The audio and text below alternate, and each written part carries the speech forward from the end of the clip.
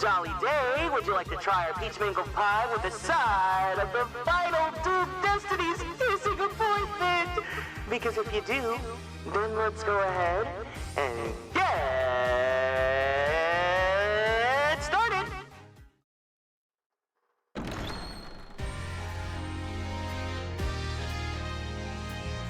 Hiya, hey, hey, welcome in everyone.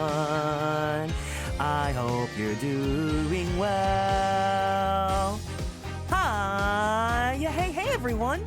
Welcome in, welcome in, welcome in. Hope you guys are all doing good today. Thank you guys so much for stopping by. Blue Moss, thank you so much for being first. You learned your lesson, huh? Timbit, hello, thank you for stopping by. CV, welcome in, hiya, hey, hey. Guardly Guard, good morning to you. May, good to see you. Thank you for stopping by the Duel Destinies finale. Little Bud Moore, hiya. And Juan, I'm doing good. Hope you're doing well today. Thank you guys so much for stopping by today. Today's gonna be a really exciting stream. We are at the finale of Duel Destinies. It is getting spicy. I have a feeling I know the truth and I don't like it. Can't wait for you to finish the game. I'm excited to finish the game too, but also... You're truly one of the coolest streamers I know. That's super sweet. You always make me feel so good at the start of the stream. But anyways, for those of you that did not hear last night, so... the game plan for today, we're gonna finish Duel Destinies, because as far as I know, we're at the very final stretch. This is the end, right? For the main game, there is still the DLC episode, but we're gonna save that for later. So we're gonna finish Duel Destinies today, and then tonight at 11 p.m. PST, whatever time it is in Japan, Capcom is actually doing an Ace Attorney series product introduction trailer. So I don't know what this is supposed to be. I don't know how long it's supposed to be, but it's something new with Ace Attorney. They have specifically culled our expectations, and they did the whole the successor to the Nintendo Switch will not be shown in this trailer. Literally with where is it at? Right here. In Edgeworth's voice. I know that many of you are excited for this video, but please do manage your expectations. This trailer will not be introducing any new products, but we do hope you will find enjoyment with what we have to share. They add the new in the quotation marks. I'm pretty sure it's just to put it in Edgeworth's voice, and they're literally saying don't expect Ace Attorney 7. But also the quotation marks kind of get people thinking like, what could it be, you know? From what I've heard, a lot of people are speculating an Apollo Justice anime, because if you look here, Phoenix doesn't have his attorney's badge. It's still within that classic style, so it could be something like that. Some people have also speculated it's not new, so technically Leighton versus Wright port could be considered, because it's not new, but like, you know, it's something. Also, Phoenix looks really shiny here. He has like hentai shine to his finger and his face. A Leighton versus Wright port would be awesome, because then that means I don't need to worry about using my 3DS, but I'm sorry for those who are looking forward to Ace Attorney 7 or any new game. I don't expect, like, realistically, I would not expect them to be showing Ace Attorney 7 now, because they just released the Edgeworth game, and, like, why would they cannibalize their sales for it with the announcement of an Ace Attorney 7? Because it's different when, like, obviously it's really cool when it's a movie, right? When you're watching, like, Spider-Man in the what Spider-Verse, the last Spider-Verse movie, and then at the end it's like, find out in part 2, right? But like, it's a movie, not a game, right? With a game, like, it's a bigger investment in like what you're paying for, etc., etc. So I honestly, realistically, to keep my expectations super quelled, at most what I would expect is just a trailer that showcases all the games. If they do reveal something, it might be like Leighton versus Wright, but even then, I would not put my money on it. And if, you know, you want to copium something, I think the most realistic copium would be an anime, because Phoenix is drawn in like an anime-friendly style. Like, rather than like a game illustration where it's really detailed and stuff, like this just looks like an anime screenshot almost. Project X Zone. Well, that'd be funny too, because it's like Phoenix is actually in a bunch of different like crossover games, right? He's in Project X Zone, he's in Marvel vs. Capcom. So I wonder if they'll show those too. That would be really interesting. But I don't know. Either way, this will be going live at, let me see when they said it is. They said September 29th at 7 a.m. for British people. If you guys are in Europe around British time, that's 7 a.m. And 11 p.m. Pacific time, so in my time zone. Oh, if you're into the East Coast, that's gonna be 2 a.m. That sucks. But anyways, it's gonna be super fun. I'm super excited. I'll probably go live at around like 10:30, so we have time to like convene and whatnot.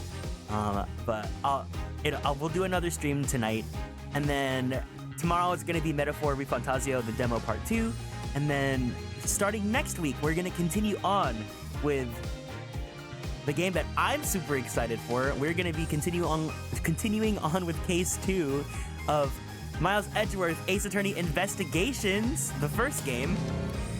So then we'll go on with Edgeworth 1, and then we'll go to Edgeworth 2. After Edgeworth 2 is done, we'll go on to the Duel Destinies DLC case, and then move towards the Spirit of Justice. And hopefully by then, maybe, we may or may not get another new Ace Attorney. Who knows? Because I usually take my time with Ace Attorney. It usually takes me a few months to finish one game.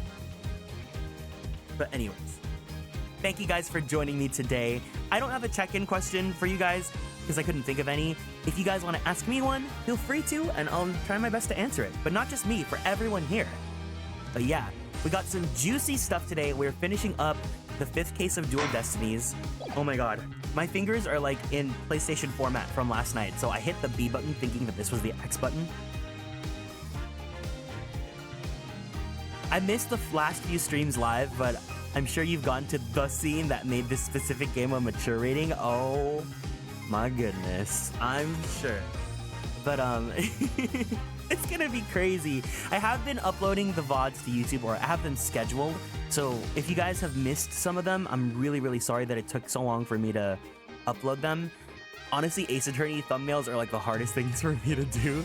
Thumbnails in general are just so hard, but they are queued up, so I think we're finishing up the episode Aegis VODs first, and then afterwards it should be whatever Duel Destinies I have on my backlog. Yes! Better late than never, right? Exactly. And again, it makes me so happy when people come in and they're like, hey, I came from YouTube, I've been watching the VODs. I'm like, what? Seriously? That makes me really, really, really grateful. But anyways, we are starting off with a banger. So, obviously this is your warning for spoilers. We are at the end of Duel Destinies, but also I'm playing this game blind. So please do not tell me anything. I don't want to know anything, even though I have a feeling what things are going to happen. December 20th, District Court, Courtroom number 4.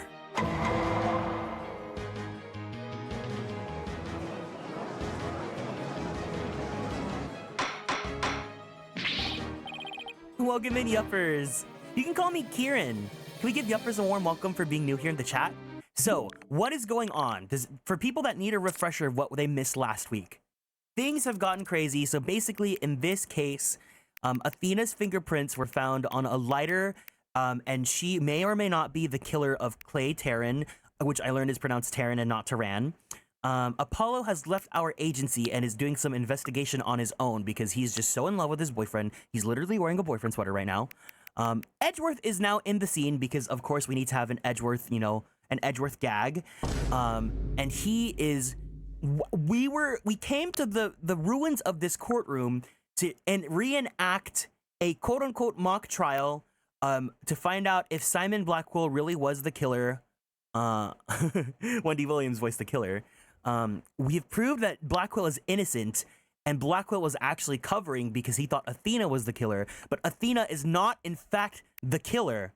But as we get to the not guilty verdict, we are gagged because Apollo Justice comes in, and now he's our antagonist. I've been aware of the killer since birth. And that's what you missed on Glee.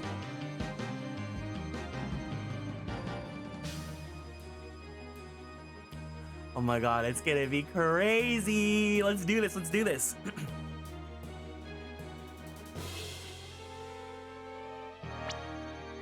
Mr. Justice, please explain yourself. It's very simple.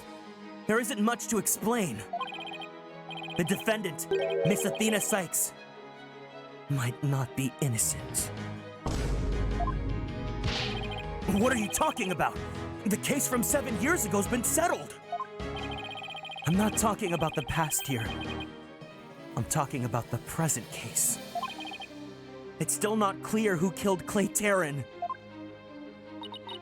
But Apollo, why would you? Miss Sykes, please listen quietly to what I have to say. Oh my god, why do you have to say quietly? He knows she loves yapping. What in the world is Apollo trying to do? Your Honor, please allow me a little of the court's time. Can we also get an audio check? Is everything sounding fine? Does anything need to be turned up or turned down before we continue on?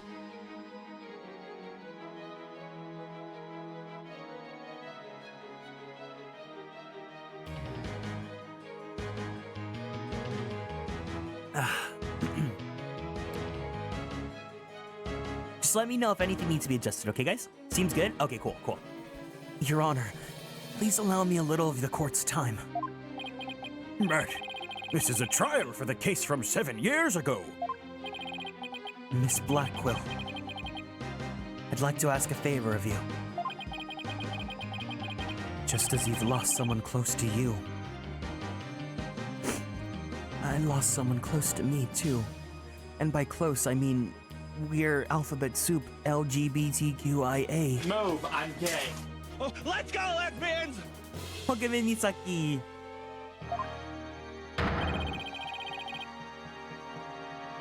I'm sure you want to know the real truth of what happened as much as I do.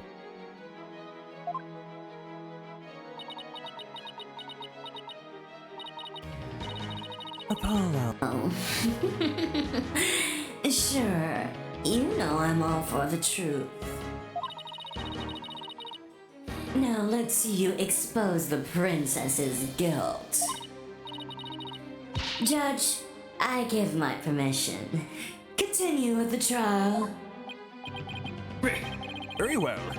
Is that all right with you, Prosecutor Edgeworth? The prosecution has no objections. Let's hear Mr. Justice's testimony. I'll have the police's investigation report brought immediately. Not you too, Edgeworth. I really hope it's because you have something up your sleeve. Very well. Your opening statement, please, Prosecutor Edgeworth. As you wish. Let's review the case of the murder of Mr. Clay Taryn. It was made clear in the previous trial that Solomon Starbuck was not his killer. Therefore, the true culprit was someone else. On that day, this culprit waited for the astronauts in boarding Lounge 1. When the two men made their escape out of the Space Museum. This fucking image! The killer clocked Mr. Taryn with the same type of knife that was used 7 years ago. The murderer was then escaped into the Space Museum. Next, director Yuri Kosmos switched the launch pads. After that, the culprit exited the Space Museum and escaped via boarding Lounge 2. Therefore, this trial must make clear who Mr. Taryn's true killer was. In other words, we must discover who it was that escaped through the Space Museum that day. Thank you, Prosecutor Edgeworth. Mr. Wright, is the defense ready? Yes, Your Honor.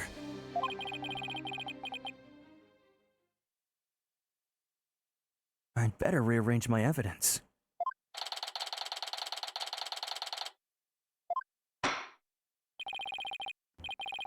Now then, Mr. Justice, your testimony, if you please.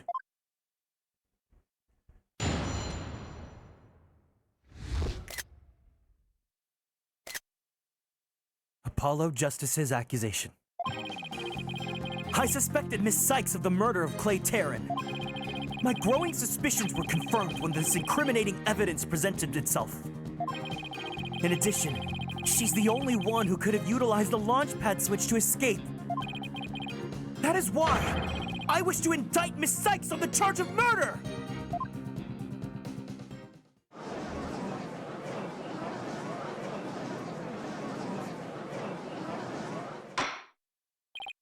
Order! Order in the court! Mr. Justice, you realize you're charging your own co-worker with the murder, don't you? Yes, Your Honor. Because that is the conclusion my investigation has led me to. But Apollo, why? How could you suspect me too? Mr. Wright, your cross-examination, please. I don't get it. Just what did you find out over these past few days to make you think this? Thank you for the dote.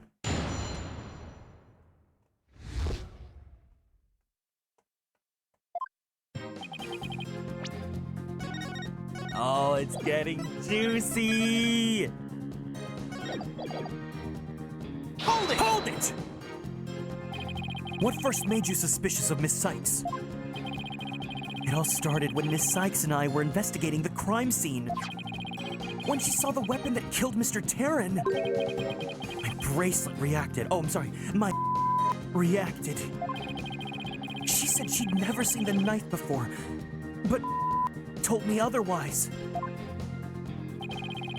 And then, every time after that, my would react whenever she talked about the case. Poor Apollo must have been beside himself during that investigation. I didn't know what to do or think. I couldn't even sleep. In that condition, I knew I wouldn't be any good in court. So I decided to wear an eye patch, so I wouldn't be able to perceive any of her doubt. Wait, you're not injured? You're just doing this to be edgy?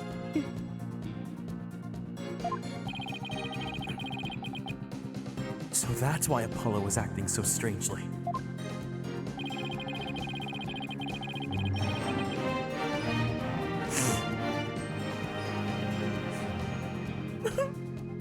Kieran 97 blankies, Kieran 97 blankies, Kieran 97 blankies. Lastiel, thank you so much for 11 months in the Superstar, for 14 months in the Superstar sub. Every time I see the tier 3, I get so emotional. Like, you really don't have to spend that much money. But I really appreciate it, thank you. The reason Miss Sykes unconsciously reacted to the knife that way is because she stabbed her mother's murderer with the one identical to it 7 years ago. Objection! But that knife was also the murder weapon that was used to kill Clay Terran! My could have also reacted to her because she knew she was his killer too! Yeah. I guess he does have a point. But wasn't the only reason I became suspicious of her.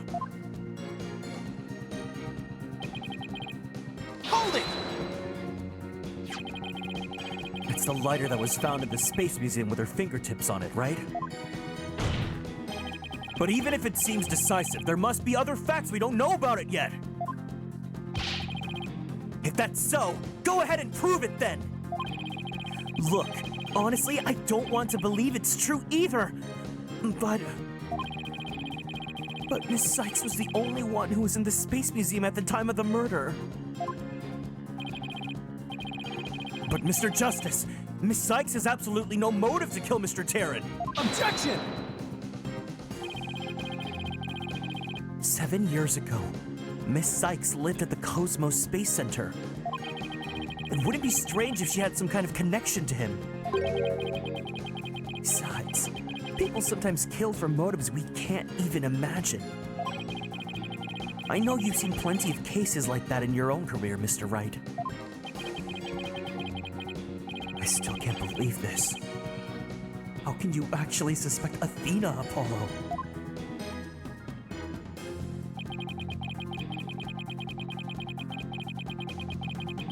Hold it!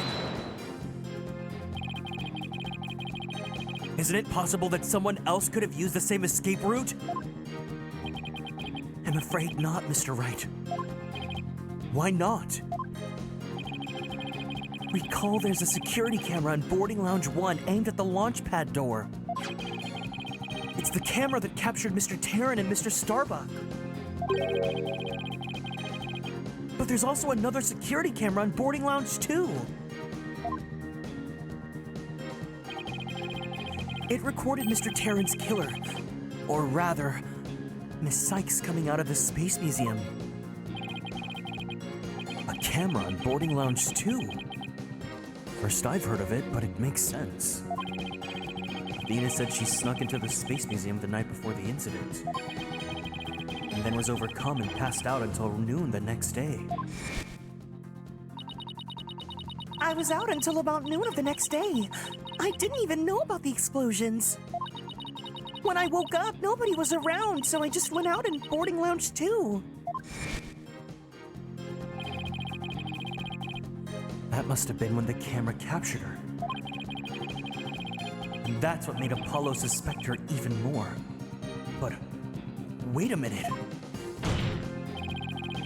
In that case, it most likely recorded the true culprit as well. Objection! That's a negative on that one too, Mr. Wright.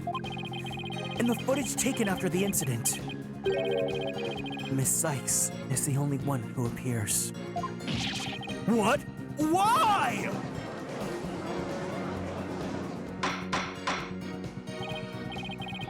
Order! Order in the court! That can't be. But if it is, then it's incredibly incriminating. Wasn't it you who proved in the previous trial that the way the true culprit escaped was via the Space Museum after the pads had been switched? What happened to this courtroom the entire game of Duel Destinies? A fact you previously proved turned on its ear, leaving your client high and dry. I must say, that is vintage Phoenix Wright.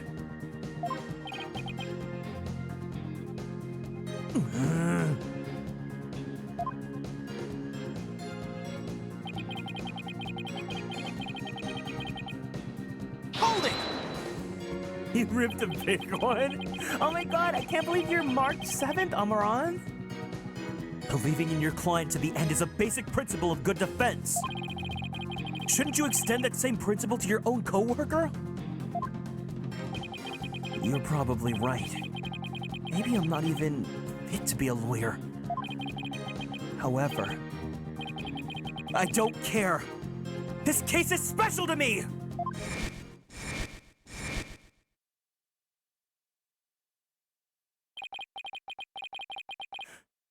Clay was my boyfriend. And that's why I just have to know the truth!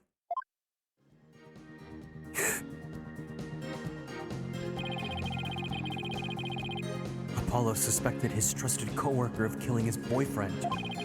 To dispel his doubts, he investigated on his own, but that only led to more doubts.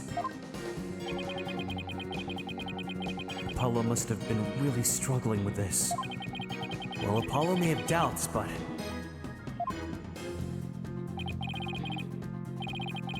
I'll say it again. Athena Sykes isn't the murderer. Welcome in, Eve. And I have only one thing to say. Evidence is everything in court. Well, Mr. Wright, think you have concrete proof to knock down my arguments? Your arguments have been very clear, Mr. Justice. And your facts appear to be indisputable. Well, Mr. Wright, what do you think of my theory? His smug expression.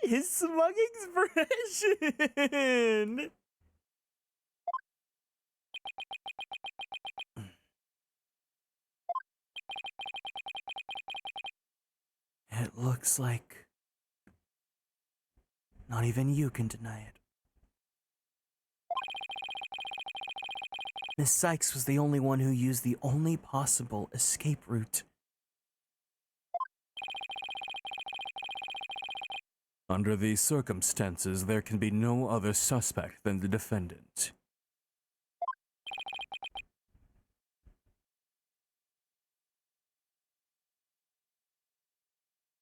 Mr. Wright, it's a lawyer theory.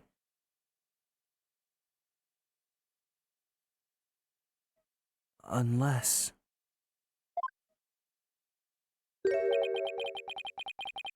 you think there was an alternative escape route? Is that what you think, Mr. Wright? Is that what you think, Mr. Wright? The judge wants the tea. Is that what you think, Phoenix? Was there an alternative escape route? Of course.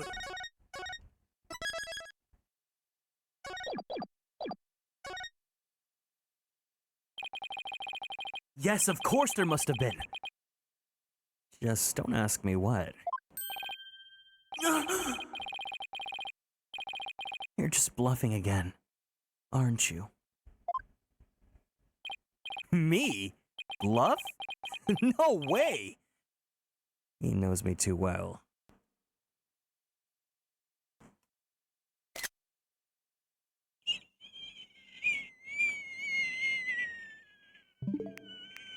Oh, you know what? Wait, Robbie taught me something. Robbie taught me something really important. Hold on. For those of you that did not know, in the 8 years of the Nintendo Switch existing, there is a function that you can do. There's a built-in native zoom.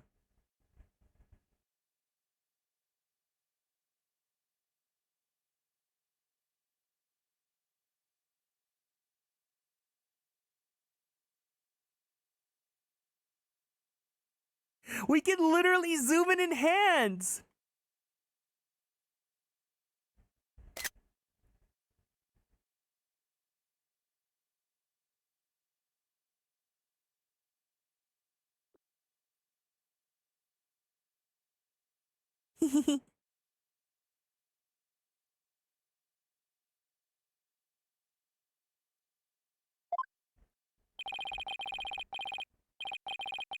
It's fine, Mr. Wright.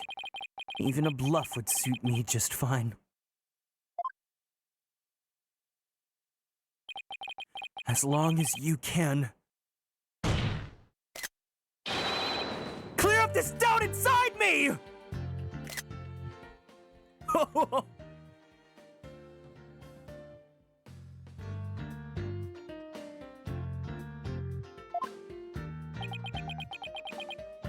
Wait! So is this what this is all about? I want to believe in Athena. I really do. But what is faith without doubt? That's why I need to question her guilt. So that once the truth finally comes out, I can really, fully trust her. So that you can really trust me. It seems your junior partner has just showed us what trials are truly all about.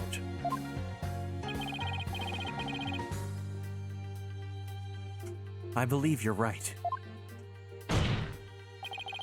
We prosecutors painstakingly question every detail in pursuit of the defendant. While we lawyers believe in and defend our clients to the end. When both sides go all out against each other, that's when we discover Yowie! Precisely. And when the battle is over, we will understand the true meaning of trust. That is exactly what trials are about. Wouldn't you agree? Yes. I couldn't ignore the seed of doubt that was growing inside of me. So I decided I needed to face it head on. Ugh! No matter what the truth is that's waiting ahead, I won't be afraid! The true meaning of thrust, you're so right.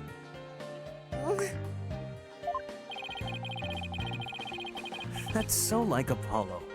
Always uber earnest about things like this. He really is the true Omega. Mr. Justice, I vow to dispel every last bit of doubt in your heart. Good! Because I want to believe in Miss Sykes again! You're really hoping there was an alternative route, aren't you, Apollo? I used the process of illumination. There really aren't that many possibilities.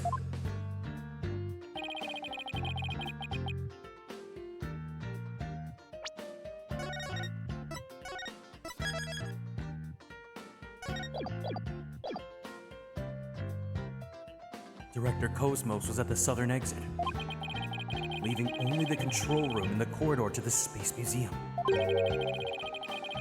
Which door could the culprit have escaped through?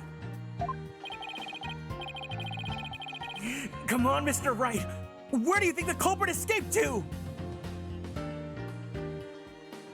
There's a reason Phoenix is the boss. Still got a lot to learn, Apollo, but you'll get there. Oh, not that one.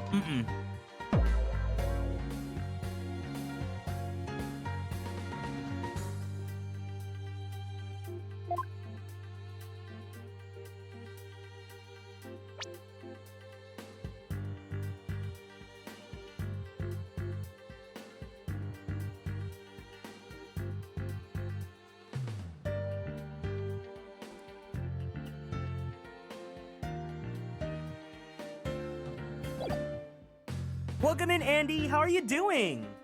Thanks for stopping by. You know what? I got two choices, so I can bluff my way through this. Take that! Take that! There. I doubt anybody could have escaped that way. I'm doing good. How goes it? I'm doing great. I had so much fun playing Metaphor ReFantasio last night, and today we're finishing off Duel Destinies. You're a knight, right? I was just saying I love knights, but if you haven't checked it out, the demo for Metaphor is like available and it's like super cool.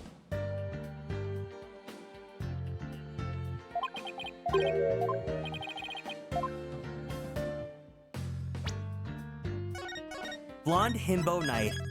Perfect. Take that! They really only could have escaped through the corridor to the Space Museum. All they had to do was use the unconscious Mr. Starbucks Prince to get through the door. Objection! It appears that all you're trying to establish is Miss Sykes' guilt. If the culprit used that route, the only exit would have been the boarding lounge 2. The logical conclusion of your argument is that the killer is none other than the defendant.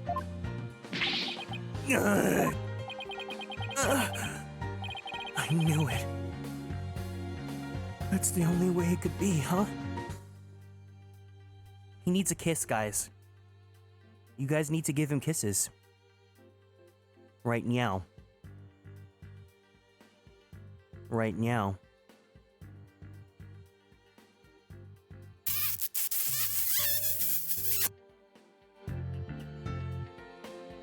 Right now. Welcome in, Moo. If the culprit escaped into the corridor that leads to the Space Museum, and I guess it's true, the only exit would have been into boarding lounge 2. But Miss Sykes was the only person captured by the boarding lounge 2 security camera. I investigated the crime scene thoroughly. But the only place the culprit could have escaped to was the Space Museum corridor. There weren't any other secret corridors or anything. So that leaves us with no other conclusion to draw but that Athena Sykes was the culprit. What could the answer be? Was there really no other escape route? But, hold on a second. What if...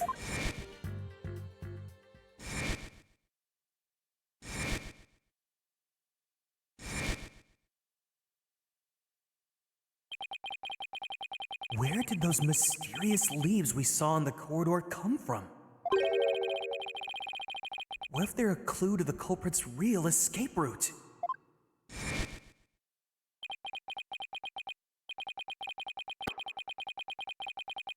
I think it's Possible that the culprit escaped into the Space Museum, but then came out using a route other than the boarding lounge 2.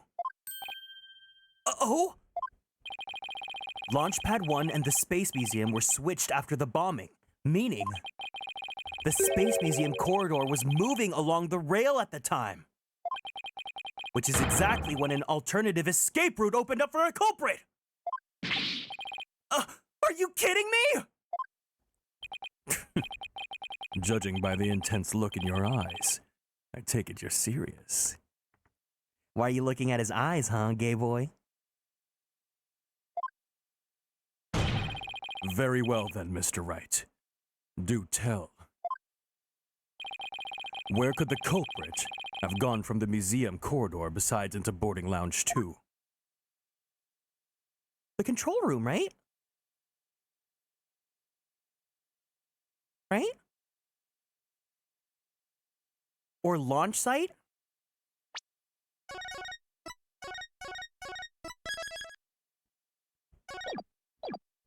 Take that! We found something odd while investigating the museum corridor this afternoon. Namely, a few dead leaves on the floor. Considering where dead leaves come from, they point us to exactly where the culprit escaped to. Yes, I remember seeing some leaves myself. Ah! Do you mean...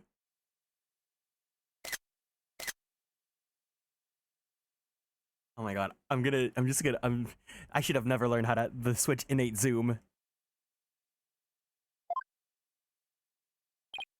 I have too much power now. Yup. While the Space Museum was in motion just beyond the corridor's safety door was an alternative place that led the culprit to use to escape. In other words, the culprit's real escape route was...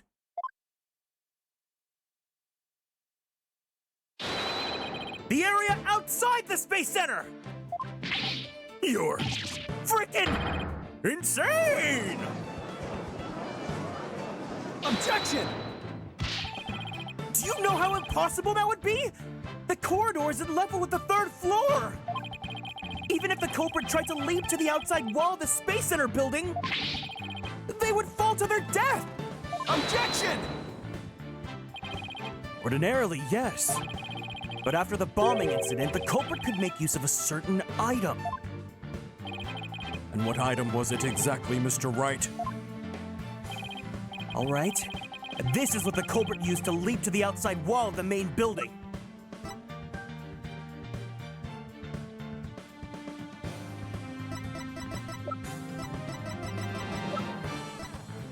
Take that! Take that!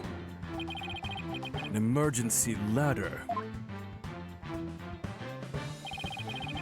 There was an emergency ladder in the 4th floor robotics lab, and it was used that day after the explosions to help evacuate people. Miss Blackquill herself used that ladder to escape down to the ground level. Recall that the launch pads were switched after the ladder was lowered.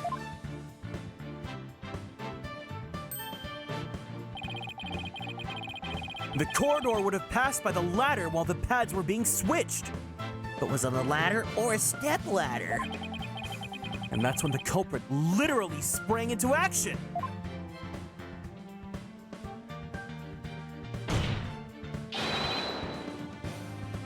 and leapt onto the ladder! What?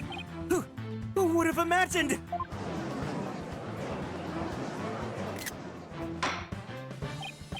Order! Order in the court! Well, an alternative escape route seems to have emerged. Which means someone other than Miss Sykes could have been the culprit, right? Objection! Making things up on the fly in an attempt to sway the court again, are we, Mr. Wright? Your theory has so many holes it puts Swiss cheese to shame. All right, then. Name one. I have here detailed information about the Space Center. According to this, the distance between the museum corridor and the main building during movement is a full 20 feet. 20 feet. You're pulling my leg, right? In addition, the corridor is 3 floors from the ground, or roughly 50 feet. And what's more, the culprit would be leaping to a precarious place. No.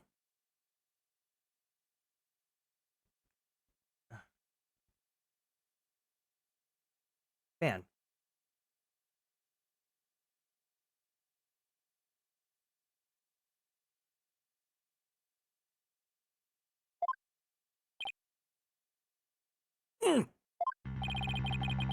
Human beings feel fear in dangerous situations. It's a basic survival instinct. An ordinary person would certainly hesitate before jumping. Or even freeze in fear and not jump at all. Objection! But the culprit has just murdered someone! They weren't in an ordinary state of mind! Objection! Nevertheless, why would they have taken that kind of risk? They could have waited for the switch to be complete and escaped to boarding lounge 2. Objection! Because there was a security camera on boarding lounge 2. The culprit knew they would be recorded if they left the Space Museum that way! Objection! In that case, the culprit could have hidden the museum until things settled down, and then blended in with the other people after the museum was opened. It's a good point. But you claim that despite all this, the culprit took a 20-foot death-defying leap, and all in the brief moment the corridor and the ladder passed by each other? That's also a good point. They would have needed a running start while the corridor was moving to make that jump. If their timing was off or they couldn't jump far enough, it would have been instant death. What kind of person would attempt something like that? Stop bringing up good points, Edgeworth. This true culprit of yours is nothing but a figment of your imagination. Oh, why do you always have to point out every flaw? Mr. Edgeworth's right. That does sound pretty insane. The culprit would have had to be someone who feels no fear, like a stuntman.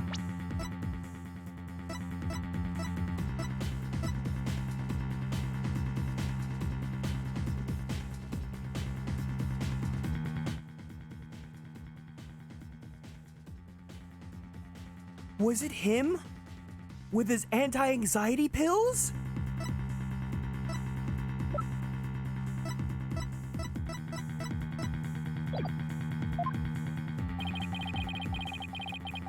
But everyone feels fear on some level, right? Wait a minute! Aha! I've got it this time! I can prove that there is someone who could have used this alternative escape route. Oh, can you now? This proves the possibility of a person who could have used the alternative escape route.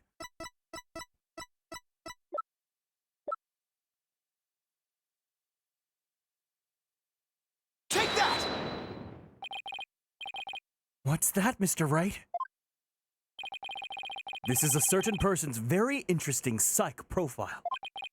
The subject doesn't experience feelings like normal people do. In other words, this person doesn't feel happiness, sadness, or fear. Doesn't feel fear. Right? You can't be serious!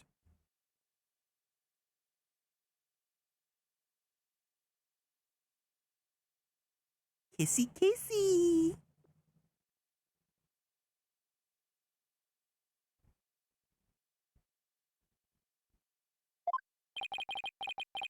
Without the constraint of fear. Kissy kissy. They added a gradient. They added a gradient to his lips, guys. And his kissable nose, his schnauz.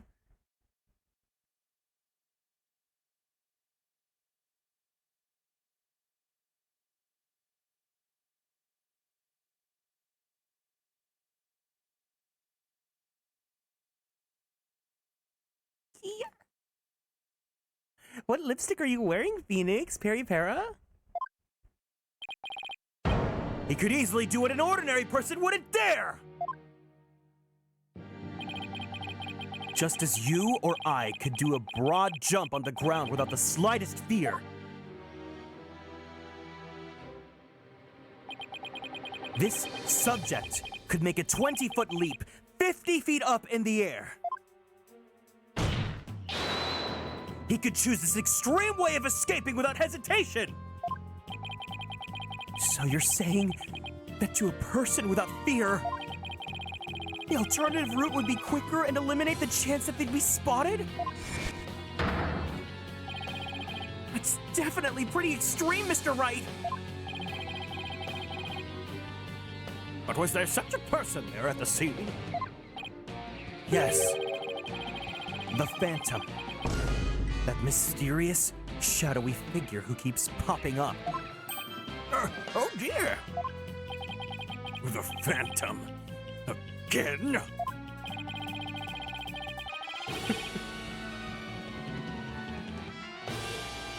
I've been aware of the killer since birth. Was there behind the scenes of the Space Center bombing. But I wasn't sure if he was connected to the murder of Kieran as well. However, now it's all clear. The Phantom is the one who not only bombed the Space Center, but also killed Kieran! What? What?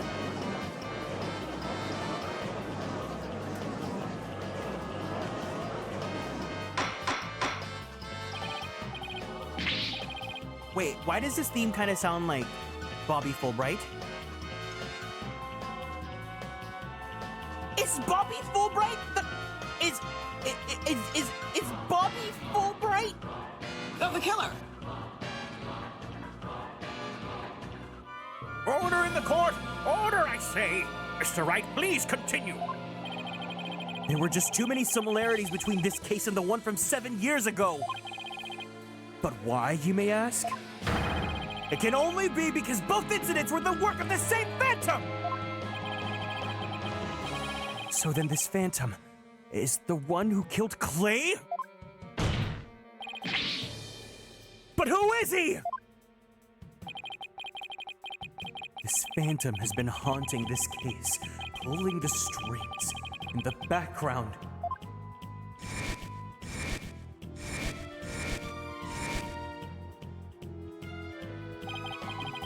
Who could this unidentified international spy be? Right. This escape route must have been a part of the Phantom's plan from the start, as was tricking Dr. Cosmos into switching the launch pads. The bomb on the second floor was meant to make the elevators and stairs unusable. That's why he gave advance warning and planted the bombs where he did.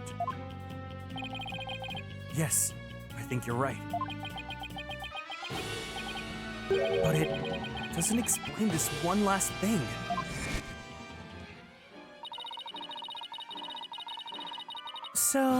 lowered my emergency ladder like the detective leading the evacuation told me to. But it was such a pain. Why couldn't they have used the ladders in the other rooms?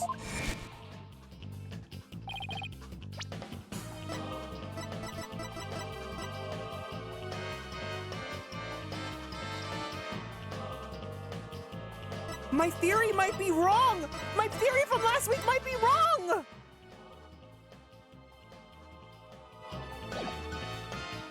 I'm not gonna talk about my theory. I'm not gonna talk about my theory. I'll talk about it after. The robotics lab wasn't the only room with an emergency ladder. But he couldn't have made that leap unless he was certain which one it would be. So you mean the Phantom must be someone who knew that particular ladder was gonna be used? That's right. Who could it be?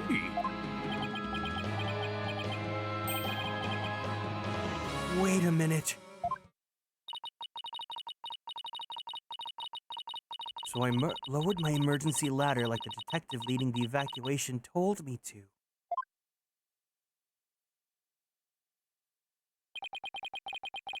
Miss Blackwell lowered the ladder after being told by the detective leading the... Ah!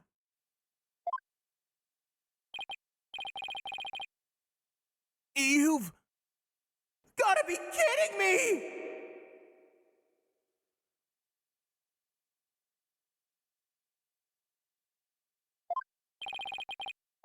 Did you figure it out right?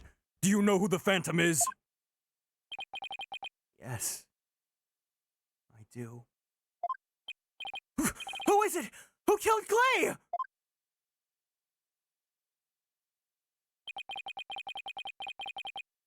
Our mystery spy, known as the Phantom, is none other than...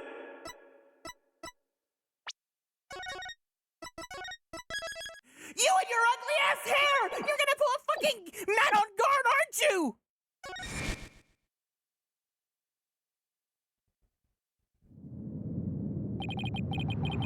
After the explosions, a member of the staff crossed paths with a certain detective.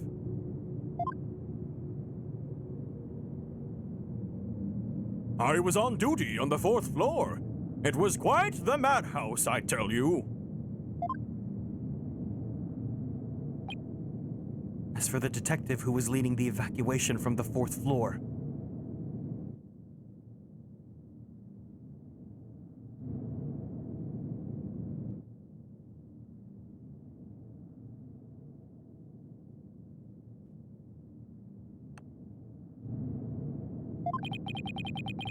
he had a very specific objective in mind.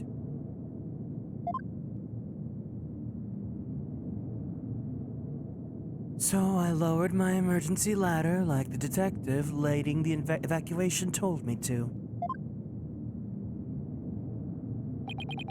His objective was to secure his own escape route.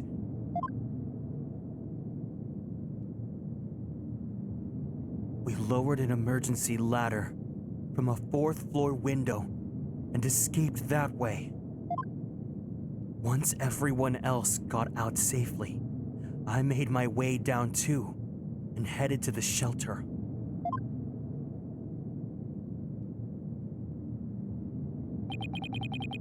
This is the detective you all know.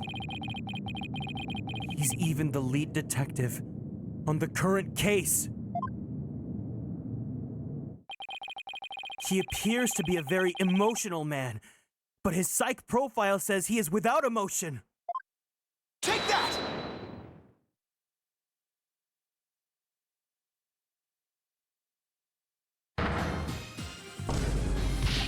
What are you saying? You mean the Phantom is... Detective Bobby Fulbright? Exactly. We were all taken in by his fake persona. Detective Fulbright's real identity is the Phantom! Oh my God! Order! Order in the court! Mr. Mr. Wright! How could this be? That's easy, Your Honor. Detective Fulbright was leading the fourth floor evacuation effort. Our first clue is that he made no attempt to have any other ladder put to use. The ladder in the robotics lab is the only one he ordered to be lowered. The second is that he directed everybody to the basement shelter via this ladder. Verily, it was all part of his plan to create an escape route. After Detective Fulbright saw to it that the ladder was lowered from the robotics lab,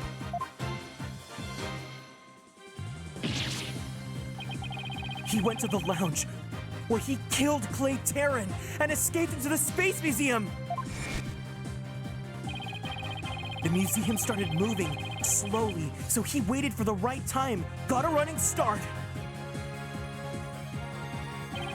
And just as the corridor was passing the ladder, he leaped onto it! Don't believe it.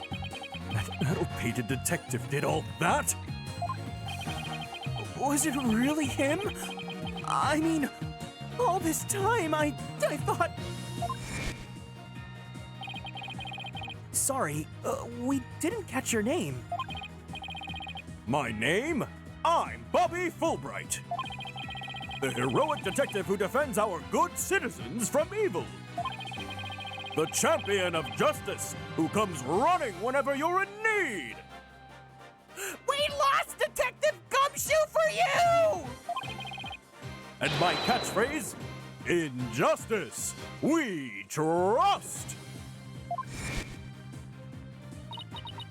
Then, his concern for Simon was also all just one big act? I swore to reform Prosecutor Blackwell and make him a valued member of society again. So I can't just sit by and watch him give into his emotions and tear the defendant apart. He kept us from Gumshoe and he took Clay! Where's Wendy? Where's Wendy? Death to all of them.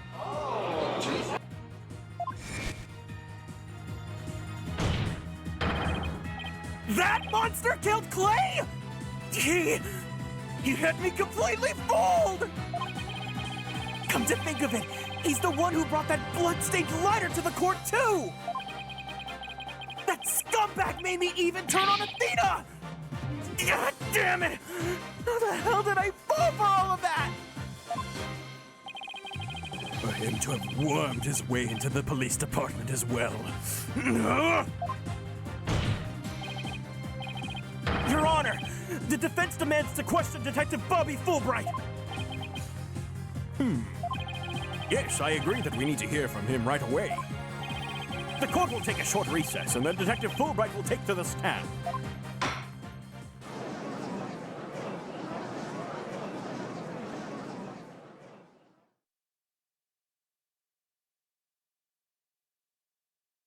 Oh my God! Goofed and gagged! Goofed and gagged! December 20th, 5:15 p.m. District Court Defendant Lobby number 5! I'm losing my mind, fellas. I'm losing my mind. Thank you so much, Mr. Wright.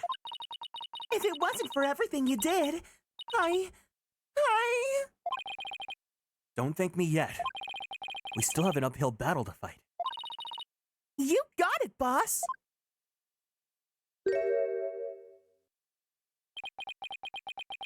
Apollo, why is your posture looking like Stroll from Metaphor Refantasio?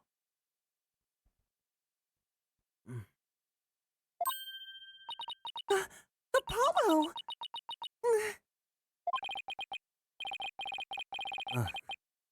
Well, this is awkward. Athena, can you do me a favor? Huh? What is it? Could you... punch me, please? What? Why should I do that? Oh my god, Apollo's a masochist sub. Omega! Because I should have believed in you. I let the seed of doubt inside me get the best of me.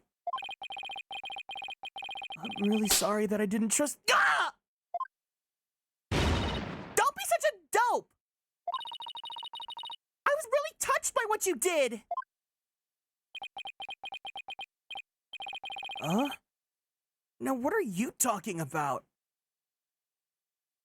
Everyone, you know what you need to do. You need to give him kissies. Right now.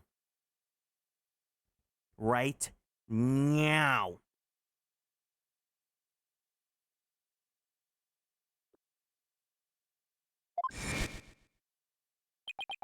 I want to believe in Athena. I really do. But what is faith without doubt? That's why I need to question her guilt. So that once the truth finally comes out, I can really fully trust her. You took the time and effort to genuinely think about who I am and what I'm made of. After all that, how can I punch a true masochistic bottom bitch boy Omega like you, Apollo? You didn't have any trouble slapping him a second ago. Thanks, Athena. And thanks for waking me up to reality again. Smiley!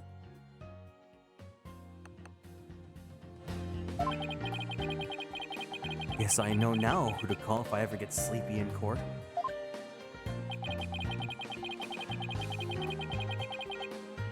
Looks like you have some promising young people working under you. Edgeworth. Yeah, I think they're pretty great myself. And they're not afraid to keep me in line. Anyway, I have some very good news. Aura Blackquill has surrendered and the hostages have been set free. Trucy and all the others? Oh, thank goodness! Miss Blackwell said she had something she really needed to do. So I granted her special permission to do what she must. I wonder what it is. Miss Blackwell! I didn't come to apologize, if that's what you're thinking. My actions are what allowed the truth of what happened 7 years ago to come to light. But I did come because I had something to say to all of you. Miss Aura! She better be here to complain about something. Miss Blackwell, I want to apologize to you. Welcome in, Drago. The fact that you couldn't trust the court system is our fault. Yes, it's true the courts are filled with incompetent idiots. Still, I suppose I could let you handle the rest of this case for me. Oh, Miss Aura, does this mean you're starting to trust the system again? No, of course not. Be quiet, hunk of junk. It's just... I wouldn't mind if you were the ones who took Metis' killer. Leave it to us! We'll get him!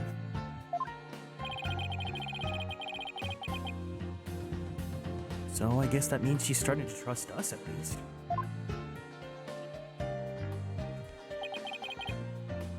Aura. Simon, I'm so glad both you and the princess were cleared of all suspicion. And it's all thanks to me and my robots. You'd better be grateful. I never imagined you would go that far. Though you always were extreme. Look who's talking! but I don't recall ever requesting your help. As closed as ever, I see. Well, now that you've been released, I guess it's my turn to go live in the slammer. I just hope you're not the prosecutor for my trial. Probably give me the death penalty. You know me all too well. I guess love can take on a variety of expressions, including stunted in their case. But I truly was about to be executed tomorrow. Though because of you, it looks like I won't be crossing the Styx just yet. You have my heartfelt thanks, Aura. I'm sorry I caused you so much anguish. Simon.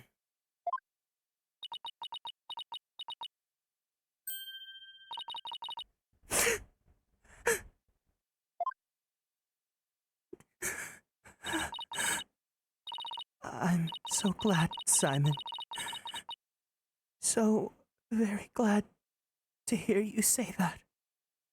Thank you for the lurk. Aura. All right. That's enough of that. Bailiff, take me to the detention center. Oh, Tsuki, people still ship Bobby and Simon.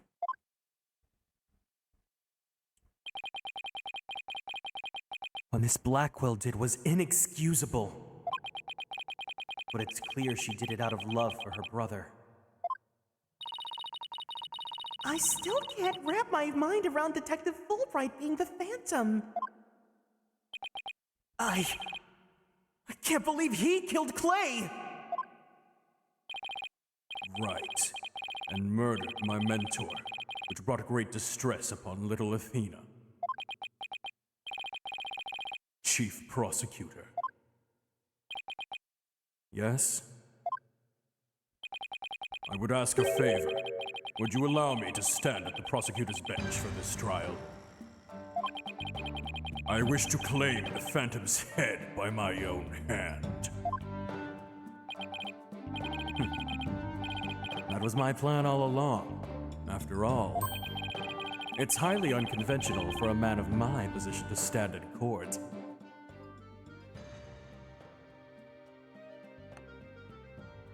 We had our little fun.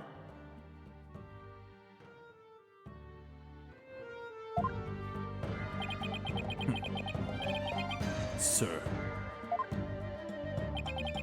The formal paperwork is yet to be filed, but you are hereby conditionally released. Please take the prosecutor's bench in your official capacity and uncover the truth by your own hand. I'm much obliged.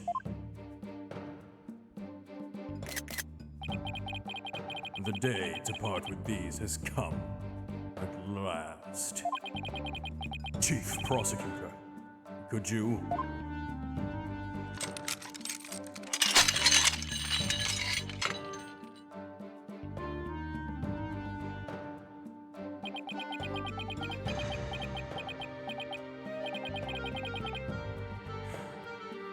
How long I have waited. Maybe it's the sense of freedom, but even the air seems fresher, the light brighter, the lips kissable.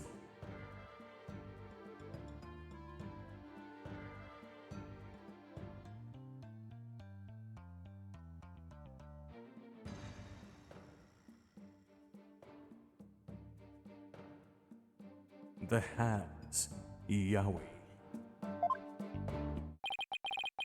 And I will relish slashing that blackguard Fulbright to shreds without mercy.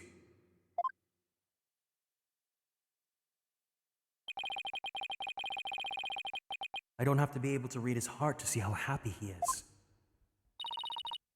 I'm so glad, but I won't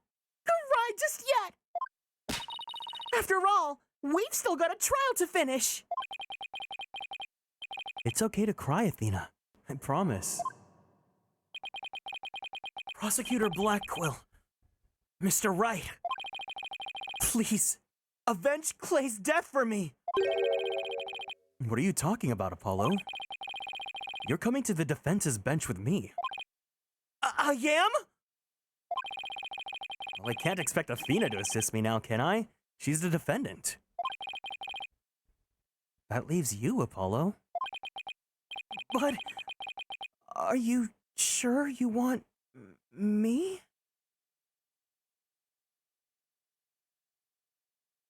Edgeworth, could you file the paperwork to get Gumshoe back after HR yeeted him out for the bargain bin camp counselor Fulbright?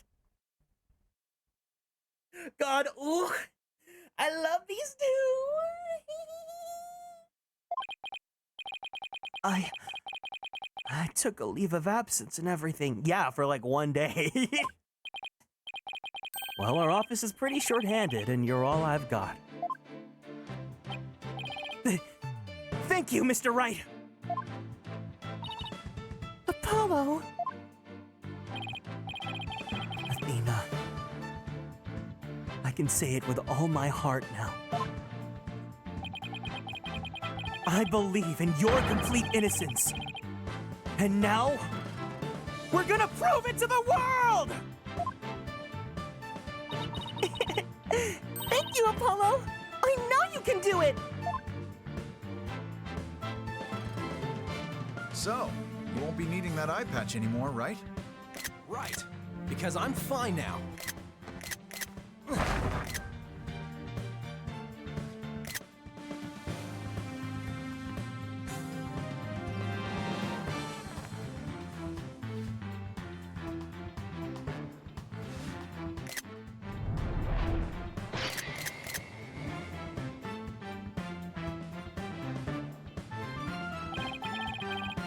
Now this is the Apollo I know.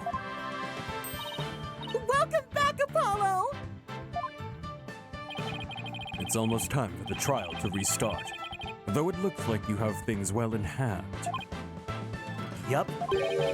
I should head back to the prosecutor's office. But why? I want to look into a few things. Namely, the first people on the scene 7 years ago, the facial data registered by the robot, and the Detective Fulbright's background. Sounds great, Edgeworth. Thanks. I'll see you back at home, okay? Love you. I expect to be repaid with a victory, right? And also, you know. Now, if you'll excuse me.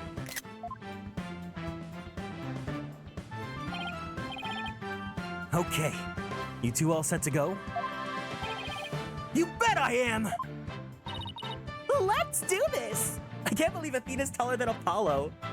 I can't believe the eye patch was fake. He was just trying to be cool. Like, look at this little lame boy.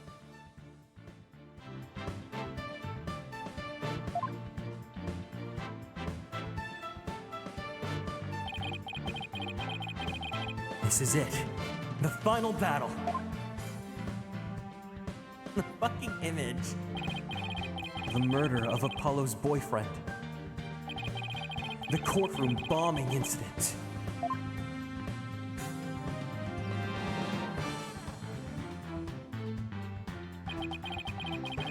And the case that ushered in the dark age of the law 7 years ago.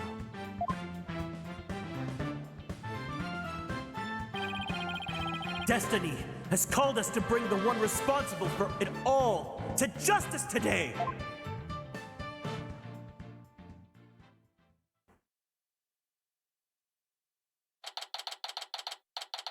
December 20th, 5:27 p.m. District Court, Courtroom number 4.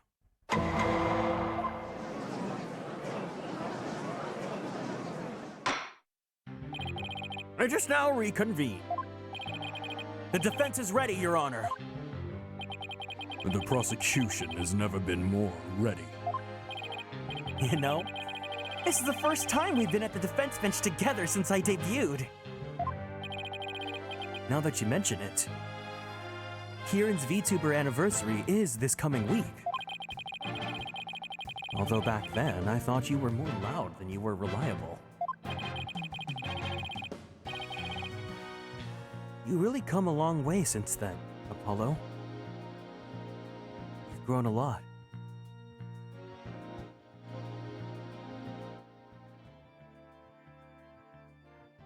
Oh my god, Hero Style! Hi! He's my best friend! Welcome in, welcome in, welcome in, welcome in, welcome in! Hope you're doing well today. Thank you for stopping by. Well, there might have been some hiccups, but I guess I've done pretty well. He's still got that ego of his, though.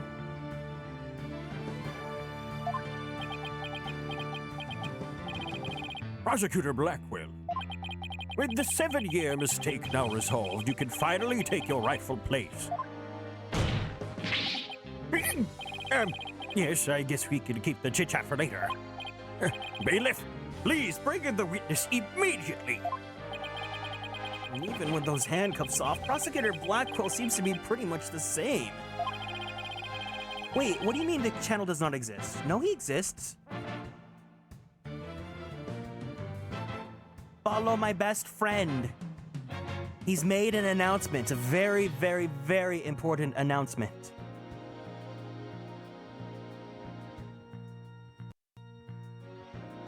I wonder what this could mean.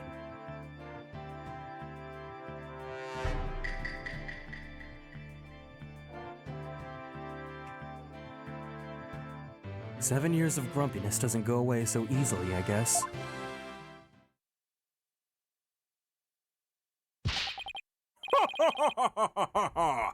Bobby Fulbright here. I heard I was needed on the stand, so here I am. You! Everyone, throw rotten tomatoes at him! Detective Fulbright, you know why you've been called to give testimony? Boo! Boo! Boo! Boo! Boo! You stink! Where are the tomatoes? Tomato. Everyone, throw them at him! Now! I have something better than tomatoes?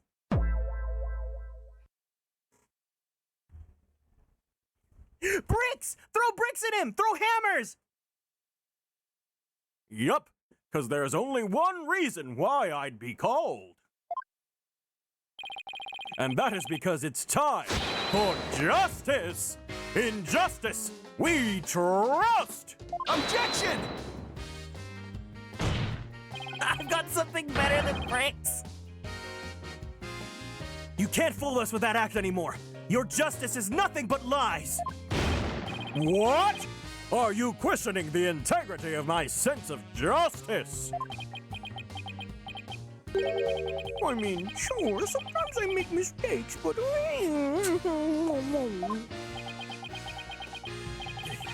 He's acting exactly the same as always. Tell me about it.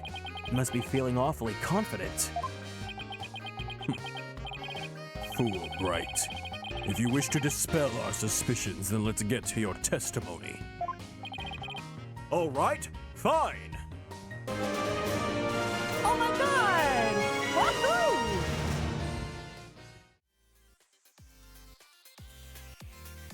Christian!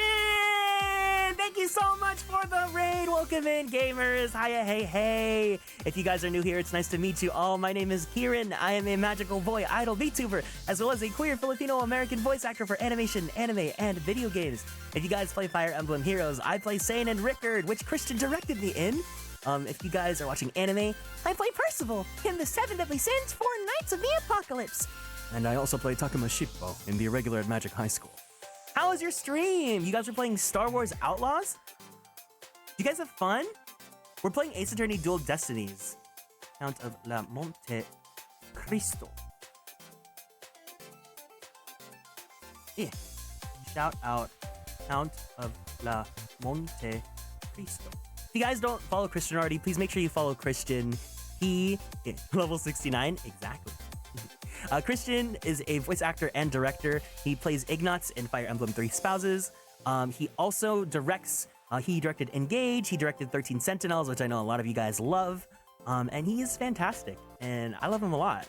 But yeah, welcome in Kite, welcome in David Sachs, welcome in Conquiel, and welcome in Kite. Hope you guys had a great stream.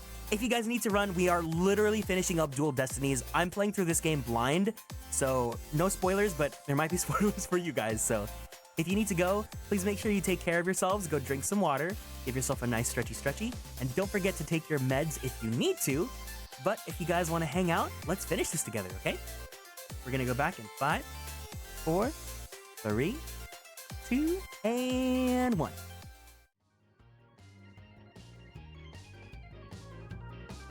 All right, fine. You want me to prove my righteousness? I can certainly do that.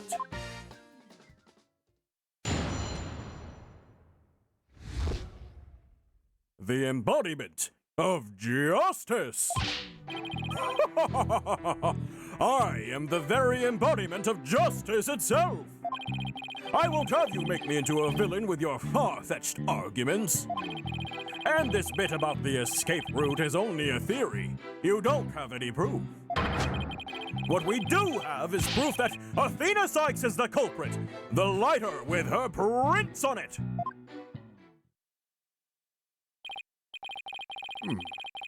So you're saying the suspicions against you are completely false? And that the defendant is the real culprit? Daddy Sorehearts, thank you for following and joining the Konstellations. Welcome in. That's right! Mr. Lawyer's escape route is totally circumstantial! He doesn't have any proof that I made a big leap onto a ladder! We don't have proof. You are correct about that. However, you don't have any proof to your claim either. I guess you're right. But you can't define justice without evidence. Who can define it anyway? Justice just is! Objection! Don't make me break out a dictionary on you! No! Please don't throw the book at me. Throw tomatoes. Throw bricks. Throw construction equipment.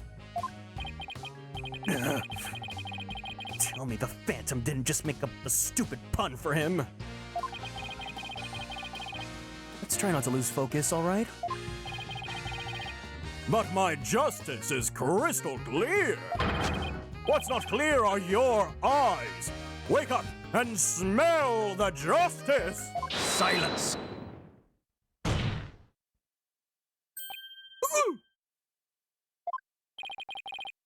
Enough of your rubbish, Fulbright. If you have even an ounce of justice, then you will answer the court's questions. And prove it! Prosecutor Blackwell? Prosecutor Blackwell looks torn. Well, Fulbright was his partner, after all. Prosecutor Blackwell is right. The truth will be revealed in the cross-examination. The suspicions against Detective Fulbright are, at this point, only suspicions.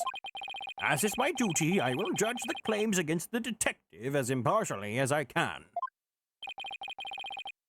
Does anyone have any objections? That's fine, Your Honor. Now ask away and don't hold back! Well, there don't appear to be any objections. Very well. Mr. Wright, please begin your cross-examination.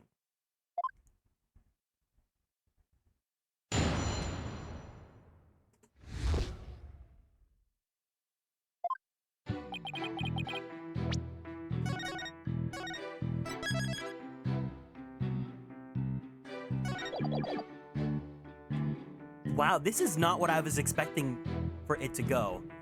But my theory can still happen. No one knows about my theory except for Kiro.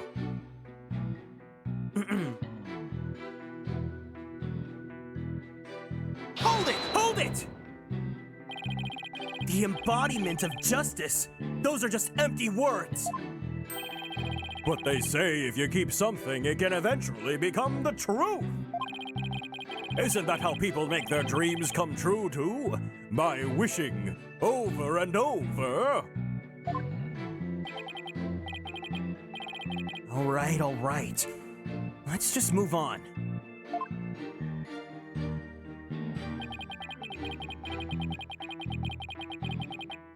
Hold it!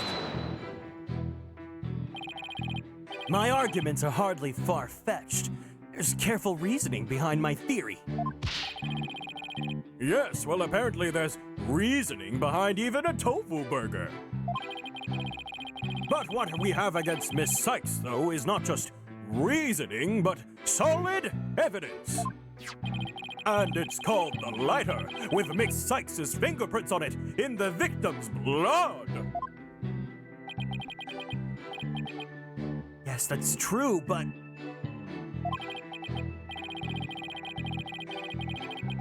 But wait. Detective Fulbright was the one who brought that evidence to the trial.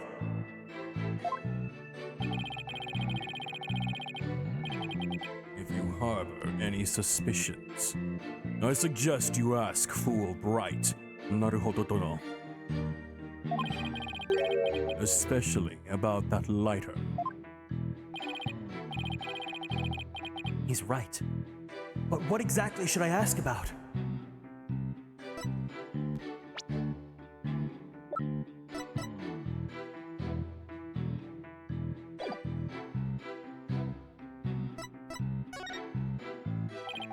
Please tell the court about the position of the prints on the lighter. They're around the same spot on either side as they would be if she were holding it up. I suppose if it was used to light the room, it would be held that way. Could you please add that statement to your testimony?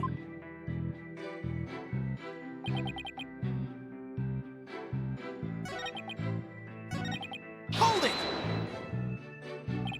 Yes, Miss Blackwell did mention she saw a lit lighter being held up. Yup, meaning the person Miss Blackwell saw was the owner of the fingerprints. It just strengthens the argument against Miss Sykes. What chapter is this? This is literally the final chapter of the game. We're like at the very, very end. Also, welcome in, Pelpa.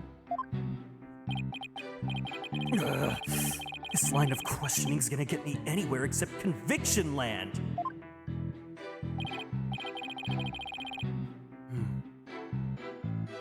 Should I try asking him something else? So, how many prints were found exactly? 3.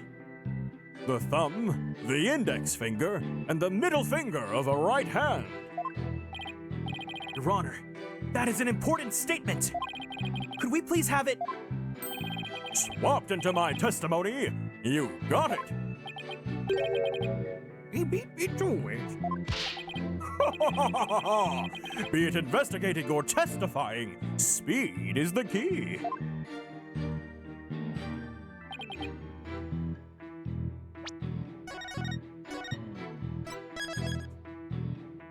The final battle, he's the killer! Wendy Williams!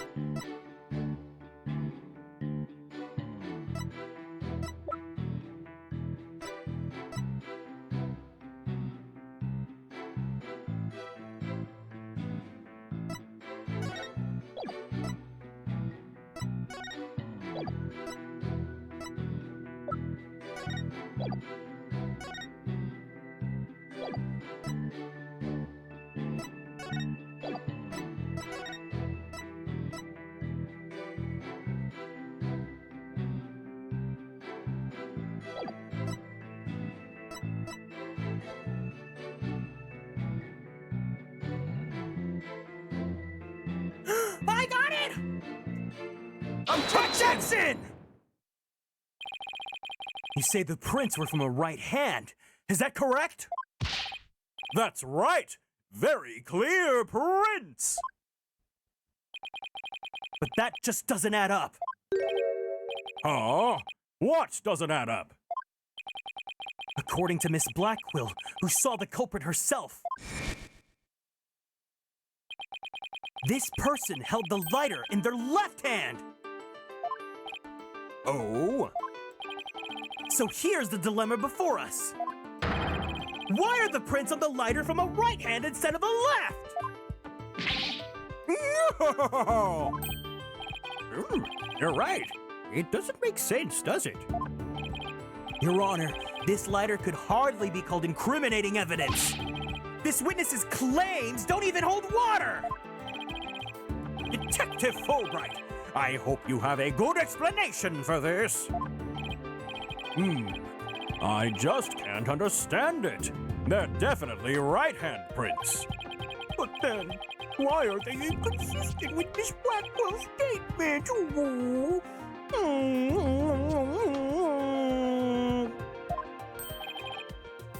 I've got it! What have you got, detective?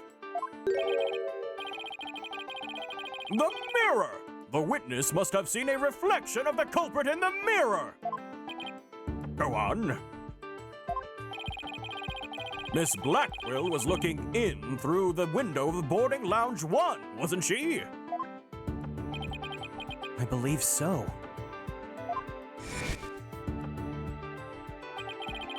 If you mean the little window in the back and to the right of the room. That's right! And across the room on the opposite wall is a large mirror. I do remember seeing it. So you're saying...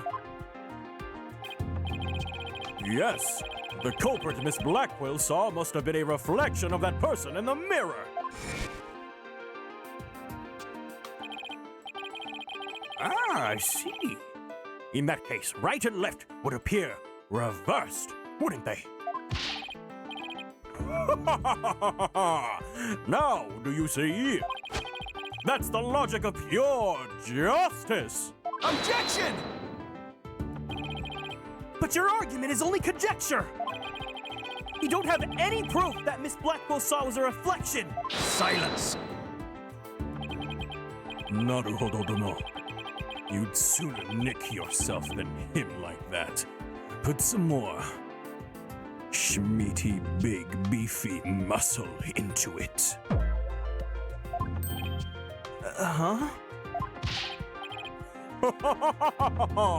That's right! Besides, the lighter couldn't have been in the left hand. And why not? Miss Blackquill said she saw an Earth emblem on the lighter, didn't she? The emblem is only on one side of the lighter. You're right. There's no emblem on the other side. Exactly! As blank and smooth as the judge's fine scalp. If the culprit had held the lighter in their left hand, they would have covered the emblem. Uh-oh. What's more, this is the kind of lighter you flick open with your thumb before lighting. So if the culprit held it in their left hand with the emblem out invisible, they wouldn't have been able to open it, let alone light it. But if they held it in their right hand, you could easily open it and light it. This all means that the culprit was definitely holding the lighter in their right hand. No! Go back. My beautiful contradiction. It appears you've planted a flower that bears no fruit. See how it withers before my flower of justice? He's tough. He's managed to discredit almost everything I've proven up to this point. In justice we trust! Now do you see? I'm not this phantom you've been talking about. I mean, are you sure there really is a spy? I bet they're just a figment of your imagination. Oh, it's so sad. So very sad. but I'm afraid Miss Sykes is the culprit. Bricks! Bricks! Hammers!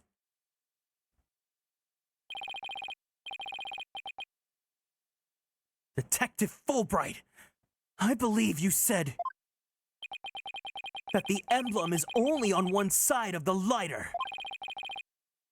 Are you sure about that? Of course I'm sure. Why don't you take a look for yourself and see?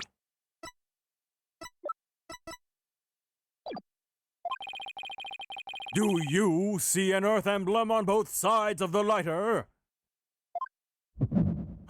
In justice we trust. His... I knew it. You're lying, detective. Pardon me? You mean... Yes, my reacted to his statement about the emblem. My god. Everyone, can we get some Fs in the chat for Apollo? It must be like throbbing so much pain today. He's definitely hiding something big. And I think if we use my talent, we might be able to figure it out. Odoroki dono, are you to use that cheat of yours again? It's not cheating, Prosecutor Blackquill! Very well. Whether I like it or not, I suppose we should use whatever works now. Go on, then.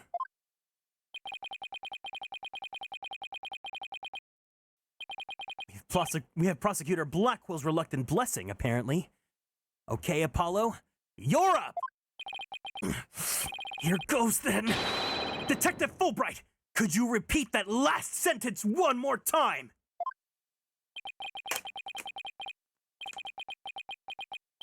What in the world are you up to? All right, fine. I'll say it as many times as you like. Listen carefully. The Earth emblem is only on the side that you can see when held in the right hand. Save my game. I can't save my game!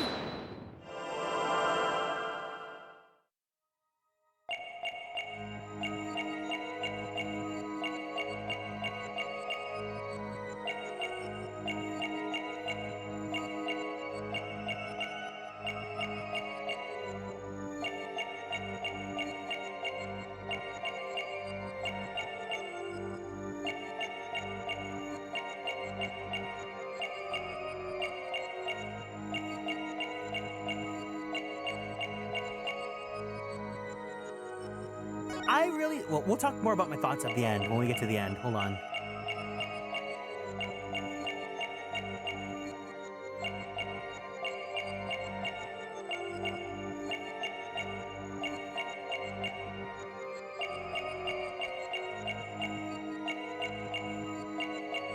Let me say it as many times as you can, and let me stare intensely at your body.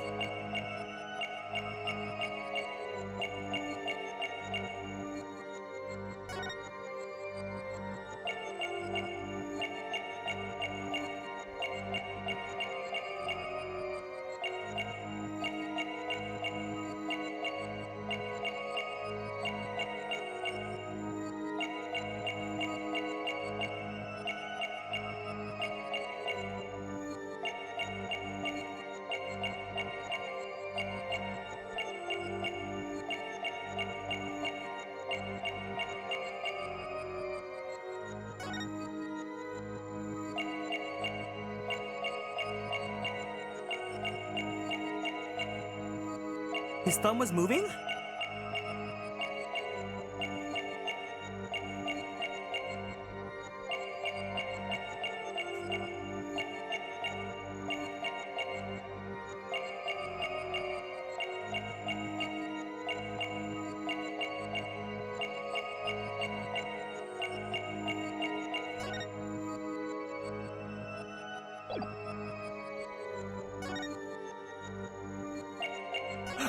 Oh, okay, normally don't tell me what to do, but thank you. Gotcha!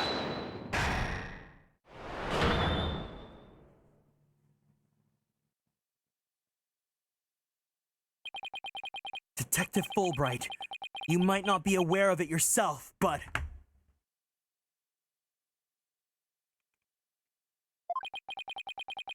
whenever you say the phrase, the Earth emblem, your left thumb moves. In fact, it appears as though you're running it along the edge of your holster. Mr. Lawyer, I don't have the foggiest notion of what you're talking about. Be that as it may, I know it has something to do with the lighter. Let me examine it. But why? You're not making any sense! You can't just... Silence! Be still and do as you're told, Fulbright. If you have nothing to hide, you shouldn't mind having a look-see, a little bit of a feel down, should you? What? Not you too, Prosecutor Blackwell! Who let this man into court with a gun? I mean, technically he's police. I'm not sure what this is all about, but if Prosecutor Blackwell insists, it must be something important. I will allow the defense to examine the lighter.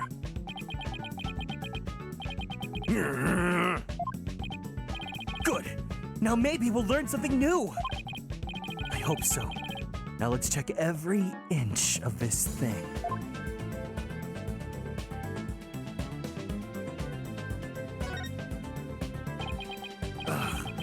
The bag is covered with blood. Say, do you notice anything funny about this blood stain? You're right. It suddenly breaks off unnaturally. Supposedly, the lighter was held with the right hand, so the emblem was visible.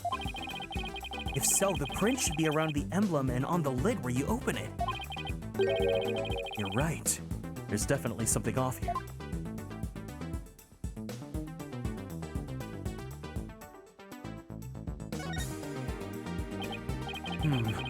It's hard to tell if the prints are from a right hand or a left just from looking. I don't think looking at each print with the naked eye will tell us anything new. But this lighter definitely hides a secret. I agree. Well, let's check it out carefully.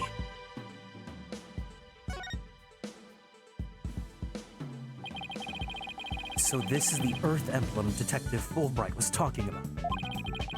See anything noteworthy? Huh? Hey, look at this! The fire emblem's actually some kind of button!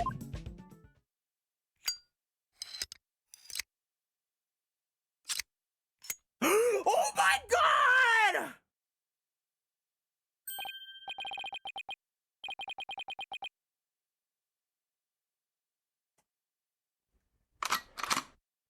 Wow! It transformed! Into something?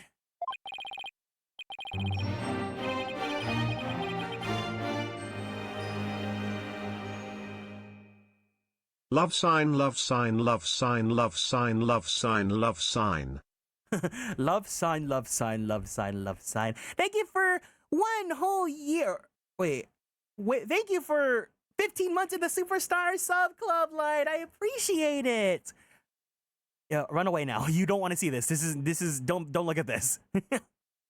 Thank you. I hope Zelda's going well. Good looking spy gun there. This is so fucking cool. This is crazy. I can't believe this. A handle. A trigger. Is this what I think it is?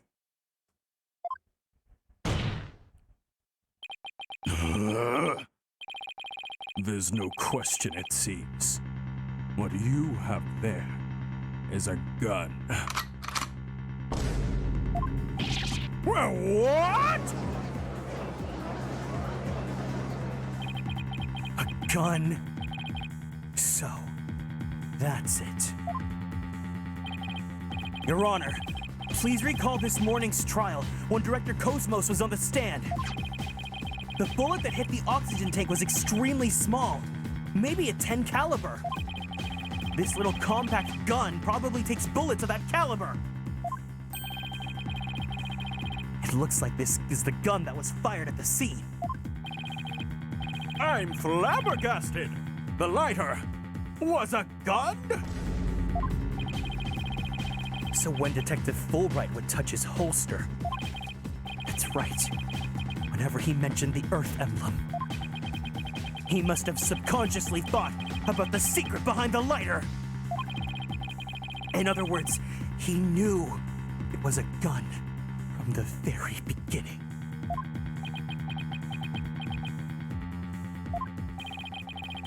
A lighter that transforms into a gun seems like a spy gadget to me. It's not the kind of thing any ordinary person can get their hands on.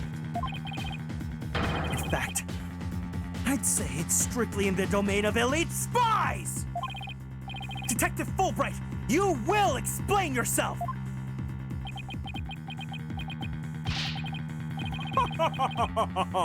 There's nothing for me to explain. I didn't know the lighter could transform. I mean, it was found in the Space Museum, and then I brought it straight in. I didn't even have the time to check it out. Objection!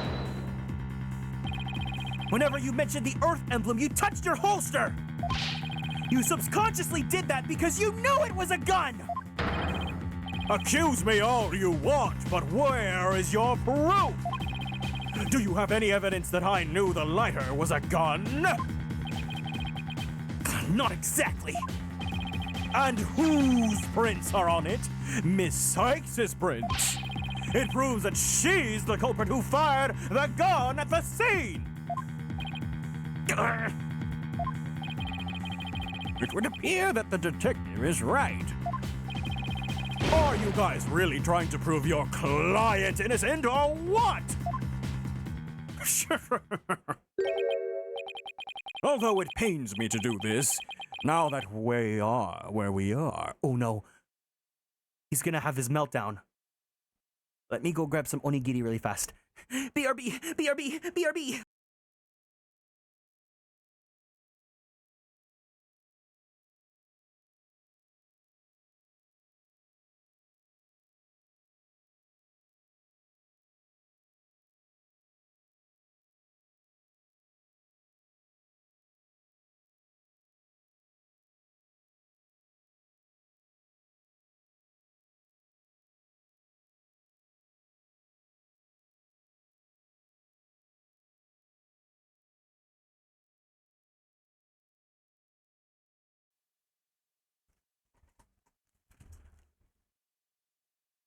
Okay, I'm here. I have to make the following assertions coming from the prosecution side. The person who fired the gun at Director Cosmos in the lounge after the incident, and the person Miss Blackwell saw holding the lighter, and the person who murdered Clay Terran, and the person who bombed the Space Center are all the defendant, Athena Sykes. The prints on the lighter are decisive proof. No! Do you see? A man on the side of justice couldn't possibly be the culprit. You literally only have that one piece of evidence. You have so much stacked against you. And I think this about sums up Miss Sykes' part in the whole affair. The evidence certainly does seem to point to the defendant's guilt. I think this is a case where it's so obvious that, like, there's no, like, it's so obviously him. But okay. Do you have anything to say, Prosecutor Blackwell? Evidence is everything in court. Therefore, Fulbright's claims stand firm. But! Calm down, Apollo. He's just saying that because he has to as the prosecutor.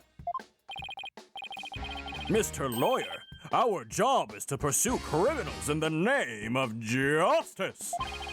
You shouldn't cast suspicion on people based on something as dubious as a habit. In fact, you have a bad habit of showing up in court with an awful case of bedhead. Objection! Says the man who wears sunglasses at night and has that ugly Donald Duck hair. It's proof if you want. It's proof you'll get. I'll prove that this lighter is not Miss Sykes's, but yours. Sounds like you've hit on something, Apollo. It's just... the prints on the lighter are the basis for accusing Athena. I think we should reconsider the credibility of the evidence itself. You mean, you think this lighter might be forged evidence? Yes, it is! It's forged! It's third against the law! That's right. It could all be part of Fulbright's bigger plot. Did he do anything out of the ordinary while I was off on my own? I can definitely think of a few things. It is indeed. Have a look at this. What's this? A lighter. Detective, we'd like to run a comparison on some prints we found in the boarding lounge. Oh, yes. I just happen to have compiled the print data of everyone related to this case. I can always make another copy for myself, so it's all yours. Consider it a gift.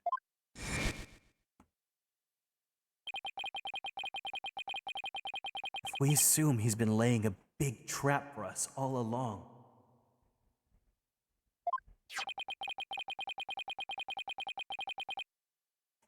There's gotta be something off about this piece of evidence.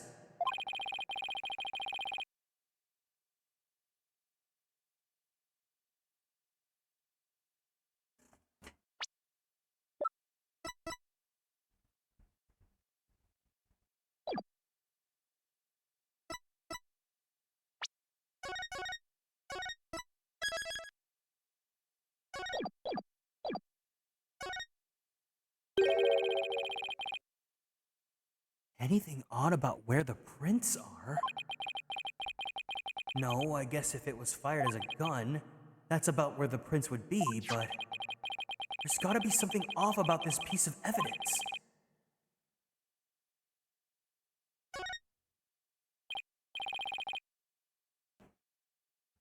No, I guess I don't see anything strange about how the prints were left on the lighter. Nothing unusual about the angle of the prints or how they're patchy in places, but there's gotta be something else that's off. Are they really Athena's fingerprints? They definitely matched her print data. But what about the data itself? Detective Fulbright, you were the one who provided us with the lighter and the print data. Isn't that correct? Yes. What about it? You say Miss Sykes's prints match the print data. But I have to wonder, was the data you used official? Mr. Wright, are you suggesting the evidence might have been fabricated? I guess there's only one way to find out. Let's re-examine the prints. Using the official, sanctioned print data of the people involved in this case. What? You dare insult the epitome of justice and integrity? There's no need for such antics. Silence. Your Honor, I lent my voice to the defense's request. You must allow the test to be rerun. Very well then, bailiff.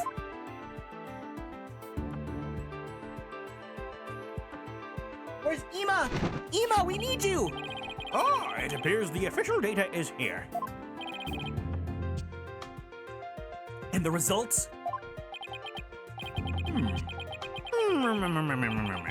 It's just as the defense claims. This proves that the prints on the lighter do not belong to the defendant. Yes! The fingerprints actually belong to the victim, Mr. Clay Tarrant. No! No! No! No! No! No! I don't. Let's let the case is done, guys. Bye, bye, bye.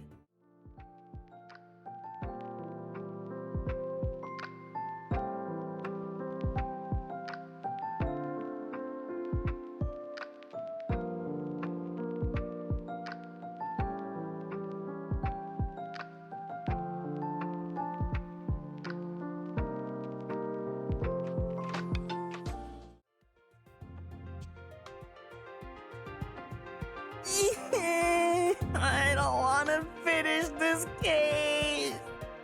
Telfa, you're so right. Clay is so cute.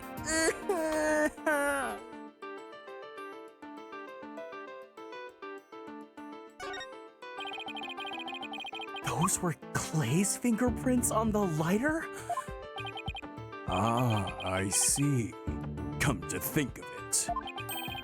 Wasn't it you, Fulbright, who collected the victim's prints?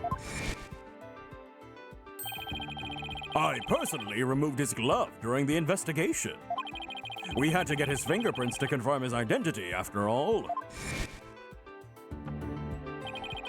When you took the deceased's fingerprints, you could have easily planted his prints on the lighter with his blood, after which you wiped the blood off his hand.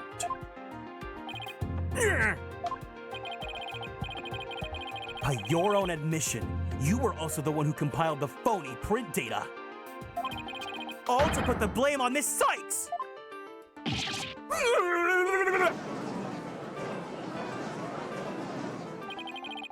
This ploy must have been to distract us from the Phantom, who was behind everything! You were out to create the impression that the Phantom wasn't the real culprit. So does this mean Detective Fulbright really is the Phantom? Remember the killer's escape route.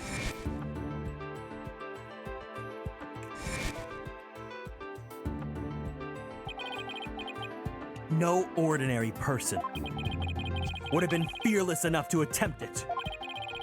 Nobody but the Phantom, a man with no emotions, could have done it.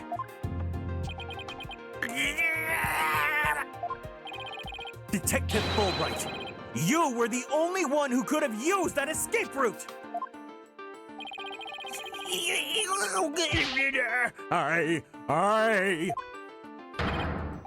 Fulbright, are you really the Phantom?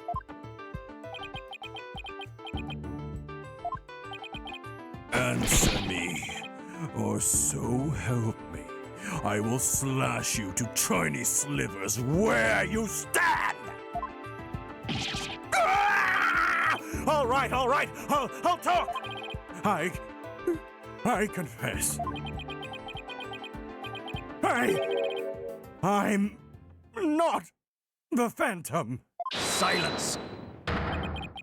It's all over. Now be a man and admit it already! But I'm not a spy! I'm an undercover investigator. I've actually been after the Phantom myself. No! I know who the Phantom really is! I know who the Phantom really is! I don't want to admit it! An under-the-cover investigator? That sounds less than wholesome to me. A person who hides his identity and secretly investigates in order to uncover information. And that's what you really are, Fulbright. That's right. I was working to track down the Phantom, but sadly... Even though I was supposed to catch the spy ended up catching me. He took my family hostage and forced me to cooperate with him. What? Objection! You're telling us this now? But if what you say is true, then... who was the mystery person Miss Blackwell and Mr. Starbuck saw? It was the Phantom, I tell you! All I did was help him by having that emergency ladder lowered for him! Objection! I don't believe you! Then how do you explain the fabricated lighter? That was also one of the Phantom's demands. Being the detective in charge of the case, it was easy for me to fabricate evidence. Pinning the crime on Athena Sykes was just another one of the Phantom's orders. And you expect me to buy that? Fulbright, what was the Phantom's ultimate objective? I was told it was to sabotage the rocket launch. Someone who didn't want the launch to happen must have given him the order.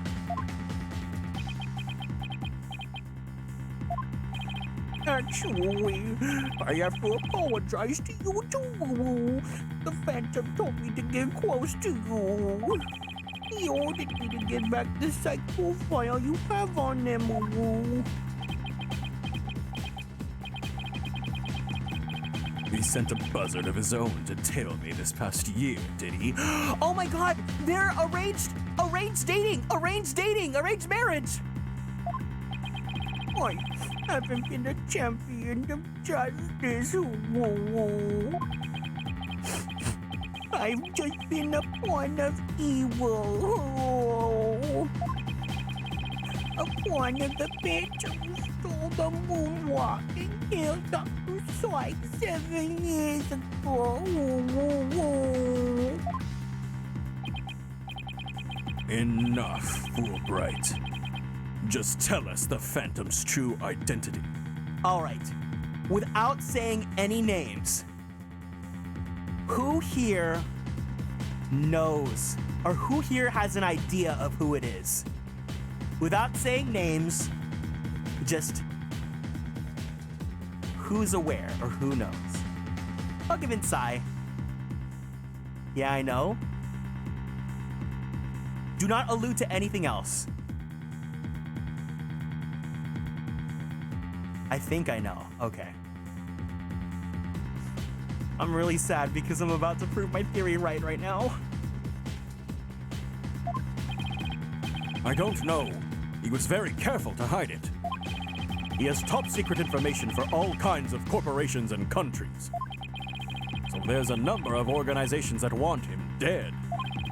If people believed I was the Phantom, I could be killed on the spot. Why, I bet even now. What's my theory? I'm not gonna say it. There are assassins lurking nearby. This case is about the Phantom after all. With the ceiling blown off, I suppose you're vulnerable to a sniper's shot in this courtroom. Just 2 seconds ago, Fulbright was treating Athena like a criminal. Does he really think he's going to lie his way out of it now? But on the surface, everything does seem to make sense. This could be bad, Mr. Wright, if we can't find a flaw in his logic. He's right. After we've come all this way, we can't let Fulbright wriggle free now. There, I finally told the truth. Now I hope you see how foolish it was to think I was the Phantom.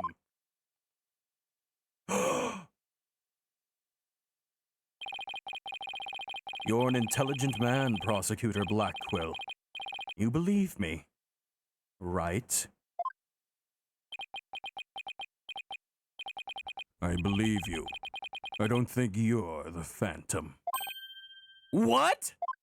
How can you say that, Prosecutor Blackquill? It's obvious he's the Phantom! Silence! Evidence is everything. Naruhododono. And you must admit there's no clear evidence that Fulbright is the Phantom.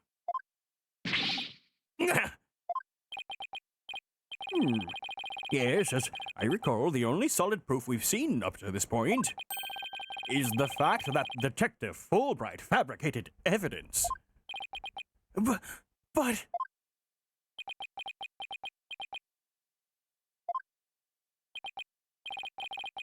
I've known Fulbright here for a year now.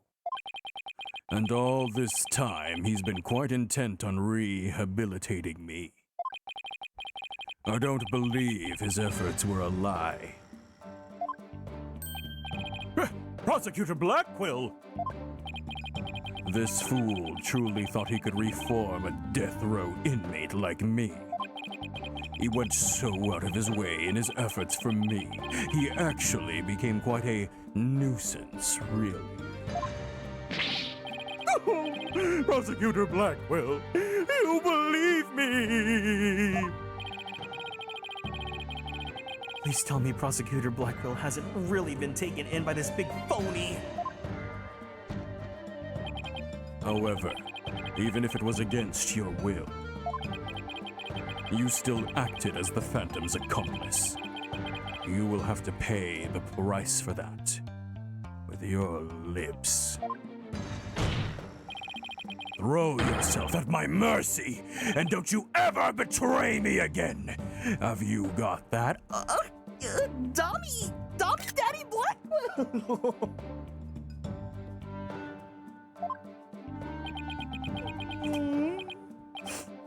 Yes, Daddy. Thank you. Oh, Thank you!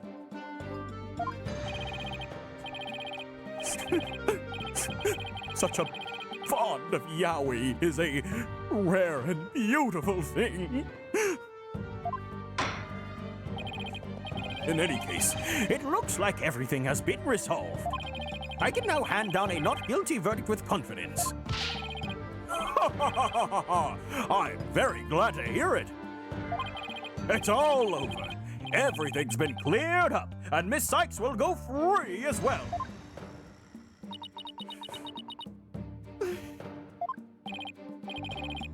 Mr. Wright, we can't let the trial end here! If we do, the Phantom, the man who killed Clay, will get away! I know, but... what do I do? I don't have any proof that Detective Fulbright is the Phantom. Is this it? Is he gonna get away just like that? Now, if you'll excuse me, my next investigation awaits. And with that, I'm off!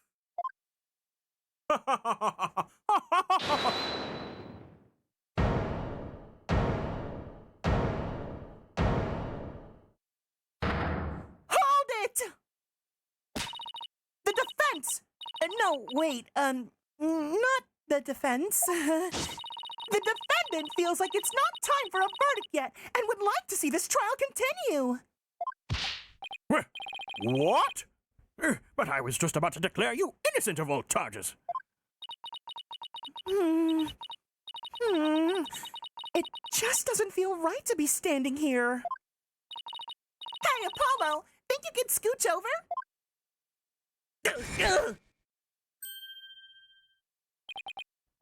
Athena, what are you doing? I hope we don't get held in contempt of court. I have some questions for you, Detective Fulbright. Are you relieved that you're no longer under suspicion of being the Phantom? Are you grateful to Prosecutor Blackwell for what he's done to you as your dummy daddy? Of course I am.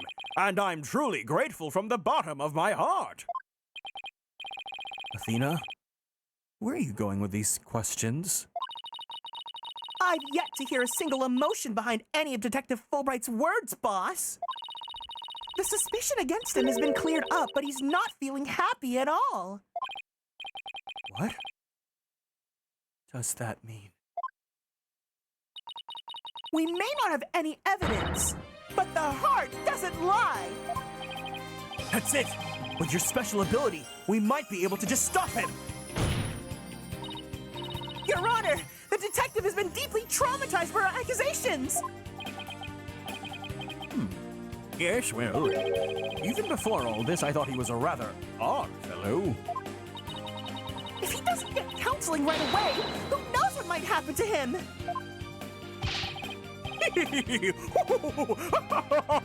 Ha! Ha! Ha! Ha! Prosecutor Blackwell, can you believe the nonsense the defense is spouting? Fulbright. I think you'd better have that counseling Not you too! You've been making bratty remarks ever since you were accused of being the Phantom.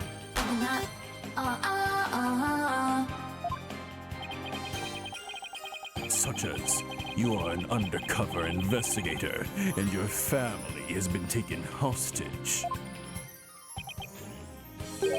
I fear you might have finally lost it. But I thought you believed me! Silence! Oh, how you amuse me so. What's going on here? That was an excellent bit of psychological manipulation now, Simon.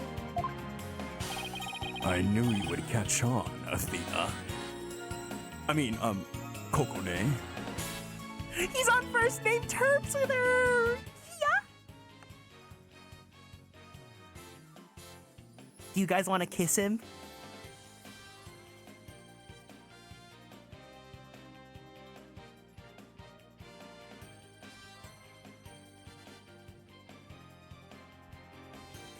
Yes.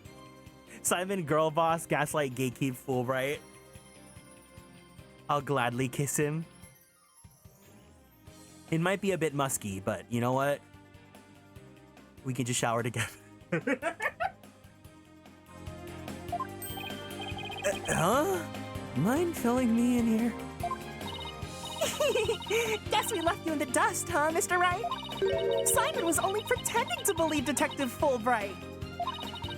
Because he knew I'd notice if there was a lack of emotions like joy or relief in his response. So he gave me the chance to take a listen. And listen I did to the voice of Detective Fulbright's heart. What? You two were working together just now? Come now, Athena. Show us what's inside Fulbright's heart. You got it! Time to check the instant replay! Wait, mon ami, let's do this! Activating combat mode.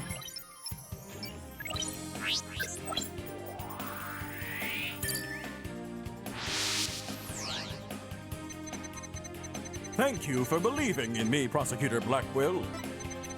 I am an undercover investigator, but the Phantom was coercing me. He stole the moon rock and killed Dr. Sykes 7 years ago. I'm a bad, bad person for cooperating with such a man. But he took my family hostage. What else could I do? Even with all his over-the-top expressions and gestures, he's registering no emotion at all?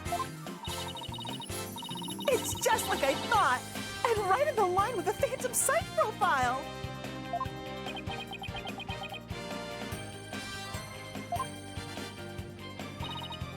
Detective Fulbright, this lack of emotion proves you're the Phantom.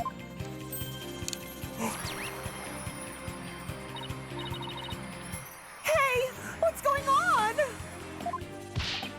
Wait, hold it! What do you think you're doing, Detective? Me? I'm not doing anything. He's trying to hack the Moon Matrix program. I can't do anything with it like this.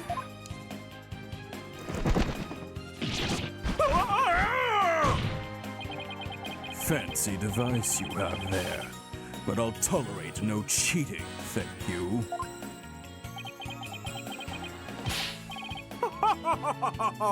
Sorry about that. As an undercover agent, I tend to use my secret arsenal without even thinking.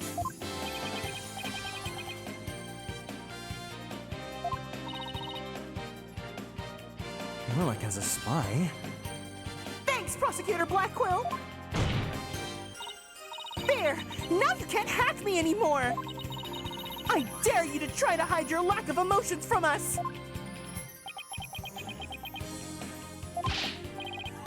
Lack of emotion? What are you talking about? Of course I have feelings. As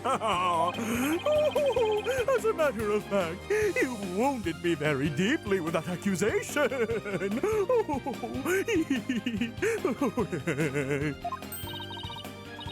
What's going on? All of a sudden, I'm getting an overwhelmingly happy reading. Huh? He's literally crying us a river over there. Oops. My mistake. How about this? Yikes! Now he's angry all of a sudden! What's he trying to pull? Like as not, it would appear our friend is not completely without emotion. It's just as it says in Dr. Sykes' profile of the Phantom. The subject has a unique psychological makeup with almost no emotional fluctuation. Oh, I get it! So he has some emotions, right? Precisely. Which leads me to wonder why you can't sense any emotions from him at all. I believe it's most likely because he is controlling his emotions. Very good, Prosecutor Blackwell. You are correct. It's the result of my daily training. A very important skill for us undercover investigators, you know. More like for us spies. Seriously.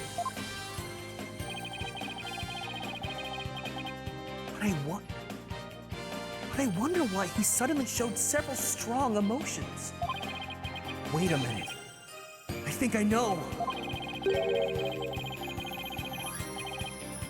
I sense there's a feeling you're trying to hide with your exaggerated emotions, Detective. A feeling I'm trying to hide? That's a good one. You're the ones who've been saying I'm the Phantom because I don't have any emotions. I was just trying to show you the range of deep emotions I truly possess. Then you have no objections to me analyzing you, right? No. Analyze away. But I will state it again. I am not the Phantom. And be forewarned that your analysis will have no effect. Because you're about to see what an undercover agent can really do.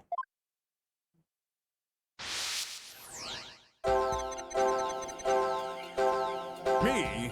The Phantom? No way! Oh, I'm so sad! Ooh, see, I told you I have emotions. How dare you accuse me of being someone who would kill over a bone rock? I do regret cooperating with the Phantom, of course. But I'm so glad this whole misunderstanding is cleared up now. What the? How are we supposed to pick out what's unnatural from this mess? I don't know what we can do with this either. This must be his defenses against your ability. So, you think this is what he meant by what he's really capable of? I hate to know what's going on inside that guy's head. Well, we know he's hiding something, and that he feels threatened by Athena. Being only human, his true feelings, and emotion he can't completely conceal, must be hidden somewhere in his testimony!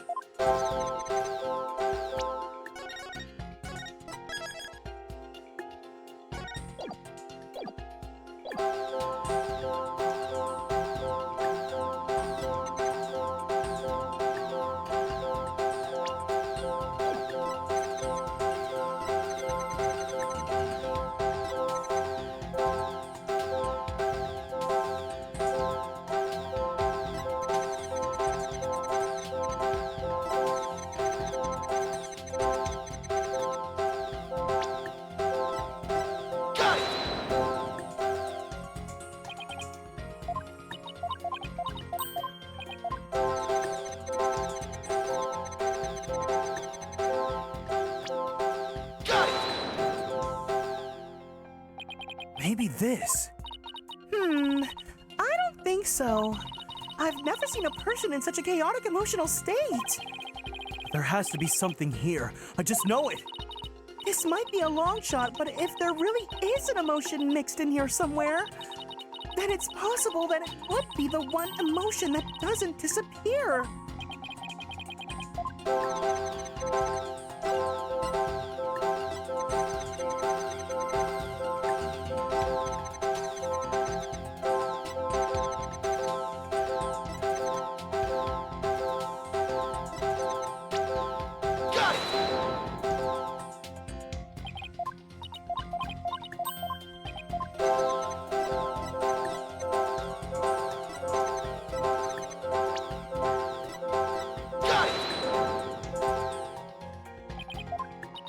I'm just gonna keep crap shooting.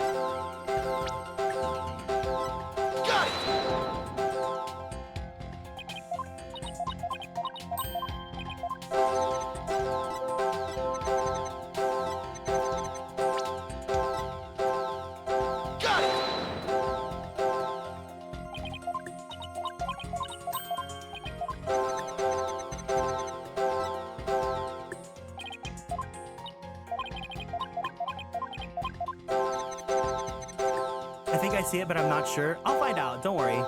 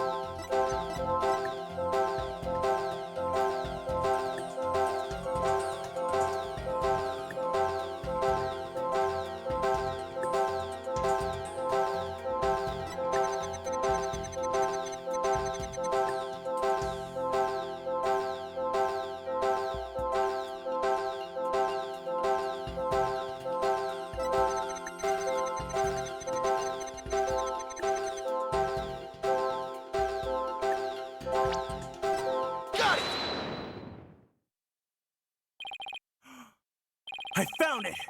I found the one emotion you're truly feeling! What? Hidden in the middle of that chaotic storm, I saw one emotion that never disappeared. When you talked about the moon rock, you felt a fear that wouldn't fade! Fear, huh? A fear that a man with hardly any emotions feels, huh? And it was in response to that moon rock.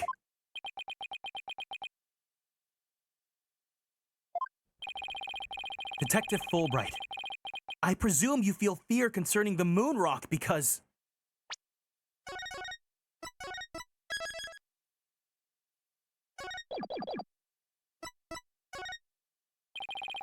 you tried, but failed to steal the moon rock! That stain on your career as a spy has left you feeling afraid! But the moon rock did indeed disappear from the laboratory.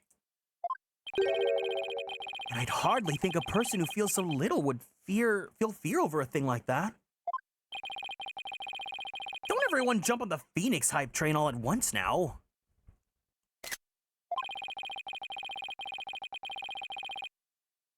Didn't the topic of what a spy might fear must come up? Oh.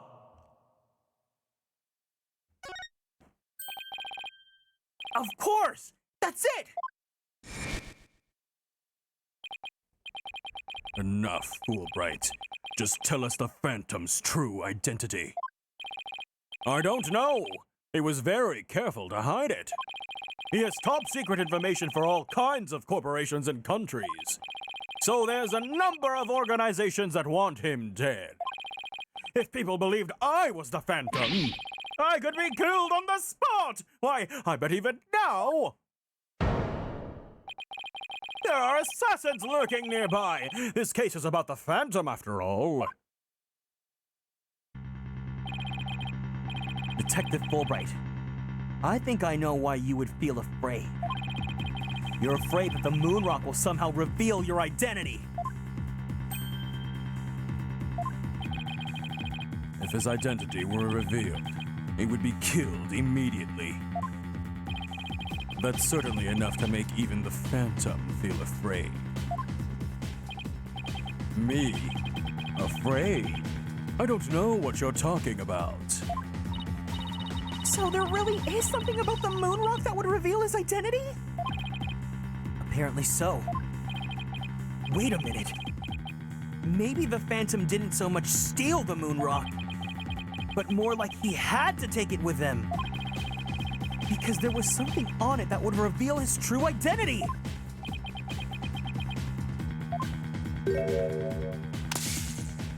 Hold it! Where do you think you're going? Me? I'm not going anywhere. Is it just me, or was he gonna use that weird watch thing to try to get away? How many more of those toys does he have?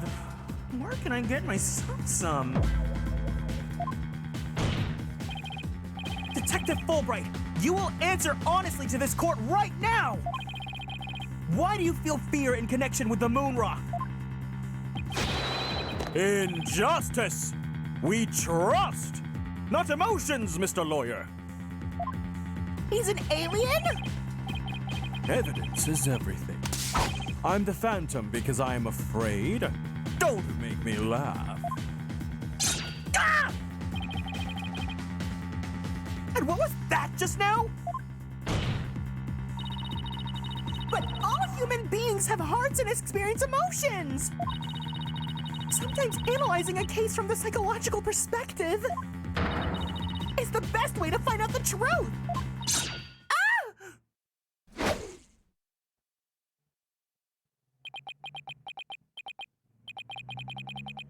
It's all just a waste of time. All your effort at analysis serve no purpose.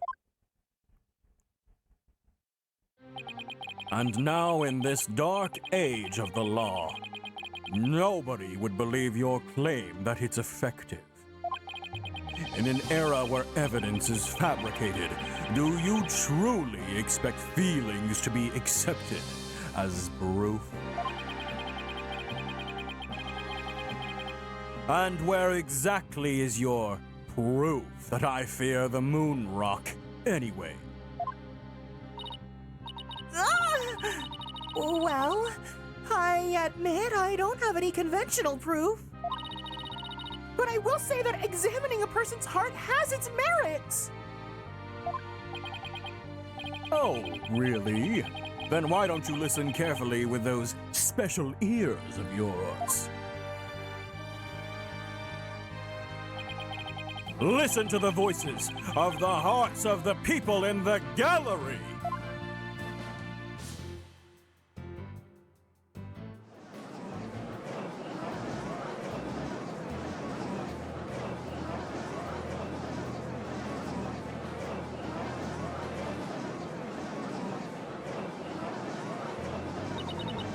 All I hear is this trust.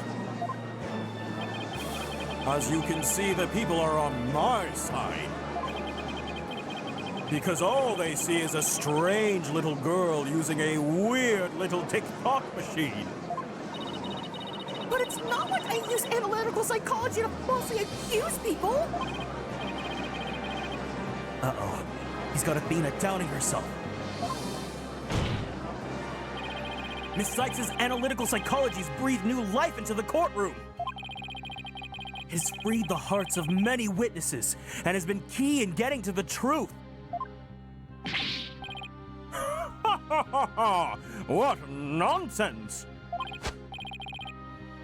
Your Honor, the defense's claim is a false one. I don't feel any kind of fear when it comes to the moon rock.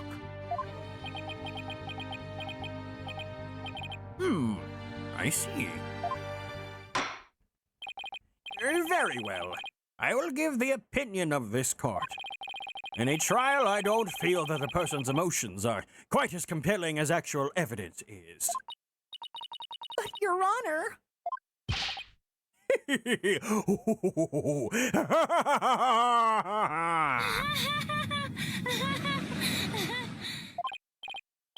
There! You see? Nobody believes you and your trumped-up charges. However, I do believe Miss Sykes' analyses can contribute to making the truth clear. I have seen her do this firsthand several times already. Surely you jest. So does that mean you will accept my findings in this trial, Your Honor? Yes, I believe your claim, Miss Sykes. I think there is merit in examining why the witness feels fear in regards to the moon rock. That is the court's opinion on this matter. Then that's a win for me. No, a win for analytical psychology. Now, Mr. Phantom, you will tell this court the reason for your fear. Analytical psychology? My fears? Fine! I'll show you precisely why those abstract things can't be considered evidence!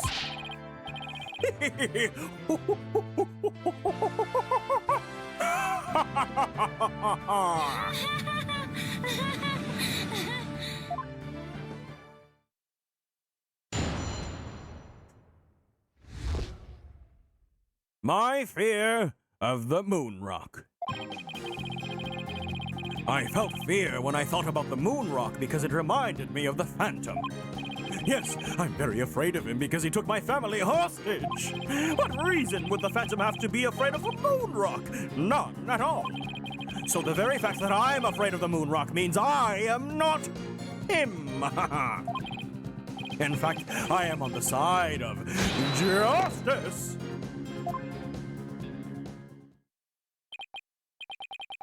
And there you have it. Now do you see why I'm afraid of the moon rock? Sure, you sound convincing enough. But so does any two-bit con artist. It's all meaningless in the absence of evidence.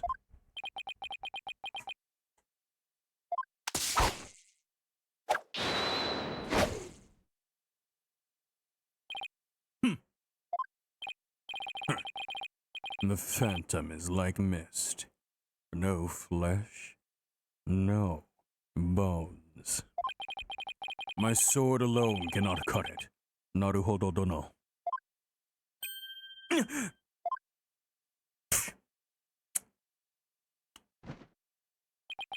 With your deductive reasoning and the body of evidence before us, let us send this miserable Phantom fellow to the other world. Together! You and I, Prosecutor Blackwell. Yeah, oh my. No one's gonna get that reference. We have a duty to bring the Phantom down and restore the people's faith in the courts! Indeed. By covering for Kokone, I allowed the Phantom to escape. And as a prosecutor, I gave birth to the people's mistrust with my murder conviction. I bear part of the responsibility as well. For being suspected of forging evidence and losing my attorney's badge as a result. The two of us and the Phantom were there at the beginning of the dark age of the law. Then it is also our burden to cut away the foul specter we created, is it not? until all that remains is the righteousness of the court and the faith of the people.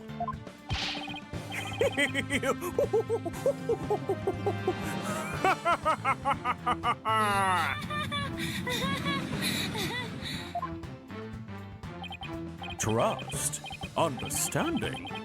Ha! Fragile ideals of the masses who are controlled by emotion. Humans cannot trust each other truly, which is exactly why the illusion of trust is so enticing. Objection! Once two people overcome their misgivings, that's where real trust is to be found. You're free to believe what you want, but trust like that is stronger than you and your lies! Always!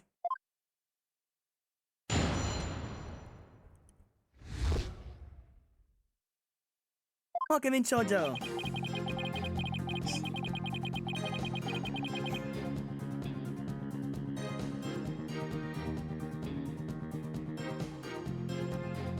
Alright. I'm good. Hold it! Hope you're doing well, too. It only reminded you of the Phantom. Don't make me laugh. You are the Phantom! Evidence is everything in a court of law. Or did you forget? I was forced to testify over a silly thing like feelings. But those tactics won't work from here on out. You need real evidence. I hate to admit it, but he's right.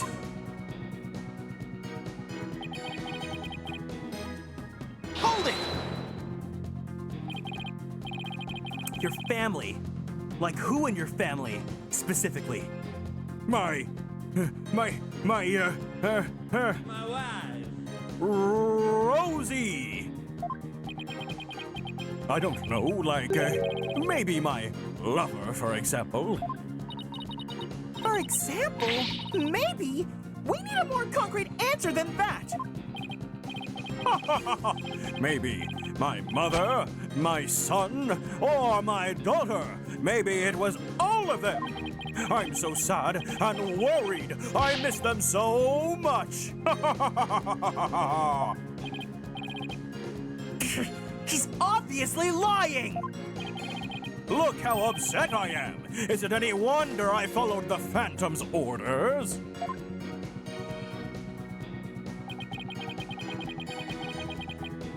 Hold it! You can't think of a single reason that the Phantom might be afraid of the Rock? I thought the Phantom wasn't even supposed to have feelings. How can someone like me, with my wealth of emotions, be expected to understand the guy? The Phantom, a person with very few emotions, would only be afraid of something really big, like his cover getting blown big. I'm willing to bet that the moon rock has something to do with his identity. But what?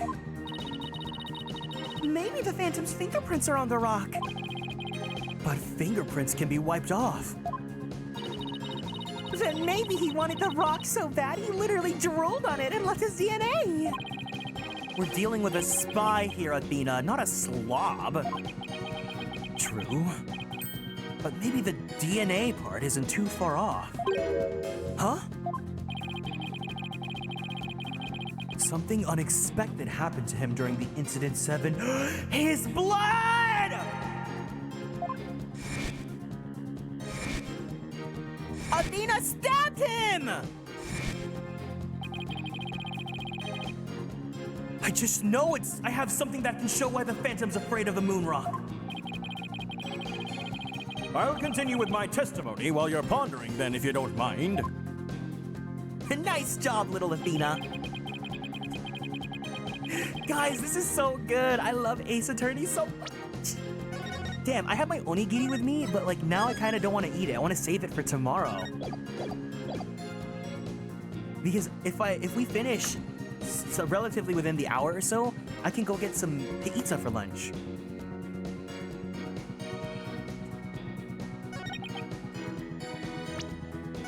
You got this? Yeah, thank you. Guys, I hope you guys are having fun. I mean, I always hope you're having fun here, but this is so good. This is so good.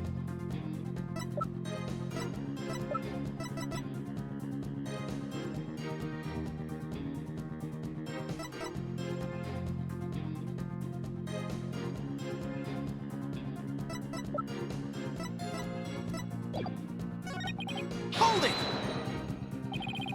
And how afraid are you exactly? I'm so scared I start to shake when I even see the moon in the sky. You shake when you see Miss Sykes' earring? Well, to be honest, since the very first time I met Miss Sykes, I felt more than a little frightened of her.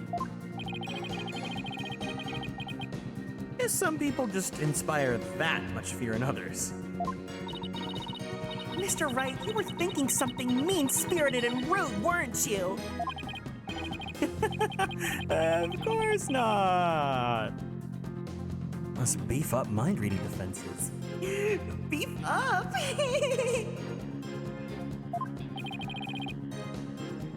Now do you understand? The very fact that I'm afraid of the moon rock proves that. Hold it! After all you've done, how dare you speak the word of justice? In justice we trust! I'll say it as much as I want, and with absolute confidence! Whatever I say is just is just! That's how it works in the dark age of the law. He won't get the best of me with that twisted argument of his. I will find a way to get him right where I want him. Detective Fulbright, or rather the Phantom, feels fear in regards to the moon rock. It probably has something to do with being afraid that his true identity will be revealed. Right. So that's why the Phantom had to take the moon rock with him 7 years ago. In that case, if we had something to show the real cause of Fulbright's fear, we just might be able to expose his true identity.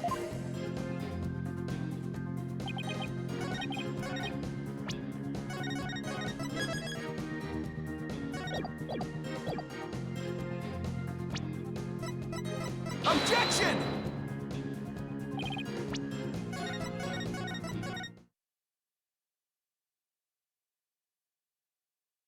Guys, I love Ace Attorney so much. This is so good. I can't believe we're finishing Duel Destinies. Objection!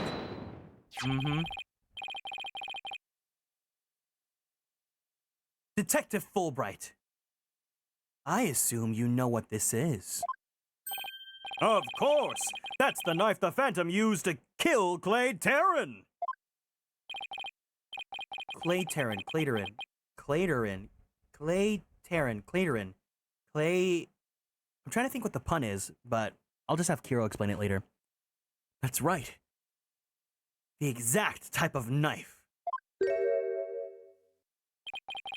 Miss Sykes used 7 years ago when she stabbed the Phantom's hand.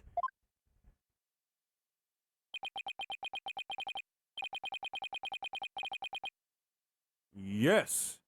That was discussed earlier, as I recall. Kiro? What? Yeah, Kiro. He's my best friend. Don't you know that?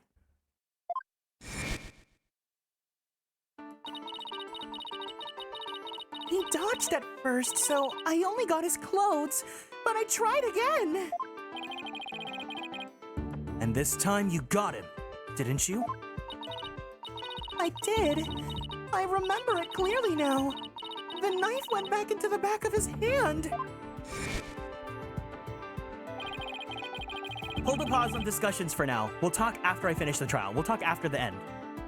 Miss Sykes then stated that she remembers the culprit bleeding. It's my theory that the culprit's blood got on the moon rock. And he was afraid that if the blood was analyzed, his true identity would be revealed. That explains why the Phantom had to remove the moon rock from the crime scene. I mean, if we ran the analysis now, we'd know who the Phantom is? Yes, I suppose so. But unfortunately, the moon rock in question is missing. That may be so, but I'm certain I can explain what happened in great detail. You can? Of course! Not. You don't actually expect us to believe that, do you? Because you don't fool me.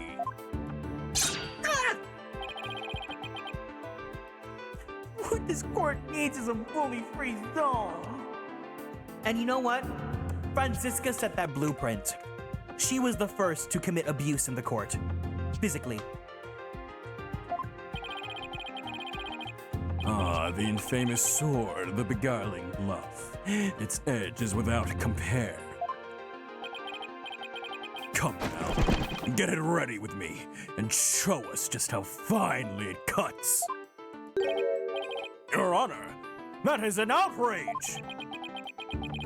Oh, I mean, This is an outrage! Ah! Go on, Naruhodo Dono. Let's start with something that's been bothering me for a while. Your haircut! And also the culprit supposedly removed the moon rock from the lab. But in this video of him, it's nowhere to be seen. Oh, you're right. But here's something to consider. What if the Phantom hid the moon rock somewhere inside the scene of the crime? Good thinking, boss. Security was super tight at the Space Center back then. All that in spite of the Space Center having very strict security in those days. All personal effects were examined thoroughly, coming or going. You couldn't even smuggle a withered old leaf through those checkpoints. Does this mean the moon rock is still somewhere in the Space Center? In the name of justice, I proclaim, that's impossible. And why's that? The Space Center was searched from top to bottom. And especially the lab.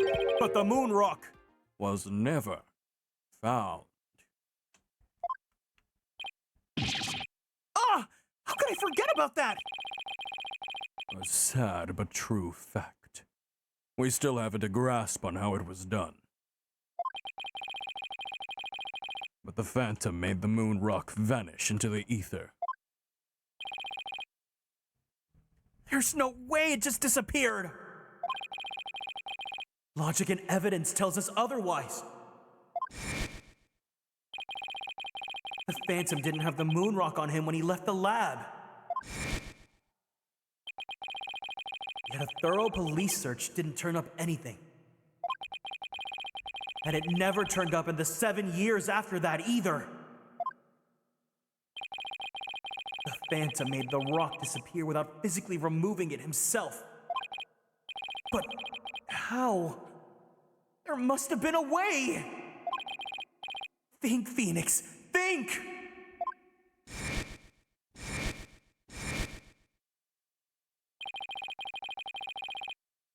How did the moon rock vanish from the robotics lab? So, can you or can you not show what happened to the moon rock, Mr. Wright? Yes, I can, Your Honor. What? Oops. Sorry. I mean, what? In that case, let's have your answer, Mr. Wright. How did the Phantom make the moon rock disappear from the crime scene?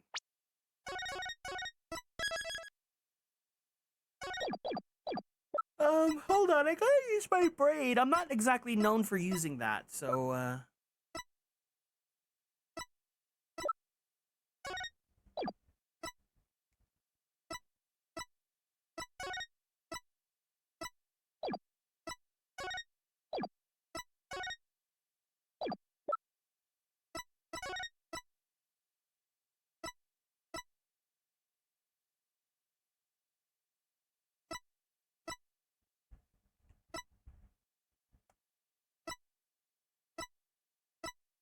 With the Hat 1 launch?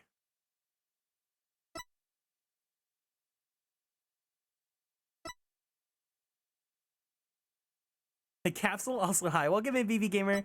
Normally I don't like having like hints or advice or anything like that, but I'll try the capsule. If it's not, then it's the Hat 1.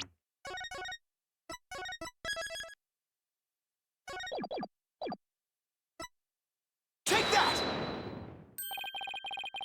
That's the Hope capsule, right? The one that went up with the Hat 1 rocket? He couldn't carry the rock out, but he couldn't leave it in the center to be found either. So there was only one safe place to stash it. The Hope capsule that was first there in the lab that day. Yes. And the team must have loaded it into the Hope space probe eventually.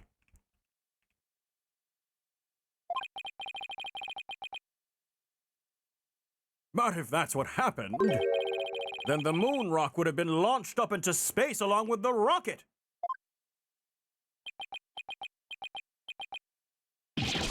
Preposterous! It would mean that for the past 7 years, the moon rock was...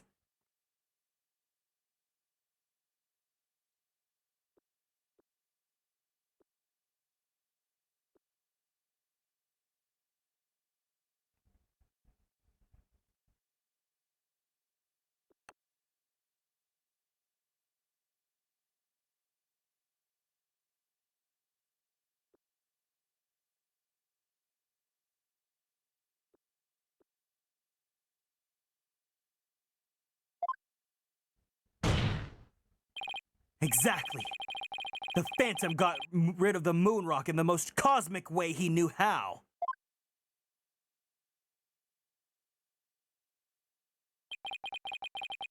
It was out there in the depths of space. Aboard the Hope space probe! What?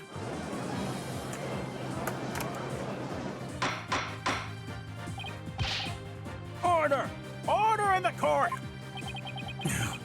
I understand now. The Phantom's original scheme was to sabotage the Hat 1 anyway. The villain! He used his primary objective to conveniently kill 2 birds with 1 stone.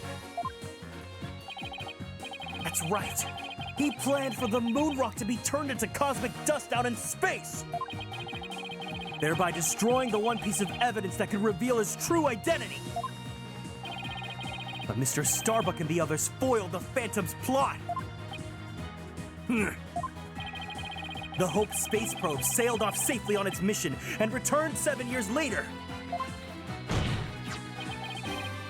with the capsule in tow. Grrr!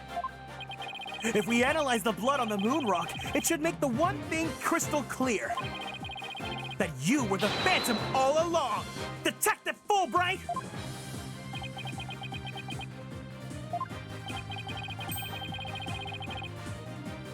So, killed Clay just so he could get the moon rock back? I believe so. His original assignment may have been just to sabotage the Hat too, but at the same time, he also had to retrieve the evidence of his crimes 7 years ago.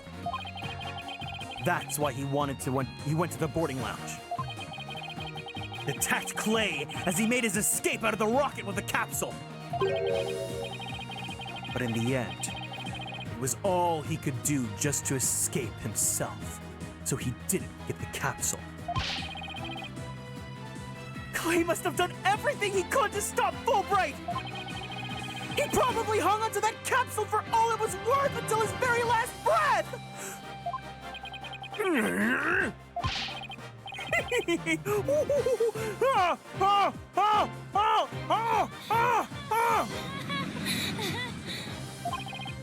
Oh, this is so funny! You make me laugh, you really do!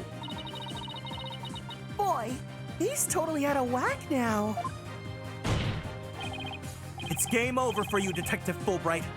Why don't you just admit to it all now? There There's nothing to admit. I'm Bobby Fulbright, undercover investigator, I tell you. I am not the Phantom. The blood on the rock is just another one of his schemes. A trap!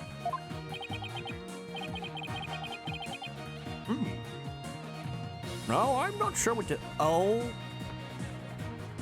My God.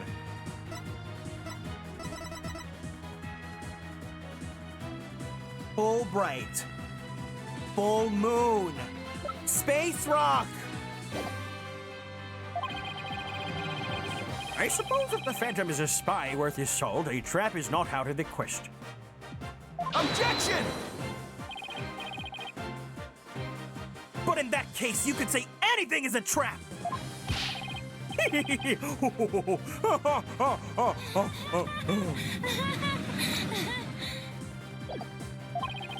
That's what makes a trap a trap! I've been framed into taking the blame for the Phantom! Your Honor, I believe further investigation is in order! Silence! Further investigation. More like plotting your escape. But no more! I will bring you to justice myself if I must. Here and now!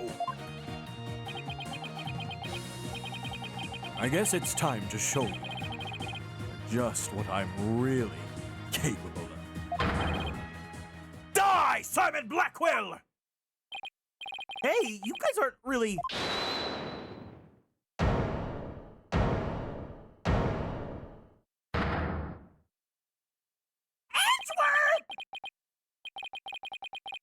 It looks like I made it just in time. Edgeworth!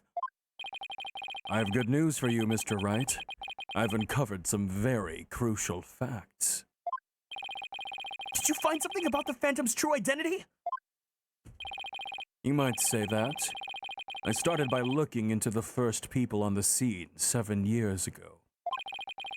All three, an employee and 2 officers, were registered in the robot's recognition systems.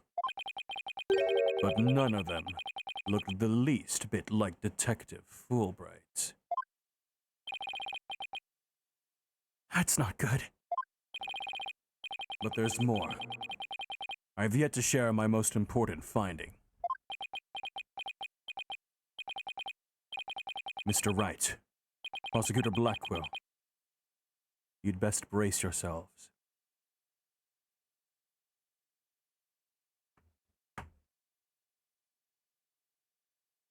For a 3-minute break as we go to the bathroom, grab a snack, pull a Beyonce, and we will be right back.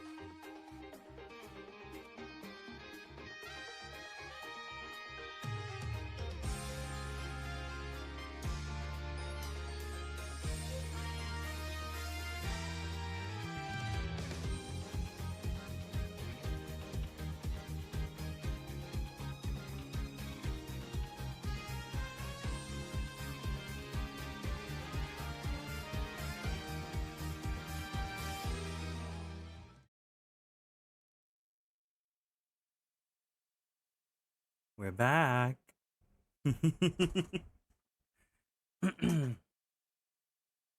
Mr. Wright, Prosecutor Blackquill, you'd best brace yourselves.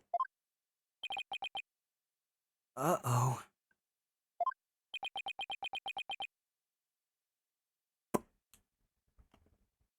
Thank you guys for the welcome back.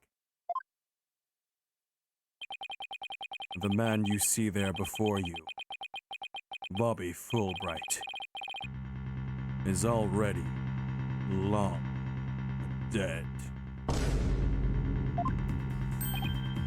Huh? What's that supposed to mean? An unidentified body that was found a year ago has now been proven to possess Bobby Fulbright's fingerprints. Then does that mean? Yes, that man is an imposter pretending to be Bobby Fulbright. An imposter?! Then this man... Who in the world is he? Oh no, oh no, oh no!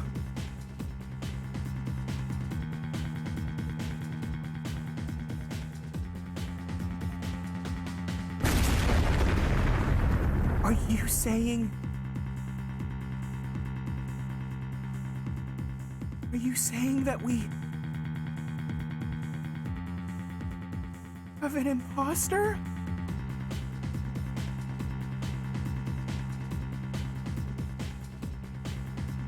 I've been aware of the killer since birth.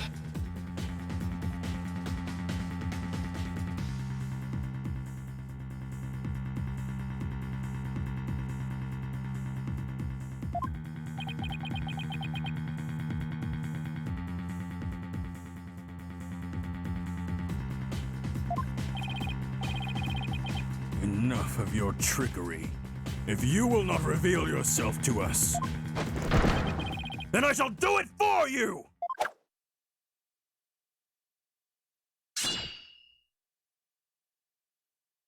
A skin suit?! What the... No! His face! Aw. Look what you did to my mask. Mask? What's the meaning of this, witness? Oh no. I'm not ready. I'm not ready for the goof that gagged. Okay. You got me. I guess I have to show you who I really am now.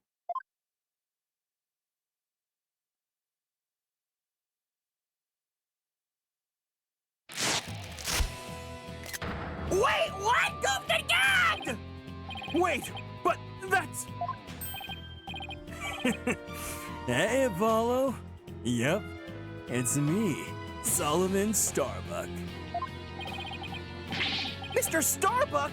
But that can't be right! You can't really be the Phantom, can you? Silence! Of course not. The real Starbuck was aboard the Hat One, which was set to be destroyed.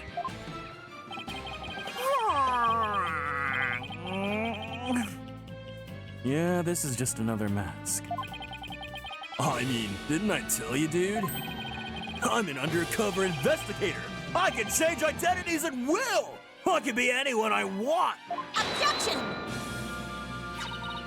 Not so fast! I have the Phantom psych profile right here. If we compile a psych profile on you and compare the results, it will prove that you're the Phantom! Objection!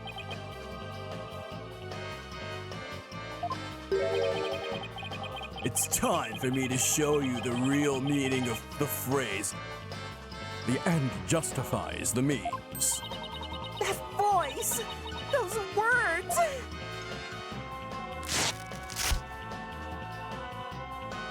How did you fake that face under that mask? I cannot accept such evidence here, Miss Sykes. Professor Meads? His mask? I'll take what I want by any means necessary. Now give me that evidence! Huh?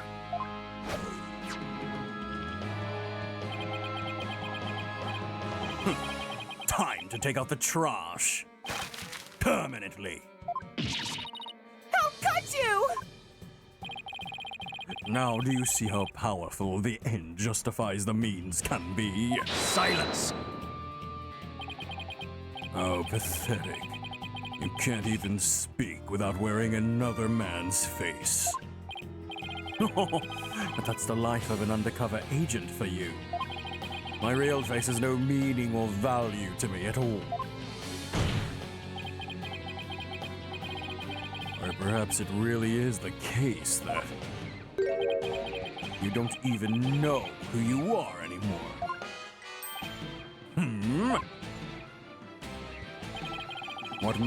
What must you see when you look in a mirror, Mr. Phantom? Not an awful lot, I'd wager. Well, aren't you just the master of psychology, Blackwell? That's right. I don't know who I am. I'm always living as someone else for my assignments. I don't remember what my face looks like, or even what my personality was like. My face, memories, personality, beliefs, emotions, and soul. I left them all behind. I have no self. I am no one. I am nothing but an endless abyss. Okay, go back to Tumblr from like 2008, dude. 2010. What's with this guy? Is he even still human? And now, welcome to my twisted mind as we resume with your lesson, Professor Wright. Oh, huh? An endless abyss? He's a power bottom! I believe you made this argument earlier. If you were to analyze the blood on the moon rock, you could prove that I am the Phantom. I believe there was blood on the moon rock in that capsule. Now that we know you aren't even Bobby Fulbright,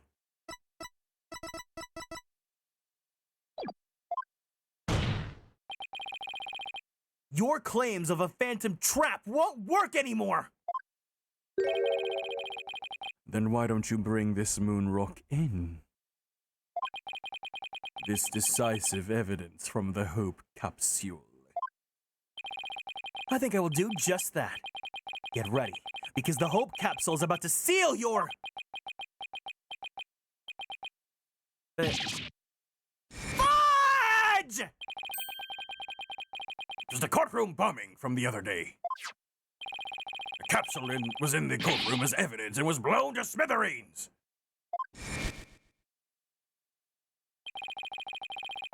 It looks like you finally caught on. Full marks for the defense for effort.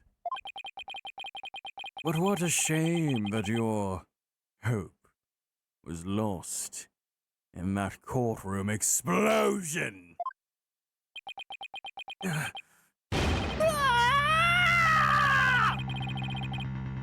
So that's the real reason this courtroom was blown up. It was all for the Phantom to destroy that one piece of evidence! I can't believe it! Have we really reached a dead end after coming all this way?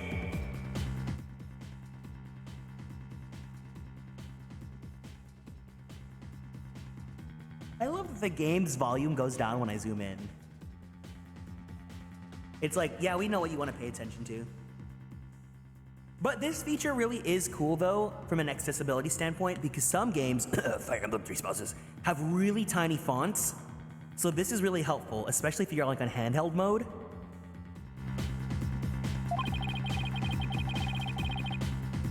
Has the only evidence we have on this guy really been destroyed? How dare you continue to call me the Phantom? As I've said all along, I'm just a nameless undercover agent. Objection! And the defense will continue to assert that you are the Phantom! Furthermore, we have proof! Or at least a prayer! I'm afraid that won't do, Mr. Wright. At least put some weight behind your swing. No. I know, I'm trying!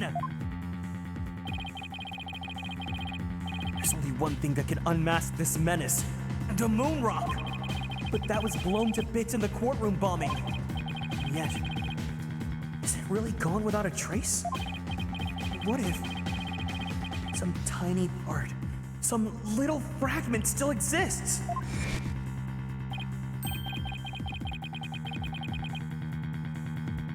Yes, and you can see the stolen moon rock there too. That strange black and yellow thing on the left side of the picture? Very well, Mr. Wright. Let's see your proof.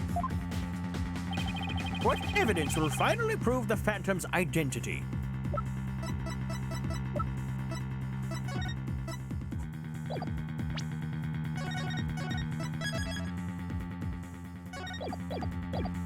Take that!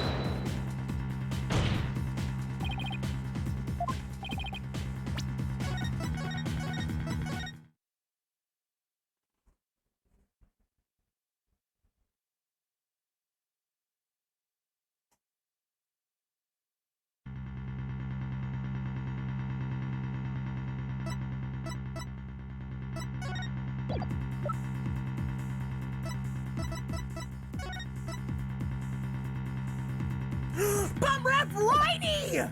Take that! Isn't that the bomb that blew up the courtroom? And the moon rock along with it? Are you saying this will reveal the Phantom's identity? Yes, Your Honor. Focus your attention on this photo taken at the bombing. Specifically, right here! Take that! Please take a look at this newspaper article. This article about the hat one? Please note that the strange black and yellow rock there on the left. That's the moon rock. And when we look at this photo of the bomb fragments, see how there's a rock-like object with the same coloration? Oh my! Yes, I see it!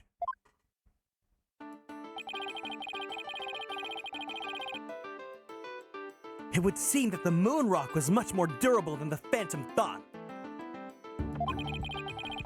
If we take a look at all the fragments that the police found, we will likely find one with blood. And DNA testing on that blood will prove that the witness is indeed the Phantom.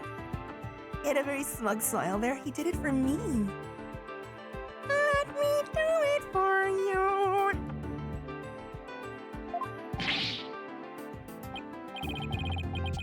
That's impossible.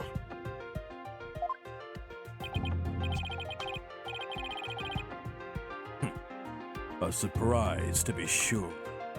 That's one bloody tough rock. Let's have the fragments tested straight away. Oh, and you will be having a DNA test too. Fulbright. Bailiff, contact the police department immediately and order the testing.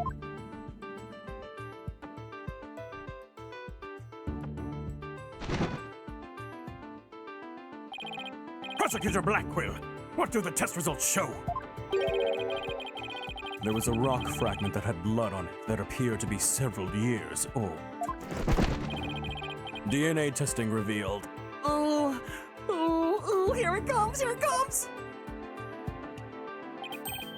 Well, I'm sure you know full well what it revealed.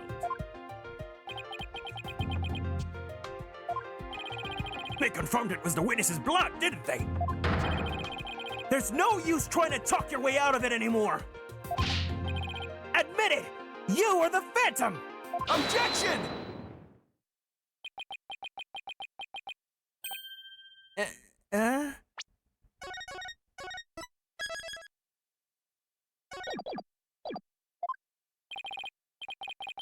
Mr. Wright, did you just raise an objection to yourself?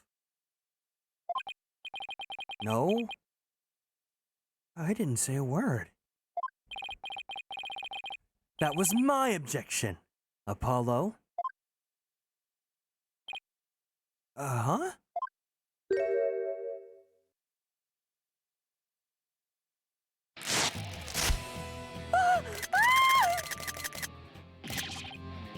Why?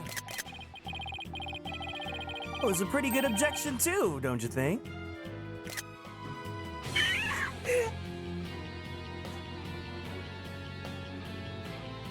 Phoenix with a chest harness!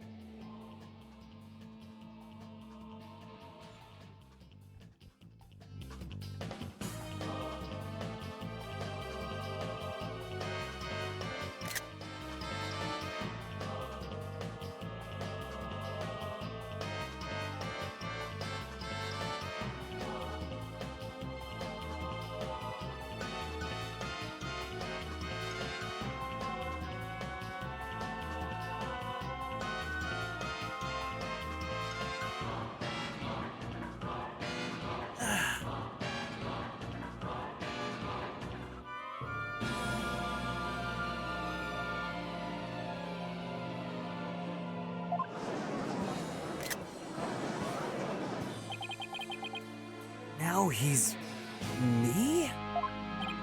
So, do you have an objection or not, Mr. Wright?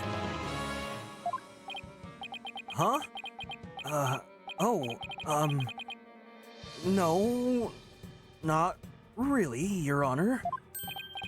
No, not you, Mr. Wright. I mean the witness, Mr. Wright. Could this trial get any more insane? Mr. Wright, the fragment of rock in the photograph and those just like it. How can you be so sure they're pieces of the same moon rock that were at the robotics lab?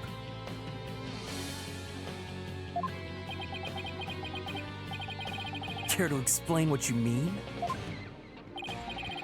Well, there have been a rock or two in the courtroom that have my blood on it. His nose, his movable, kissable nose. I just want to.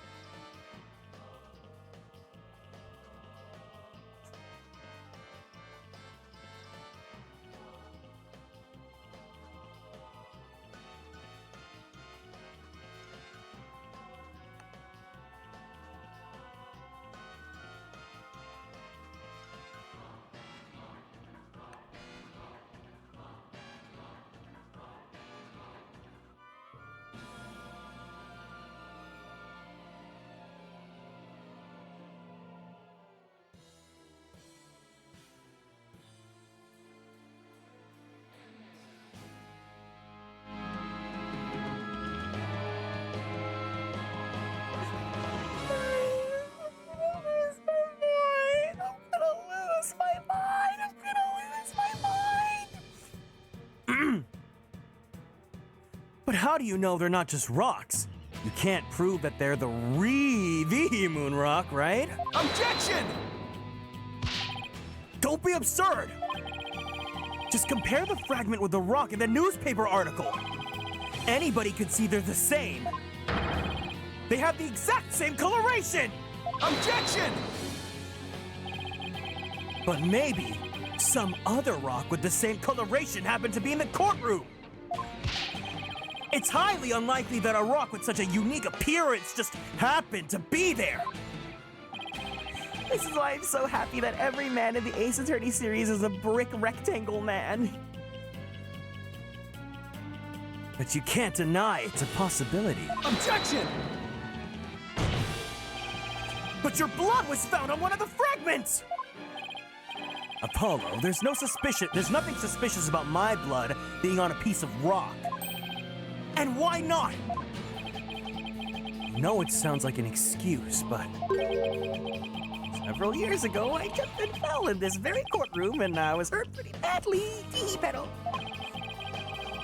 maybe that's how my blood found its way over a piece of rubble.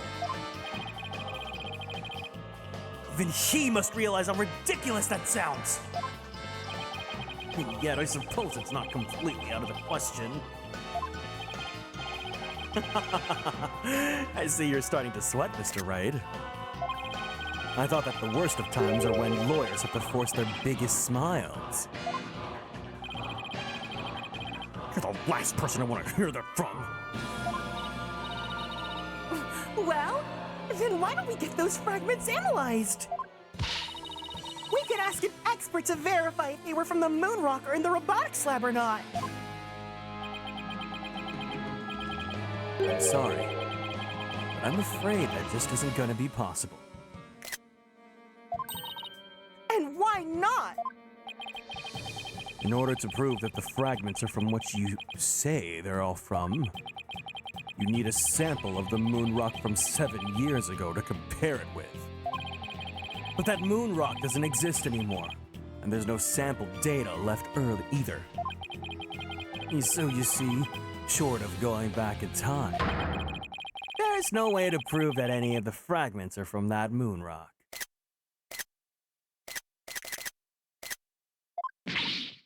Oh! No!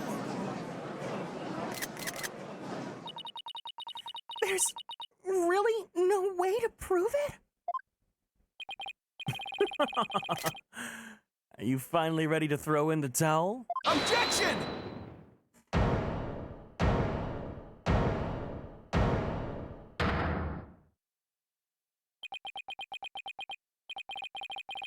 So the moon rock doesn't exist anymore, huh? That's right. It was such a valuable rock, too. A shame, really. But it's lost to us forever. He's wrong. It's not completely lost.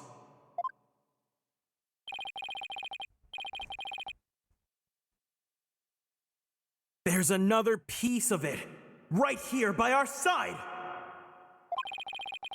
A shining fragment of hope that can turn everything around. The final piece of evidence to put this phantom away for good.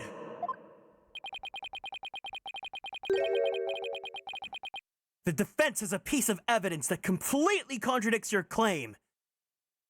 Does it?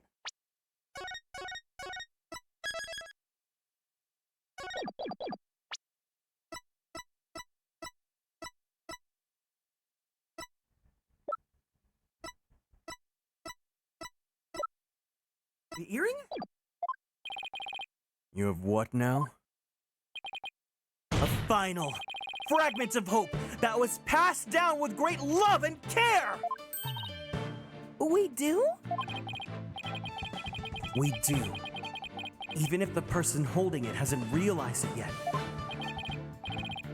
Is this true, Mr. Wright? Pay no attention to him, Your Honor. He's just bluffing as usual. I wonder if you'll be able to force your biggest smile when you see what I've got. Try me.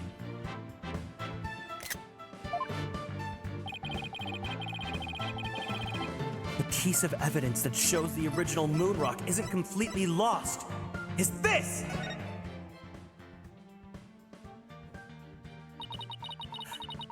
But just about the only things my mother left me are Widget and this earring. Maybe she did love me in her own way.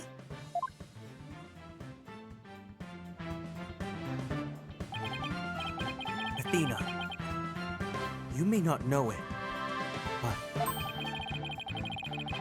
your mother left you with a very important piece of evidence. She did? You're bluffing. You don't have anything of the kind. Oh, but we do. Evidence that will finally corner you. Because we have a moon rock of our own. Yeah! Oh! You mean? Exactly. Gift Dr. Sykes left her daughter. An item Athena has cherished and worn every single day for all these years. As distant as Dr. Sykes may have seemed to her daughter, that fragment of her love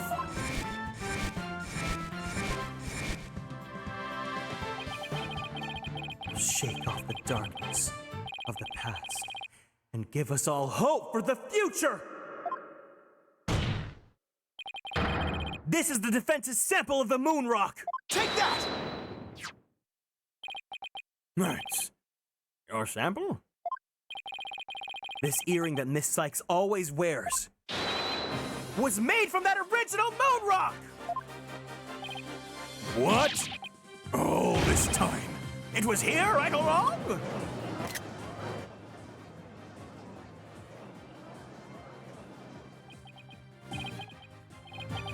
No. It can't be. If the composition of the bomb fragments and the earring are found to be a match, then it will prove beyond the shadow of a doubt the origin of the fragment in this photo. And since the test results showed that the blood on the fragment was yours, this means the identity you tried so hard to hide will finally be revealed. The identity I tried to hide. I don't have an identity to hide. I may not have Athena's ears, but now, even I can hear the fear in your voice. Fear? I don't feel fear. I left all of my emotions behind years ago. Objection!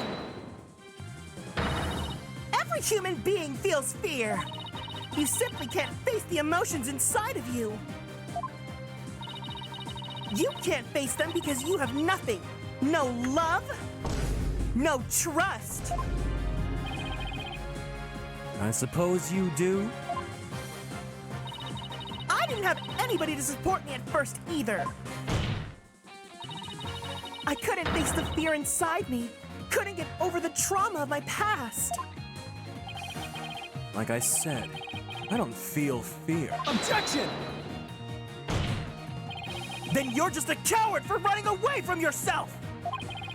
When I had my doubts about Miss Sykes at the beginning of this stream 3 hours ago, I felt like I would collapse under the weight. But I wanted to trust her. And I knew that I could trust Mr. Right to uncover the truth. That's why I was able to face my suspicions without hesitation! Running away from myself. How can I run from myself when there's nothing inside? Nothing at all! Objection! I know it's hard for someone as unwilling to trust others as you to understand. But people have emotions. It's just a fact of life. And so, people can be weak at times. But that's exactly why people need to trust one another. So they can gain the strength to face themselves when things are at their bleakest.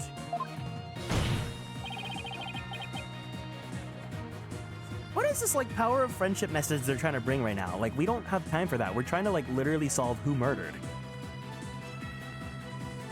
Without trust in others, how can you ever hope to face your fears?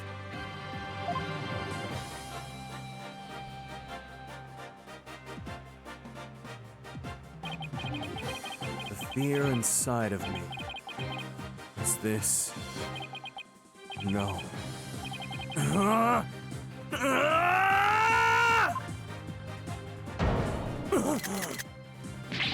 I'm afraid. I'm scared. I feel fear! You can't run yourself! Remove that mask and unleash your emotions! Confront your guilt head on! With your own true face!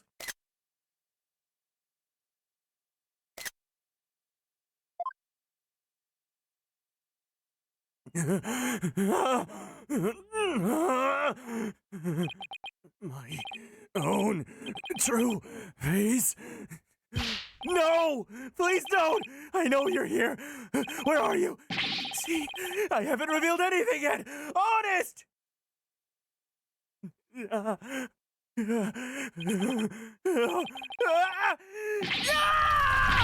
own true face! I don't have one! My face! My face! My face!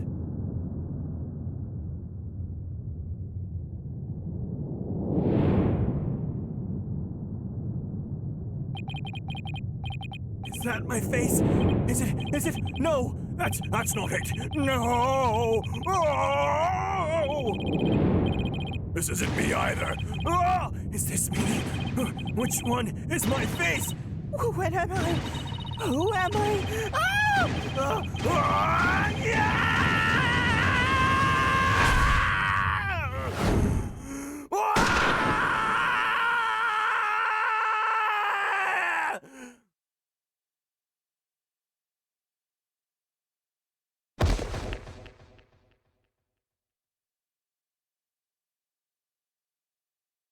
I'm not ready, guys. I'm not ready.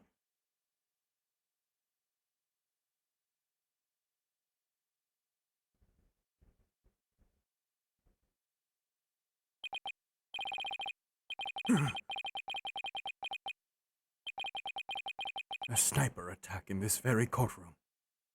It chills me to my bones. But the police are doing everything they can to track down the sniper as we speak. Prosecutor Blackwell, how is Detective Fulbright, is imposter, doing? He's a lucky fellow. That bullet didn't hit any vital organs. He appears to be in no danger of dying. Well, that was fortunate for all of us. The analysis of that final piece of evidence Naruhodo Dono submitted is in. The composition of Miss Sykes' earring and the fragment with the blood on it match. We can now be certain that this is a fragment of the moon rock in question. The murders and bombings at the Space Center, both past and present. The bombing of courtroom number 4. And all of his other crimes as numerous as the stars. Under suspicion of all these things, the spy known as the Phantom has been incarcerated. The prosecutor's office is now responsible for his well-being. There are still a myriad of things we wish him to tell us about after all. Thank you, Prosecutor Blackwell. Well, it's time to finally bring this trial to an end. But before I do, will the defendant please return to her proper place? Yes, Your Honor.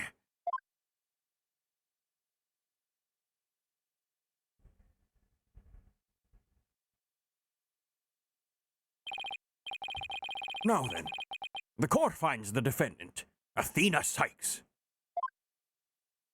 not guilty. This is what a superstar looks like.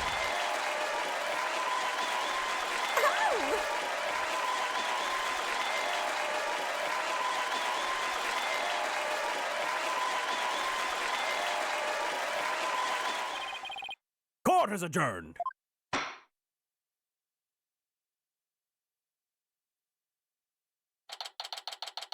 December 20th, 9:12 p.m. District Court, Defendant's Lobby, number 5. Congratulations, Mr. Nick!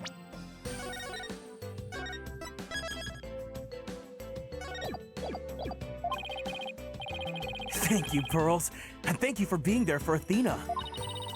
It's the least I could do. But Athena was great, wasn't she? She was so strong throughout the whole trial. Daddy, I'm so glad to see you. Trucy, are you all right? Are you hurt? I'm fine, Daddy. I was doing magic tricks for the other hostages to keep her spirits up, David. That's our Trucy for you. I'm really glad to see you're safe. Right. I fear I owe you yet another debt of gratitude. Edgeworth. We never would have caught him if it weren't for all of you. Oh, come on, Edgeworth. What are you talking about? You're the ones who've been tracking the Phantom all this time. Plus, you're the one who gave Blackwell permission to serve as prosecutor, right? Yes, well, we knew the Phantom was somewhere nearby. The police and I were trying to find him, but we never did manage to do so until this trial. Well, we never would have won this trial without you. It was your help as chief prosecutor that was the key to a successful conclusion. Besides, it was you that saw to it that I got my attorney's badge back, wasn't it?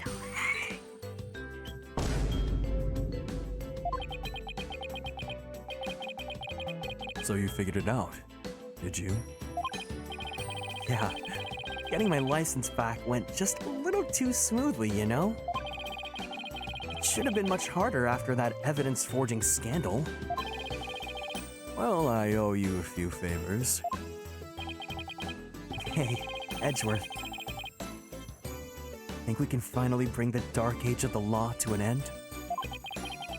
Even the darkest night turns to dawn eventually. Our sun will rise again. Oh my god, I'm screaming right now, guys! Besides, now that Prosecutor Blackwell has been cleared of all charges, a great deal of mistrust towards the court system should be swept away.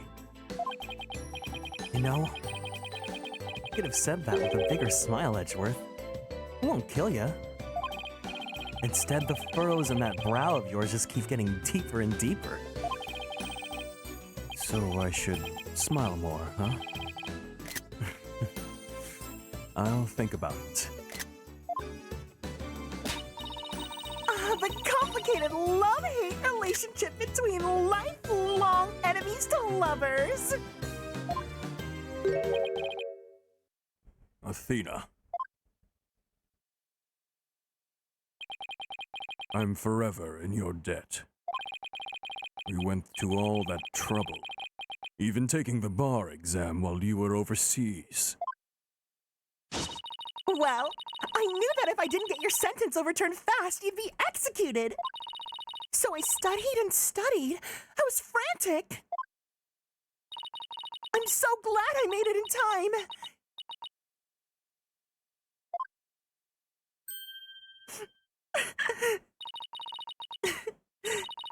Just barely. But I still made it. Atta girl, Athena. It's good to see you finally let your tears out.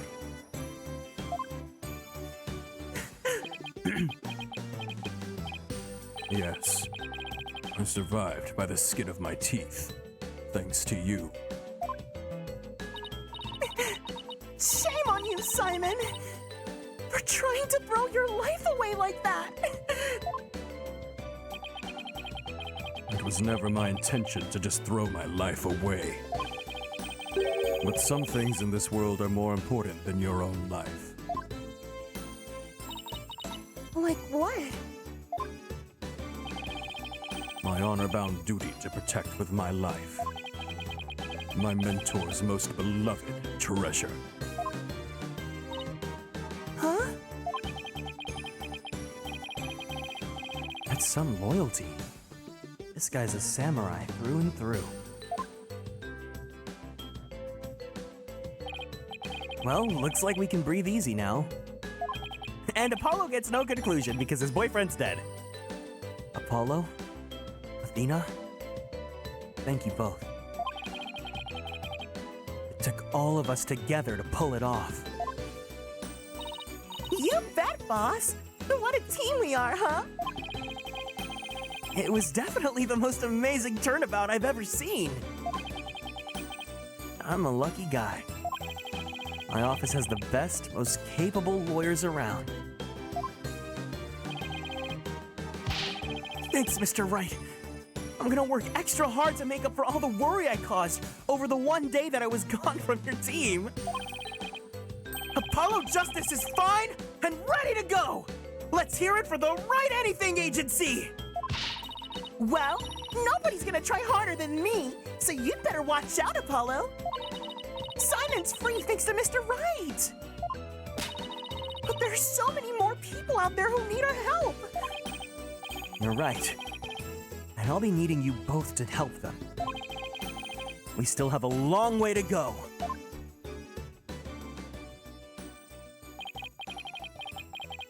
Get ready, you two. We won a major victory, but the war is far from over. There are still people out there suffering under false charges who need defending. We've got a lot of work ahead of us. If we ever hope to fully bring the dark age of the law to a close. The war on murder. Hey, I know what thing we have to do. We have to celebrate with a bowl of piping hot noodles. Huh? Nothing like a bowl of Eldoon's noodles after a trial, all on Mr. Wright's tab. That's how it works at the Right Anything Agency. Right, Mr. Wright? Huh? Huh? As a boss, it's your duty to express gratitude to your people for their great work. In that case, allow me to join them in the festivities. I would greatly welcome a bowl of noodles. Huh? I have an idea, Daddy. Why don't you just invite everybody involved with the case? The more the merrier, right? Oh, Mr. Nick, look how far you've come. Who knew you'd grow up to be such a generous gentleman?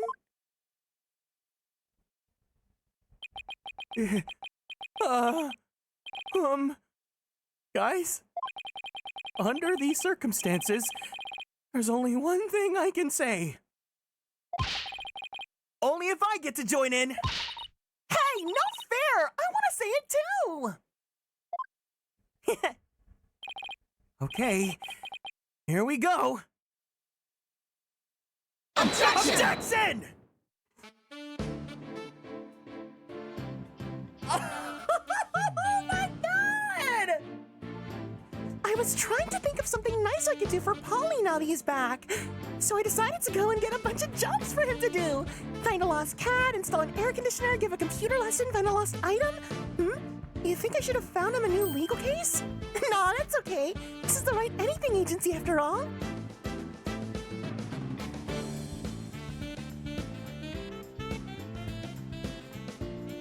Athena and Apollo were so wonderful in court. I'd better study as much as I can if I want to be a judge someday. My grandma says lots of peppers and they'll ignite your passion. Oh, but I should figure out which to grow. Green peppers or yellow peppers? Or maybe I should go with hot as the sun red peppers instead.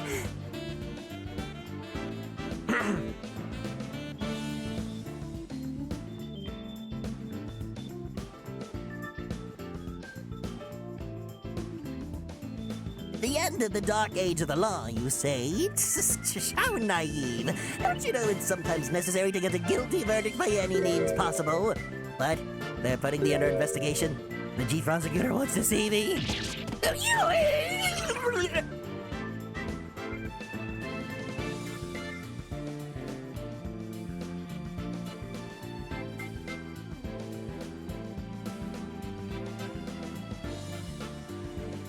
I've been asked to debut the great masked wrestler Tenma Tuttle. He's scheduled to go up against the amazing Ninetales next, though.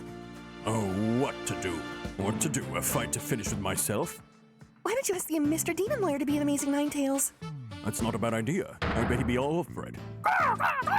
So we're to meet as foes, we, my little friend.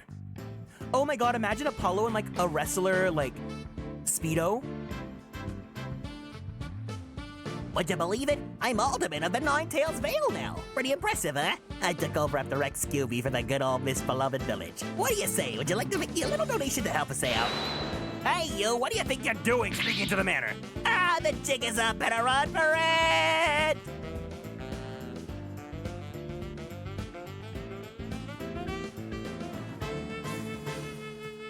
I thought I wanted to be an artist, but after seeing the amazing job Athena did, I started becoming genuinely interested in law, so I'm studying for the bar exam. I'm gonna prosecute Athena someday. U-S-E-E! I'm studying with my buns off too, but not for the bar exam. I'm gonna pass the Themis entrance exam on my own merit this time. With a score of 100 points, of course. You, Juniper, our dream will live on forever!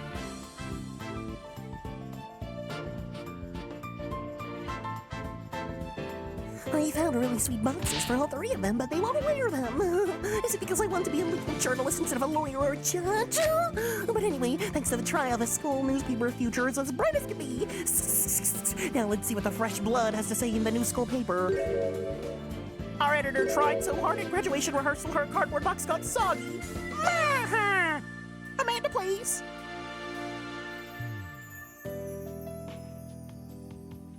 The one-night-only reunion concert. I still remember that evening of passion. The president of the student council sang like no high school student I've ever heard. When she's a judge on her own court someday, I'd love to have a jam session with her. It'd be the coolest trial ever, yeah? I can already hear it now. God, I gotta read it like the speed of light. I gave this place a good cleaning from top to bottom, but it's already a mess again. I guess the only thing I can do now is clean up the attitudes of the people in the office. With Mystic Maya due to come here once her training is over, it simply must be done.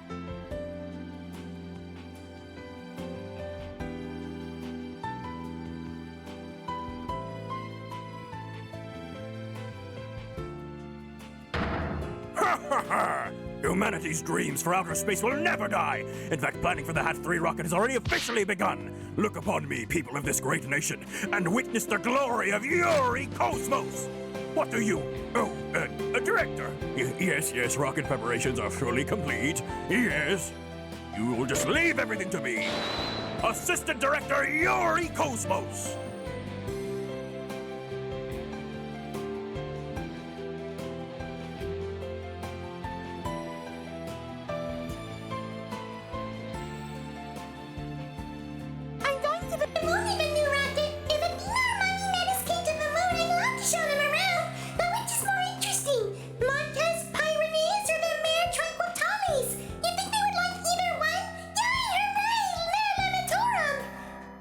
How Miss Aura is doing. I'd rather be near Miss Aura than on the moon. Oh, Miss Aura, I just want you to use me again like you used to!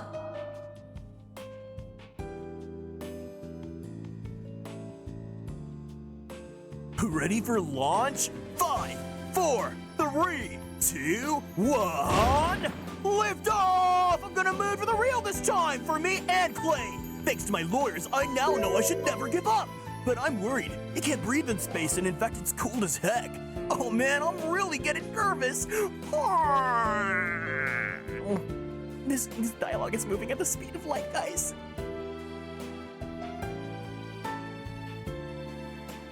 No, I am not employed here. I simply came to request their services in defense of my sister. But no one's around, and I've been kept waiting for a long time. And what sort of case brings you here? Oh? Your father was accused and you wish for Athena to defend him. The Perhaps he and I shall meet in a courtroom in the near future. Yeah, Janet! That's the goat right there!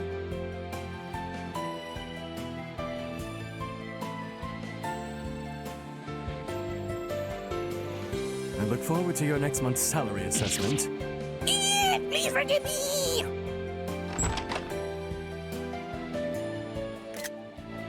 Blackwell's acquittal has brought all manner of ills of the prosecutor's office to light. It would seem solving this case that thawed the chill of winter into the warmth of spring. Now I owe Wright yet another debt of gratitude, but I will repay him one day. You can trust in that. With my...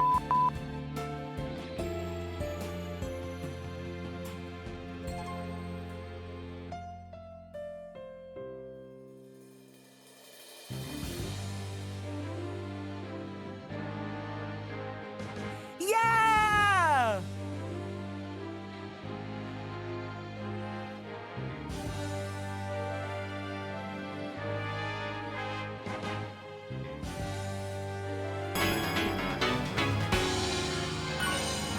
All right, everyone, let's go ahead and stand up from our seats. Let's twist our bodies to the left. Twist our bodies to the right. Let's stretch our arms straight up to the sky. Let's roll out that right shoulder. Roll out that left shoulder. Very slowly, very gently, let's roll out that neck. Take a deep breath in. Take a deep breath out. Let's go ahead and drink some water.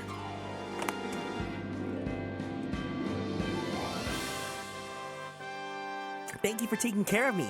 Welcome in, Tara. Enjoy your bed, Ryugen. I'll see ya. Bye-bye.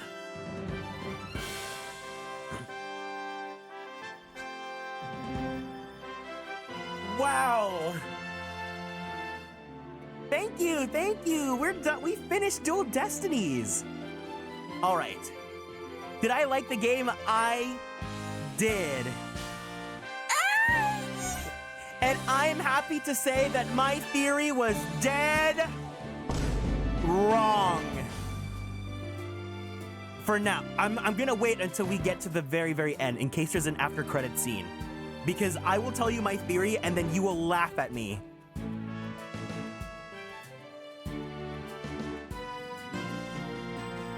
I don't want to say anything until we've fully cleared everything. I think I know your theory. Okay. You guys, now that we're done, you guys can type out your theories. Now that we are done, we can chill and we can talk.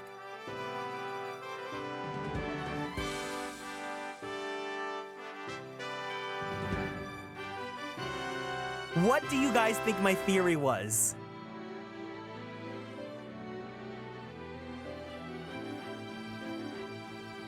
You believed in your theory right until the very, very, very end. I did.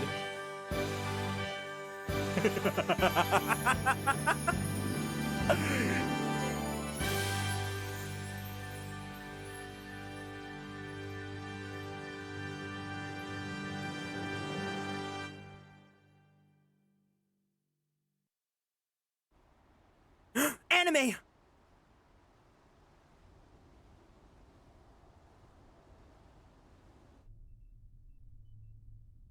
I'll be fine. I'll be fine. I'll be fine. I'll be fine. T-minus 15 seconds.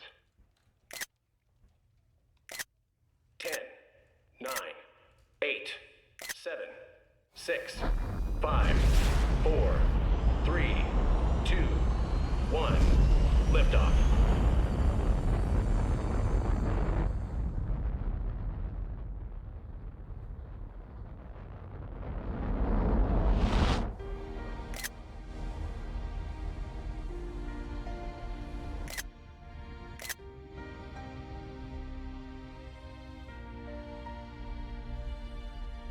Her hair's down.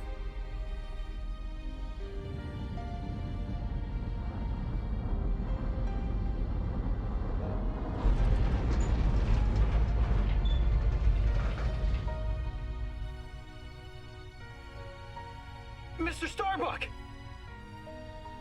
You'll be fine! Just believe in yourself! The moon's closer than you think!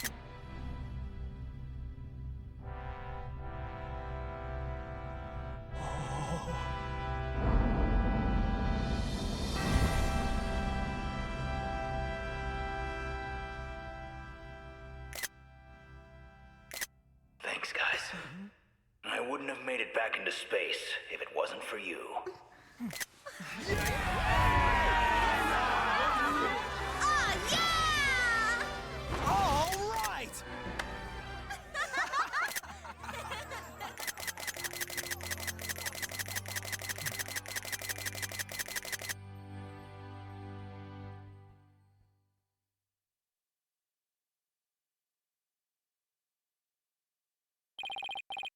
Through the years, I've seen as much joy as heartache, honesty as deceit.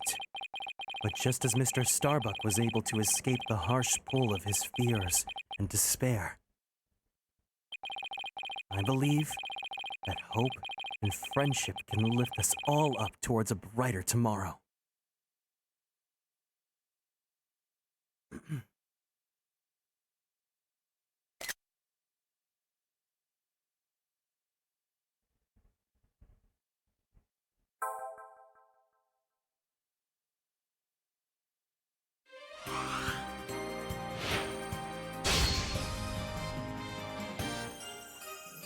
That was so cute!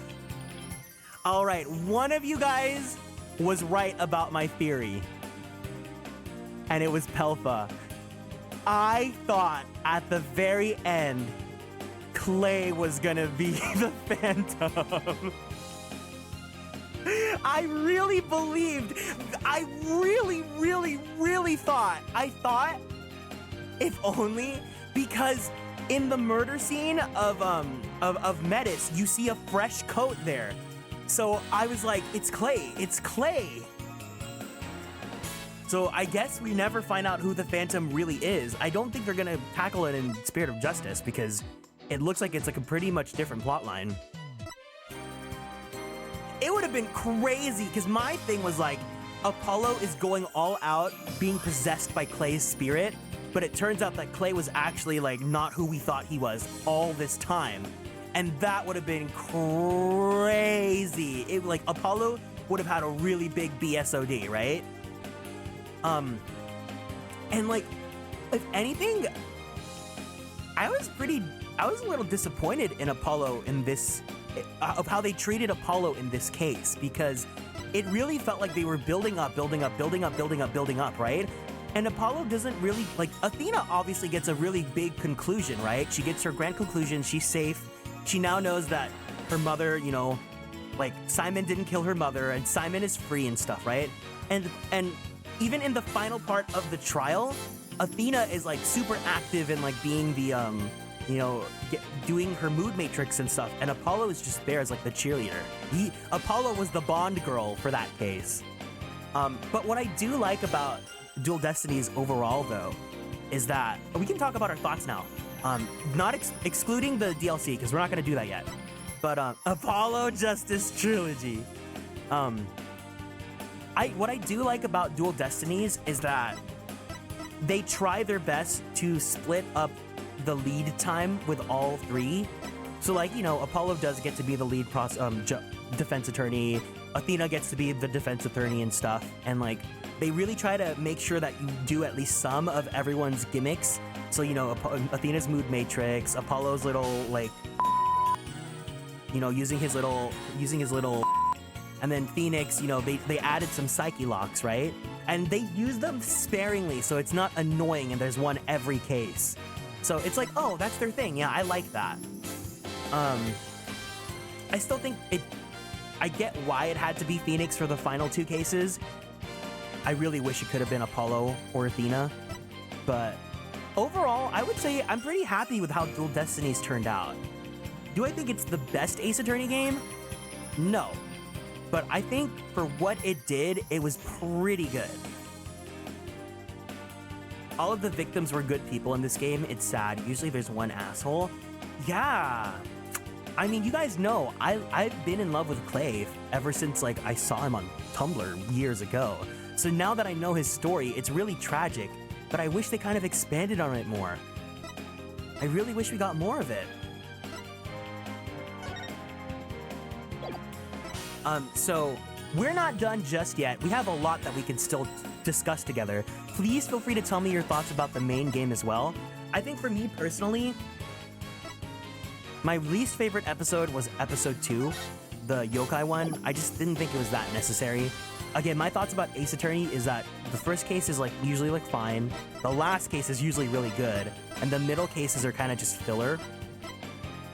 I would have rather that Academy was the first case, and then this, it would be, my ideal order would have been Academy, Countdown, to Cosmic, and then Tomorrow. I'm surprised you guessed Fulbright being the Phantom through the Phantom Themes OST. I literally only because of the OST, because Fulbright's theme has like the brass section that. So immediately after I heard that motif in the Phantom theme, I was like, oh, I know exactly who it is. Yeah, if Clay was the Phantom and he had that toxic yaoi with Apollo, that would have been so good. Blue Moss, I'm giving you a mission.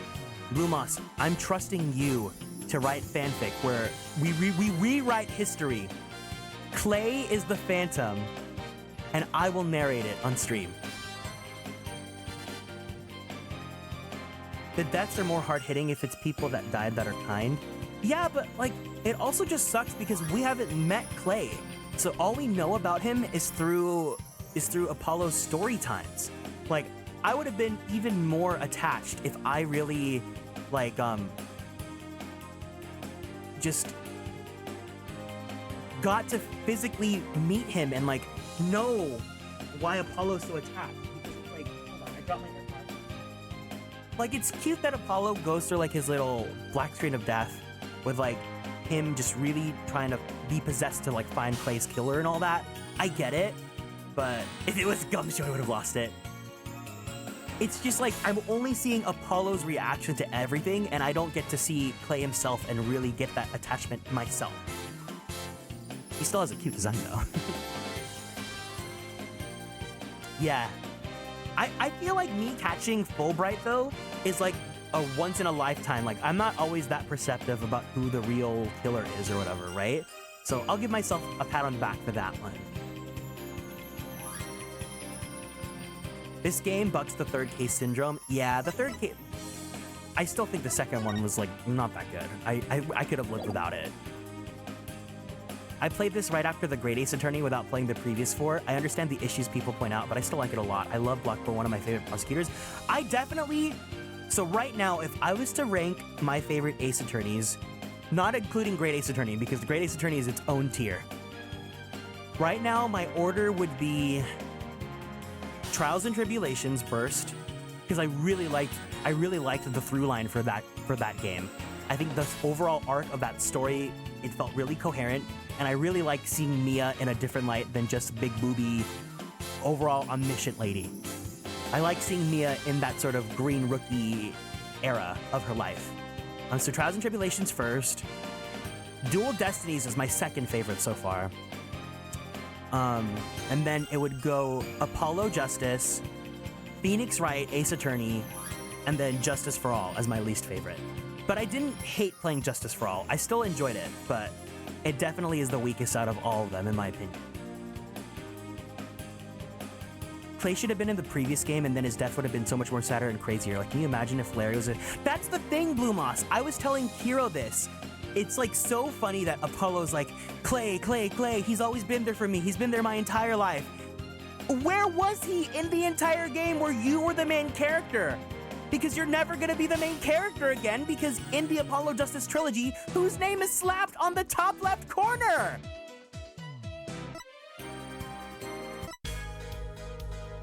And you know what would be even worse? Like, I get the people that are rooting for an Athena Sykes trilogy, because Athena should have her own game, right? But if Athena got her own trilogy, and then the Apollo trilogy was Apollo with 2 Phoenix games, he would get the biggest slap in the face. Just like how he got treated in Duel Destinies Episode 5.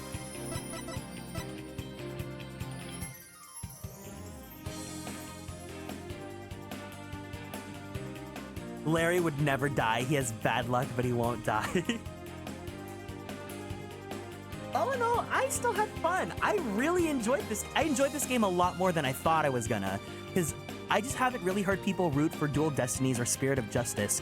It might be because they're just newer games and that, like, by the time they came out, people were kind of just disconnected with Ace Attorney, but they're not bad games at all. And I really did enjoy this game, yeah. And thank you guys for sticking along with me till the very end of it. Thank you for everyone that's been with me since I've been playing all the Ace Attorney games. Thank you for anyone that's been finding me through the VODs and has been joining the streams. That's really awesome and super cool. We're not fully done with Duel Destinies, so we still have a DLC episode to do. We are not going to be starting this next week. What we're going to be doing is, from now, we're going to be going on to the Edgeworth games with the Ace Attorney Investigations 1, then Ace Attorney Investigations 2. Then we're going to go do the Duel Destinies special episode, and then we'll go to Spirit of Justice. And hopefully by then, you know, they announce Ace Attorney 7. Because it's going to take me like a year to finish this game. Oh my god, Blackwell! He comes back! Maya! How exciting!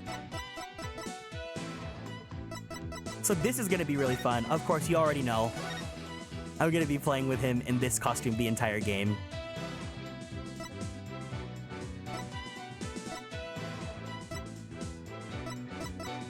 The models for Spirit of Justice look so good, too. They look so much better than Duel Destinies. I would be fine if Apollo and Athena shared a trilogy, even if it was by themselves. So I am excited to see what happens in Spirit. It's going to be a while until we get to Spirit of Justice. It's going to be a very long while. But I'm excited because there is a plot line in Apollo, from Apollo Justice, the game, that I feel like gets touched upon in this game. But I'm not going to talk about it because I don't want anyone alluding to anything. I've learned to hold my cards because I don't want to say anything, because even if you guys just react like a certain way, like if you say a certain word or whatever, it gives me a hint as to like if my intuition is there or not. I really want to play the Great Ace Attorney. Do you recommend I finish the other Ace Attorney games? I'm going to tell you from my experience, wait, because I jumped the gun and I played the Great Ace Attorney after I finished Ace Attorney 1. And the Great Ace Attorney is truly the peak of the entire series. They're the best games in the entire series, and every other game now that I'm playing, they're good, but I play them knowing that they're never gonna top the Great Ace Attorney. Save it, because the Great Ace Attorney, you can play it as many times as you want. Playing it for the first time is only gonna happen once in your life, so wait, build up, and really, really, really take your time and enjoy it when it's the last thing that you have. But yeah, there is still some other stuff that we can do before we wrap up Duel Destinies for now. We can now look at the art library for Duel Destinies. As was with Apollo, I don't believe any of the key art or notes or the designs have any notes about the character designs. We don't see any dialogue from the developers like we did with the Great Ace Attorney duology. So this will be a really fast look around just to have it archived for the VOD. But I do want to look at the models in Duel Destinies really fast, since we can now finally look at everything.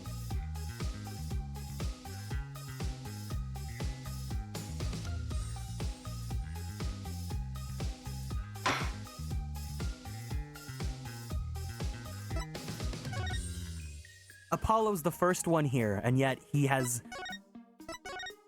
like 20% relevance to the plot.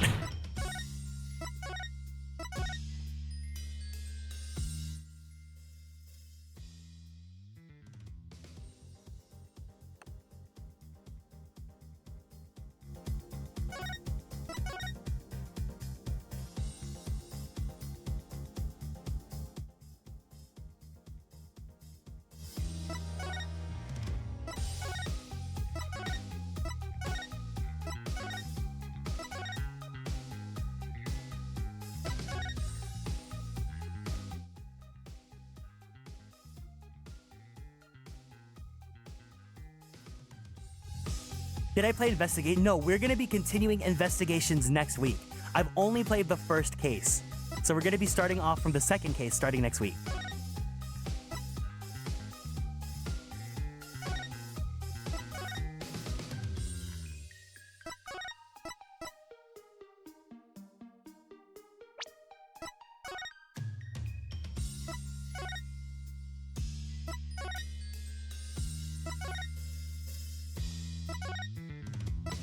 I'm not ready yet. I'm not ready yet. I'm not ready yet. I'm not ready yet.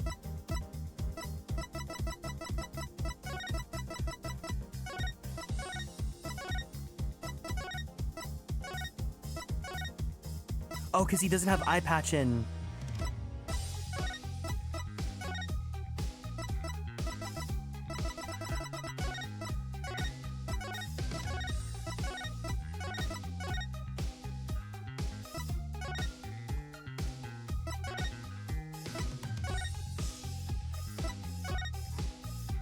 Aw, he looks cute here. Yeah, Apollo looks really cute with the special outfit and the eye patch. I find it so funny that he did the eye patch just to be cool.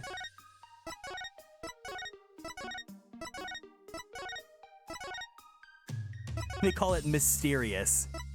Objection! Objection! Take that! Hold it! Gotcha! Got it! Objection! Take that! Hold it! Did you avenge dead boyfriend? We did. Got it! Welcome in, Ravi. Objection! Take that!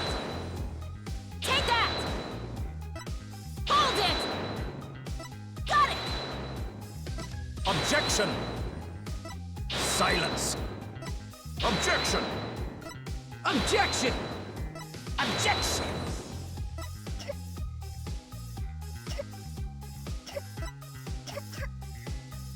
Objection!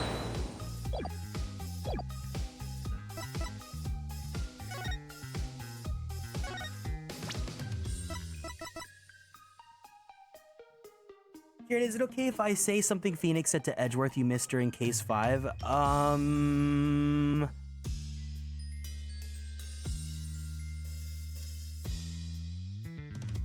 What did I miss?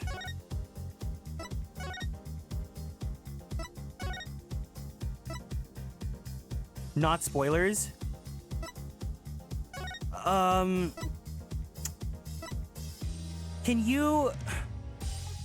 you run it by Kiro? No, I don't know how to approve. Yeah, Juniper's like the one that's like, just like, just being a separate voice clip.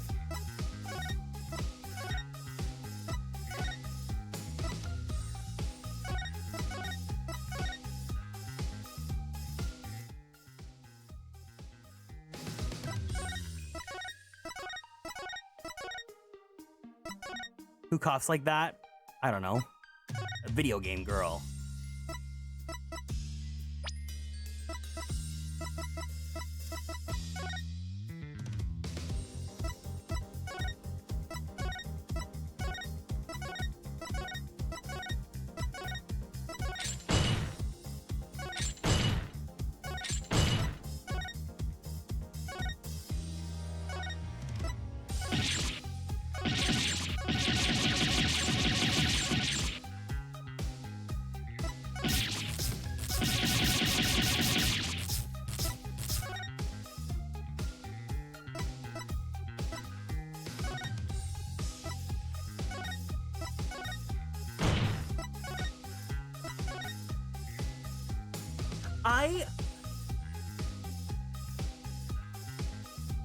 I can't believe I'm gonna say this.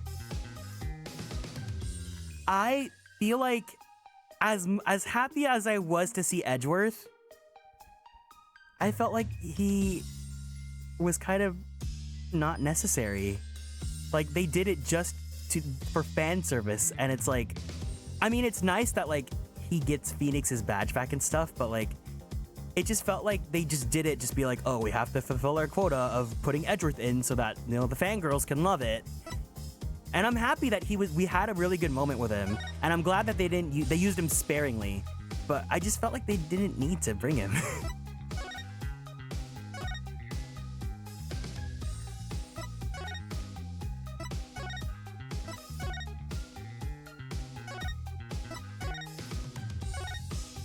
I also feel like they made his hair darker than it normally is here.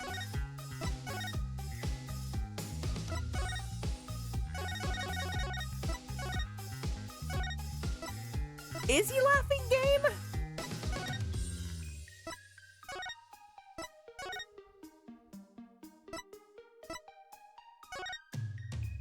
This was cool. As much as I'm like whatever about Clavier, it's cool that they really did bring back a lot of the legacy characters too, and that you can, especially the prosecutors, you can see them, you can interact with them when they're not like your quote-unquote enemy for the game, right? So I'm excited to see Blackwell in Spirit of Justice and like for him to be on our side. Take care, May. Thank you for hanging out. I really appreciate it. Have a good night's rest, okay? Night-night. Here's some Trucy for you to go to bed.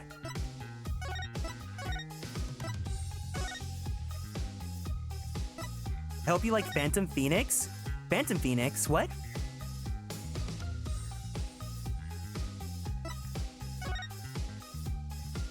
Keep it up.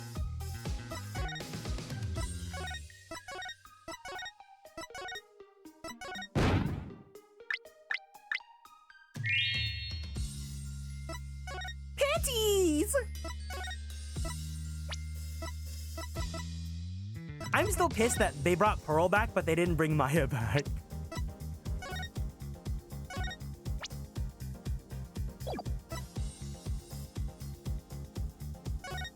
Oh, yeah, I love that. I hate Bobby Fulbright.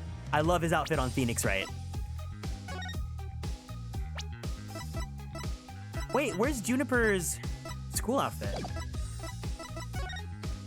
Oh, they have it as a separate, okay. Oh, I wonder for Bobby then.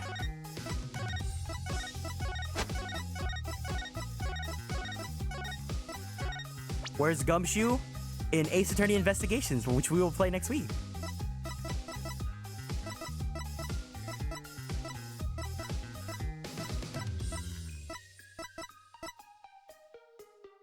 Oh, okay, so they were really good then. So you can't view Fulbright's other like spoiler forms in the animation viewer. So that's good that the animation viewer like was conscious about that. Oh, it was under the oh. Oops. I was like, wow. I'm just stupid. This animation is about 90 seconds long and cannot be canceled. Play this special animation?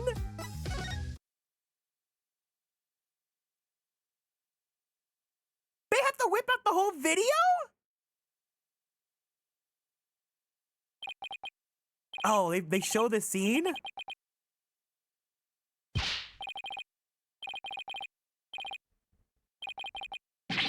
Oh, Phoenix looking like that's horrifying.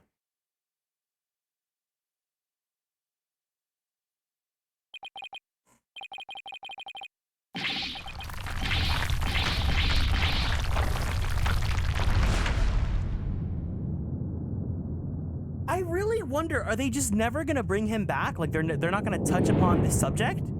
Or is he gonna be a thing in Spirit of Justice?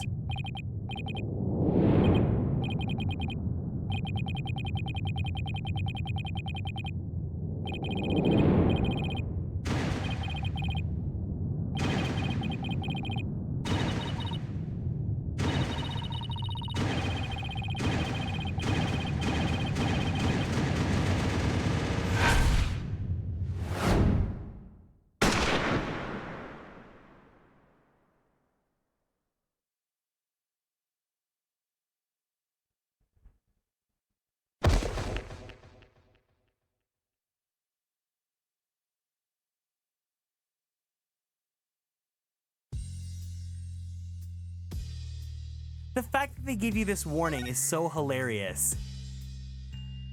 Several cutscenes will take place.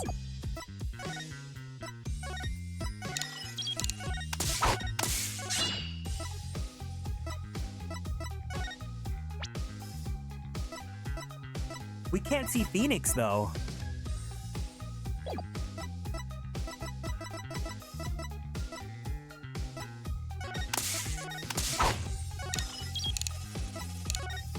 Dang, okay, I'm glad I saved the Phoenix one then.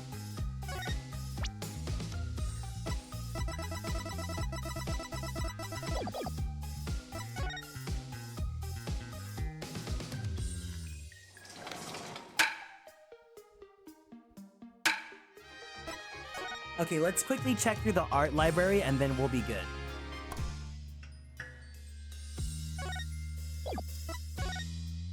So, Duel Destinies.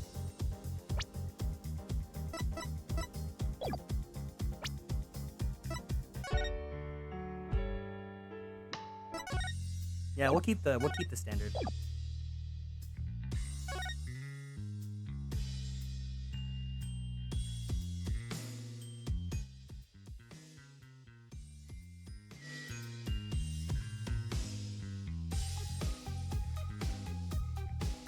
Damn, I didn't think Bobby Fulbright was, like, dead.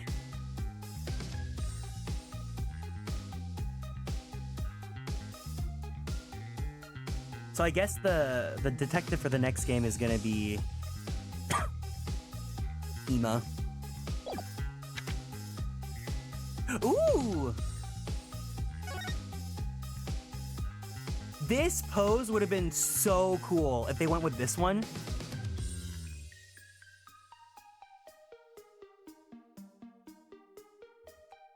Oh, this would have looked so cool.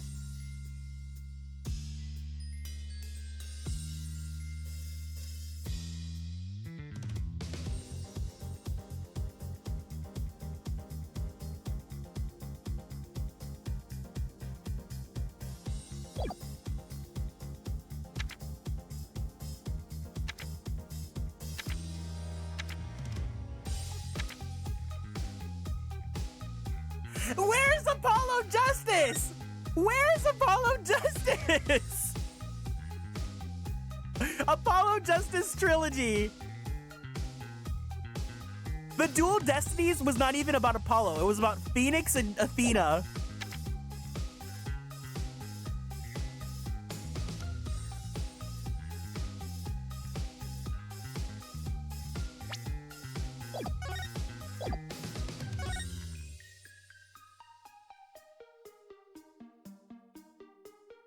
Damn, Takuro Fuse, like, he just knows how to make Phoenix so hot.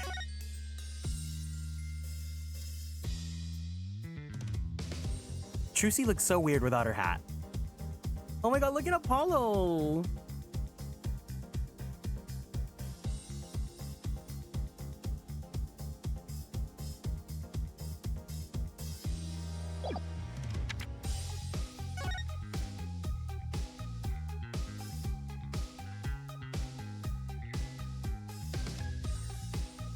I definitely like Apollo's hair more like this. I really wish there was notes to read from the artists and the developers. This would have been so cool.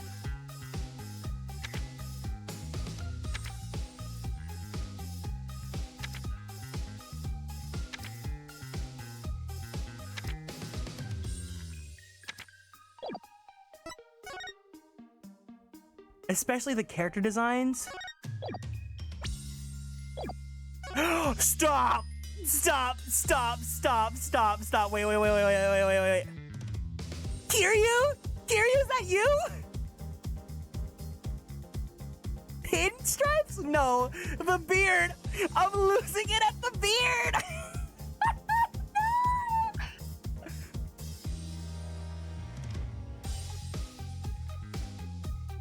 The sweater vest.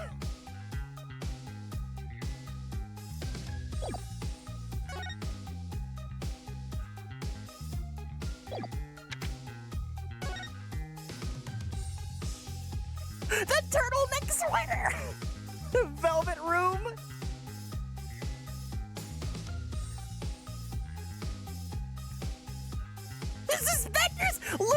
Kresnik, it's you! Welcome back! No, the soul match! Oh my god, please! Please, please, please, please, please!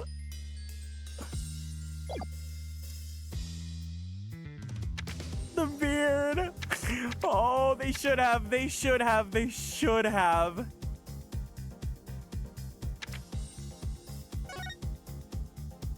You know what would be really funny? If in the design notes for Athena, they just had like a little picture of Lynn from Ghost Trick.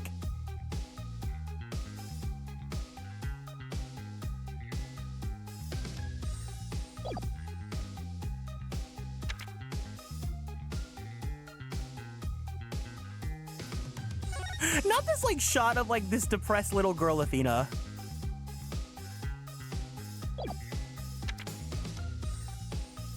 Oh, was this original Athena design? I'm glad they went with Lynn.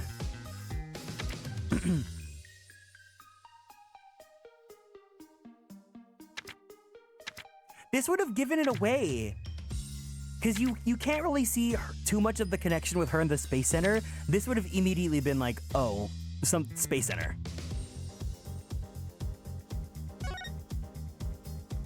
If they gave her flowers, though, then, you know, her and Junie. Oh, if she had a suit, that would slay, too. The music one. Oh my god, this one kind of looks like, Gina Lestrade. Oh, she was almost this.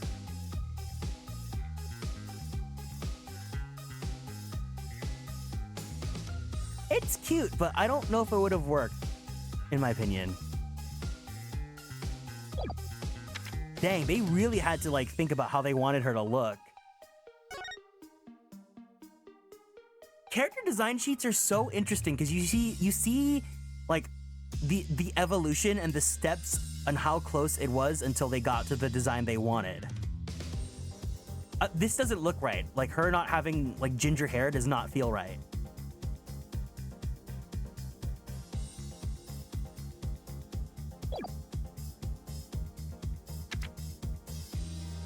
Oh, that's cute. Yeah!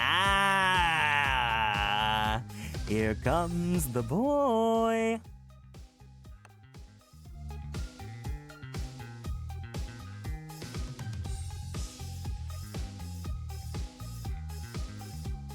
No, the blue they went with was really good. The NASA blue.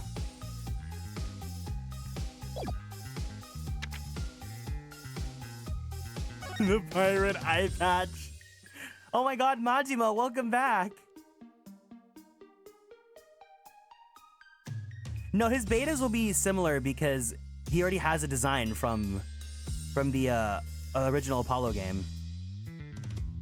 Oh, this is so cute. This is so cute.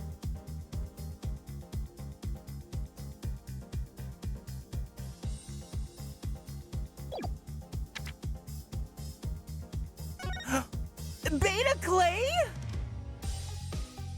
Cyborg 009? Oh, I want this. I want this Apollo Justice.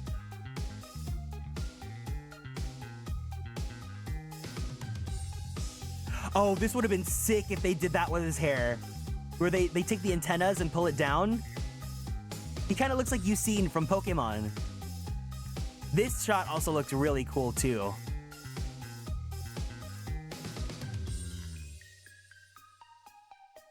Welcome in, Hovi. Wait, why is it that when they button it together, his jacket looks like Lloyd from Tales of Symphonia? Of course, the Dorter. Pearly.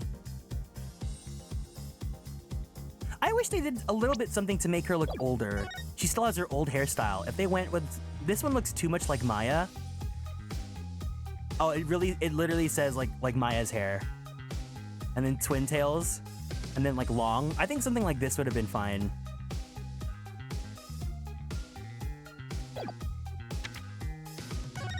Simon! Hi! I don't like your long ponytail, but everything else about you, yeah. He looks so handsome here!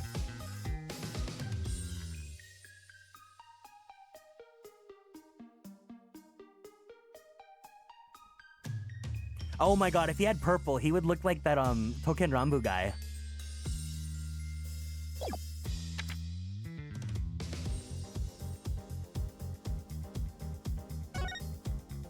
Oh, not the shaft head tilt.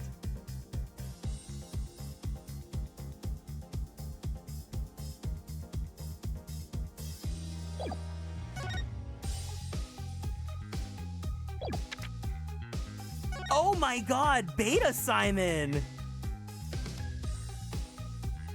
Who is this? This is a completely different man. Who is this? Is not Simon Blackwell.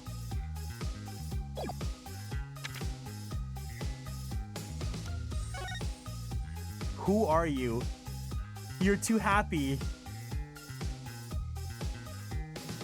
Oh, it says they're going for Taisho Roman for that design.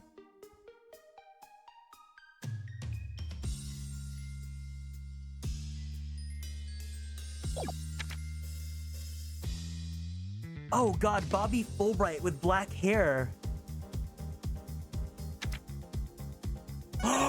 They should have been Bobby Fulbright!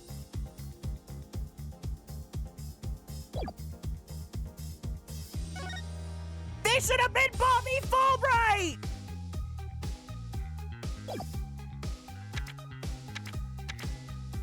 Of course, Clavier. Okay, yeah. I love how Clavier has no notes, and then Edgeworth has these.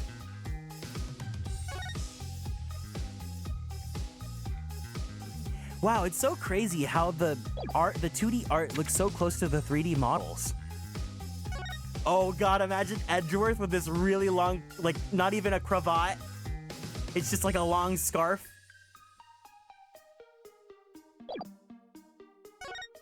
Wait, let's see.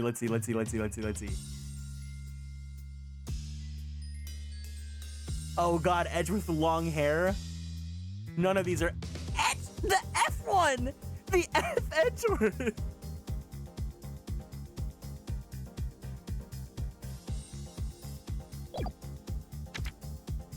Don't care about you. Don't care about you.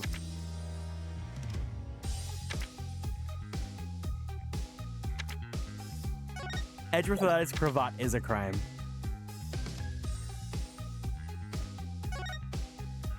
These old Juniper designs would be really cute in like Hades or something.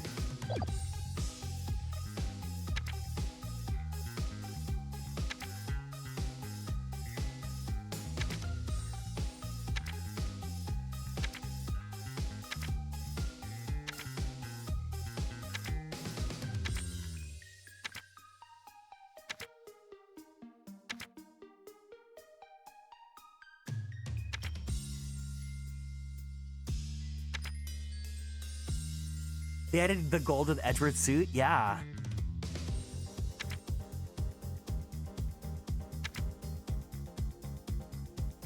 Miriam's scuttlebutt.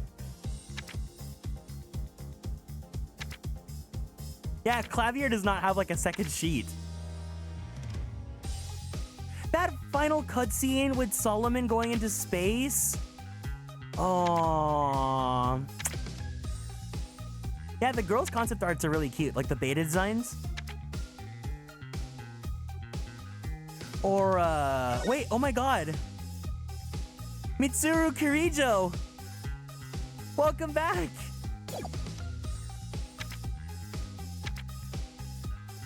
Okay, so this is the DLC case.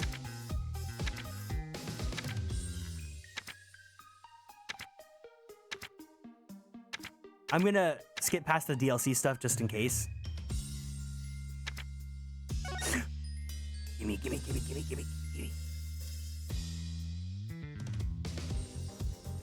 I'm really sad that Clay doesn't have a 3D model. Aura with your hair down, I'm free on Thursday. Oh my god, if he looked like this! I mean, I guess that is what he looks like.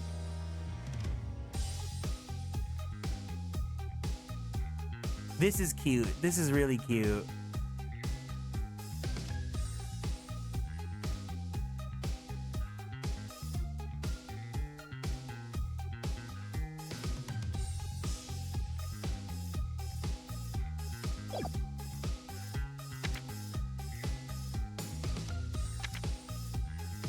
Oh, this is cute.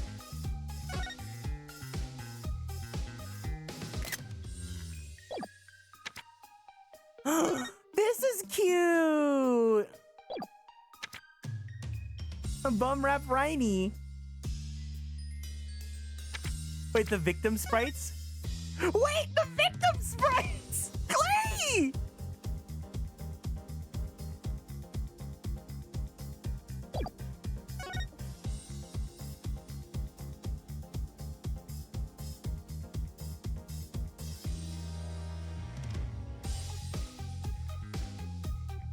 At least they have normal sprites too, look. I'm Clay Turan, and I'm fine! Phony Fanty. So these are the in-game CGs.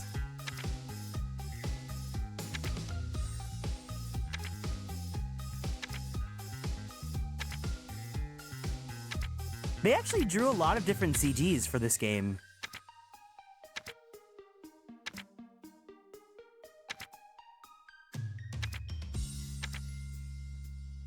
Oh, we're gonna see that Clay photo again, don't you worry.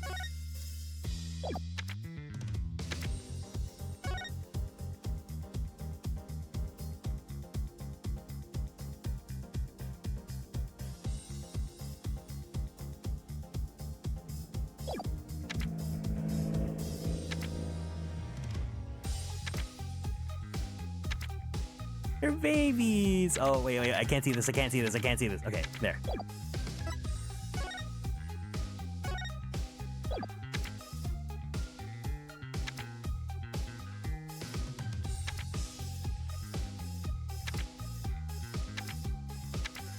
Wow, they planned out so much. That's crazy.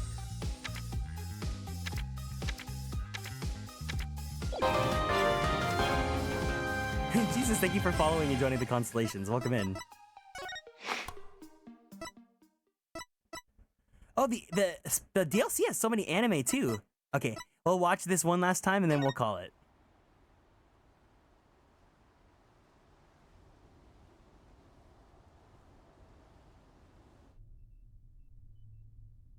I'll be fine.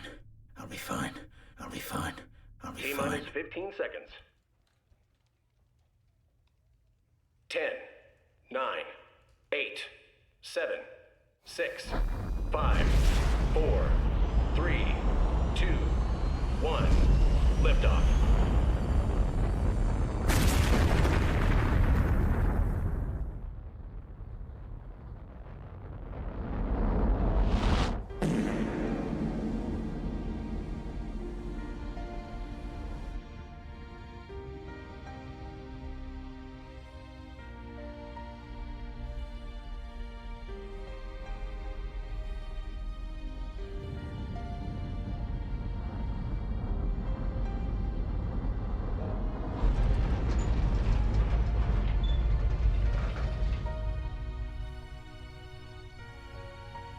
Mr. Starbuck!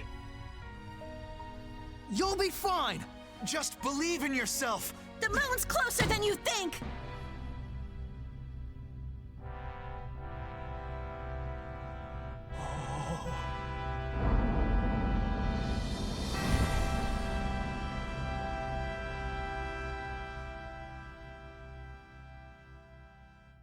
Thanks, guys. I wouldn't have made it back into space if it wasn't for you.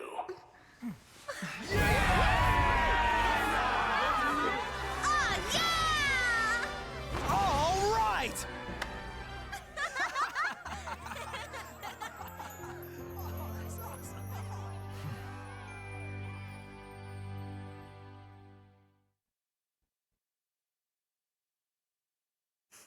Aww.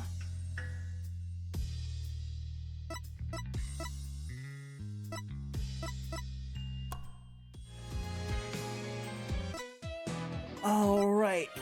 That is gonna go ahead and call it for today. Thank you guys for joining me in Phoenix Wright Ace Attorney Duel Destinies. One more time. For those of you that don't know the game plan, we will not be doing the DLC case yet. We're gonna be going next week on to playing the Edgeworth Ace Attorney Investigations games.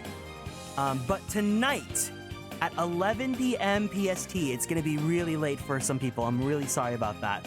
Better for people in Asia and Europe, but tonight, I'm gonna probably stream around 10:30. We are gonna go ahead and watch the new Ace Attorney product trailer that they're gonna be releasing together, just to see what it's all about.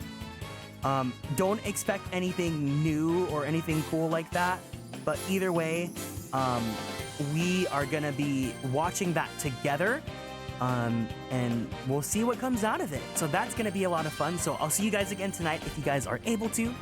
But if you guys are new here and want to keep up on all the socials, please feel free to keep up on Twitter, YouTube, and TikTok at Atelier Kieran. If you guys would like to join the Discord, the link is available down there. There's a new Ace Attorney product? No. So they're gonna be doing a new trailer for like whatever it is. I don't know what it is, but it's gonna be something. So let me show you really, really, really fast.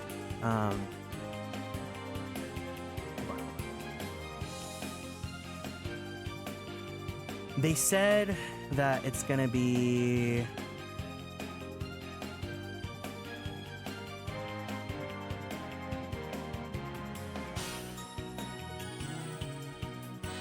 I can't find it on me right now. Either way, just go on the Ace Attorney Twitter, and then if you want to join us tonight, we'll watch it together. But yes, we are gonna go ahead and raid out now. Let's go ahead and... Is he still going? Yeah, let's go ahead and raid Tayo, who's currently drawing right now. He was with us last week, so let's go ahead and send him some love. If you guys can, send some hiya hey heys. If you have access to the emotes, do that as well. But until then, take care of yourselves, guys. I'll see you guys tonight. If not, I'll see you guys sometime soon. Stay cool, have a wonderful rest of your day, and I love you guys. Otsu Kieran!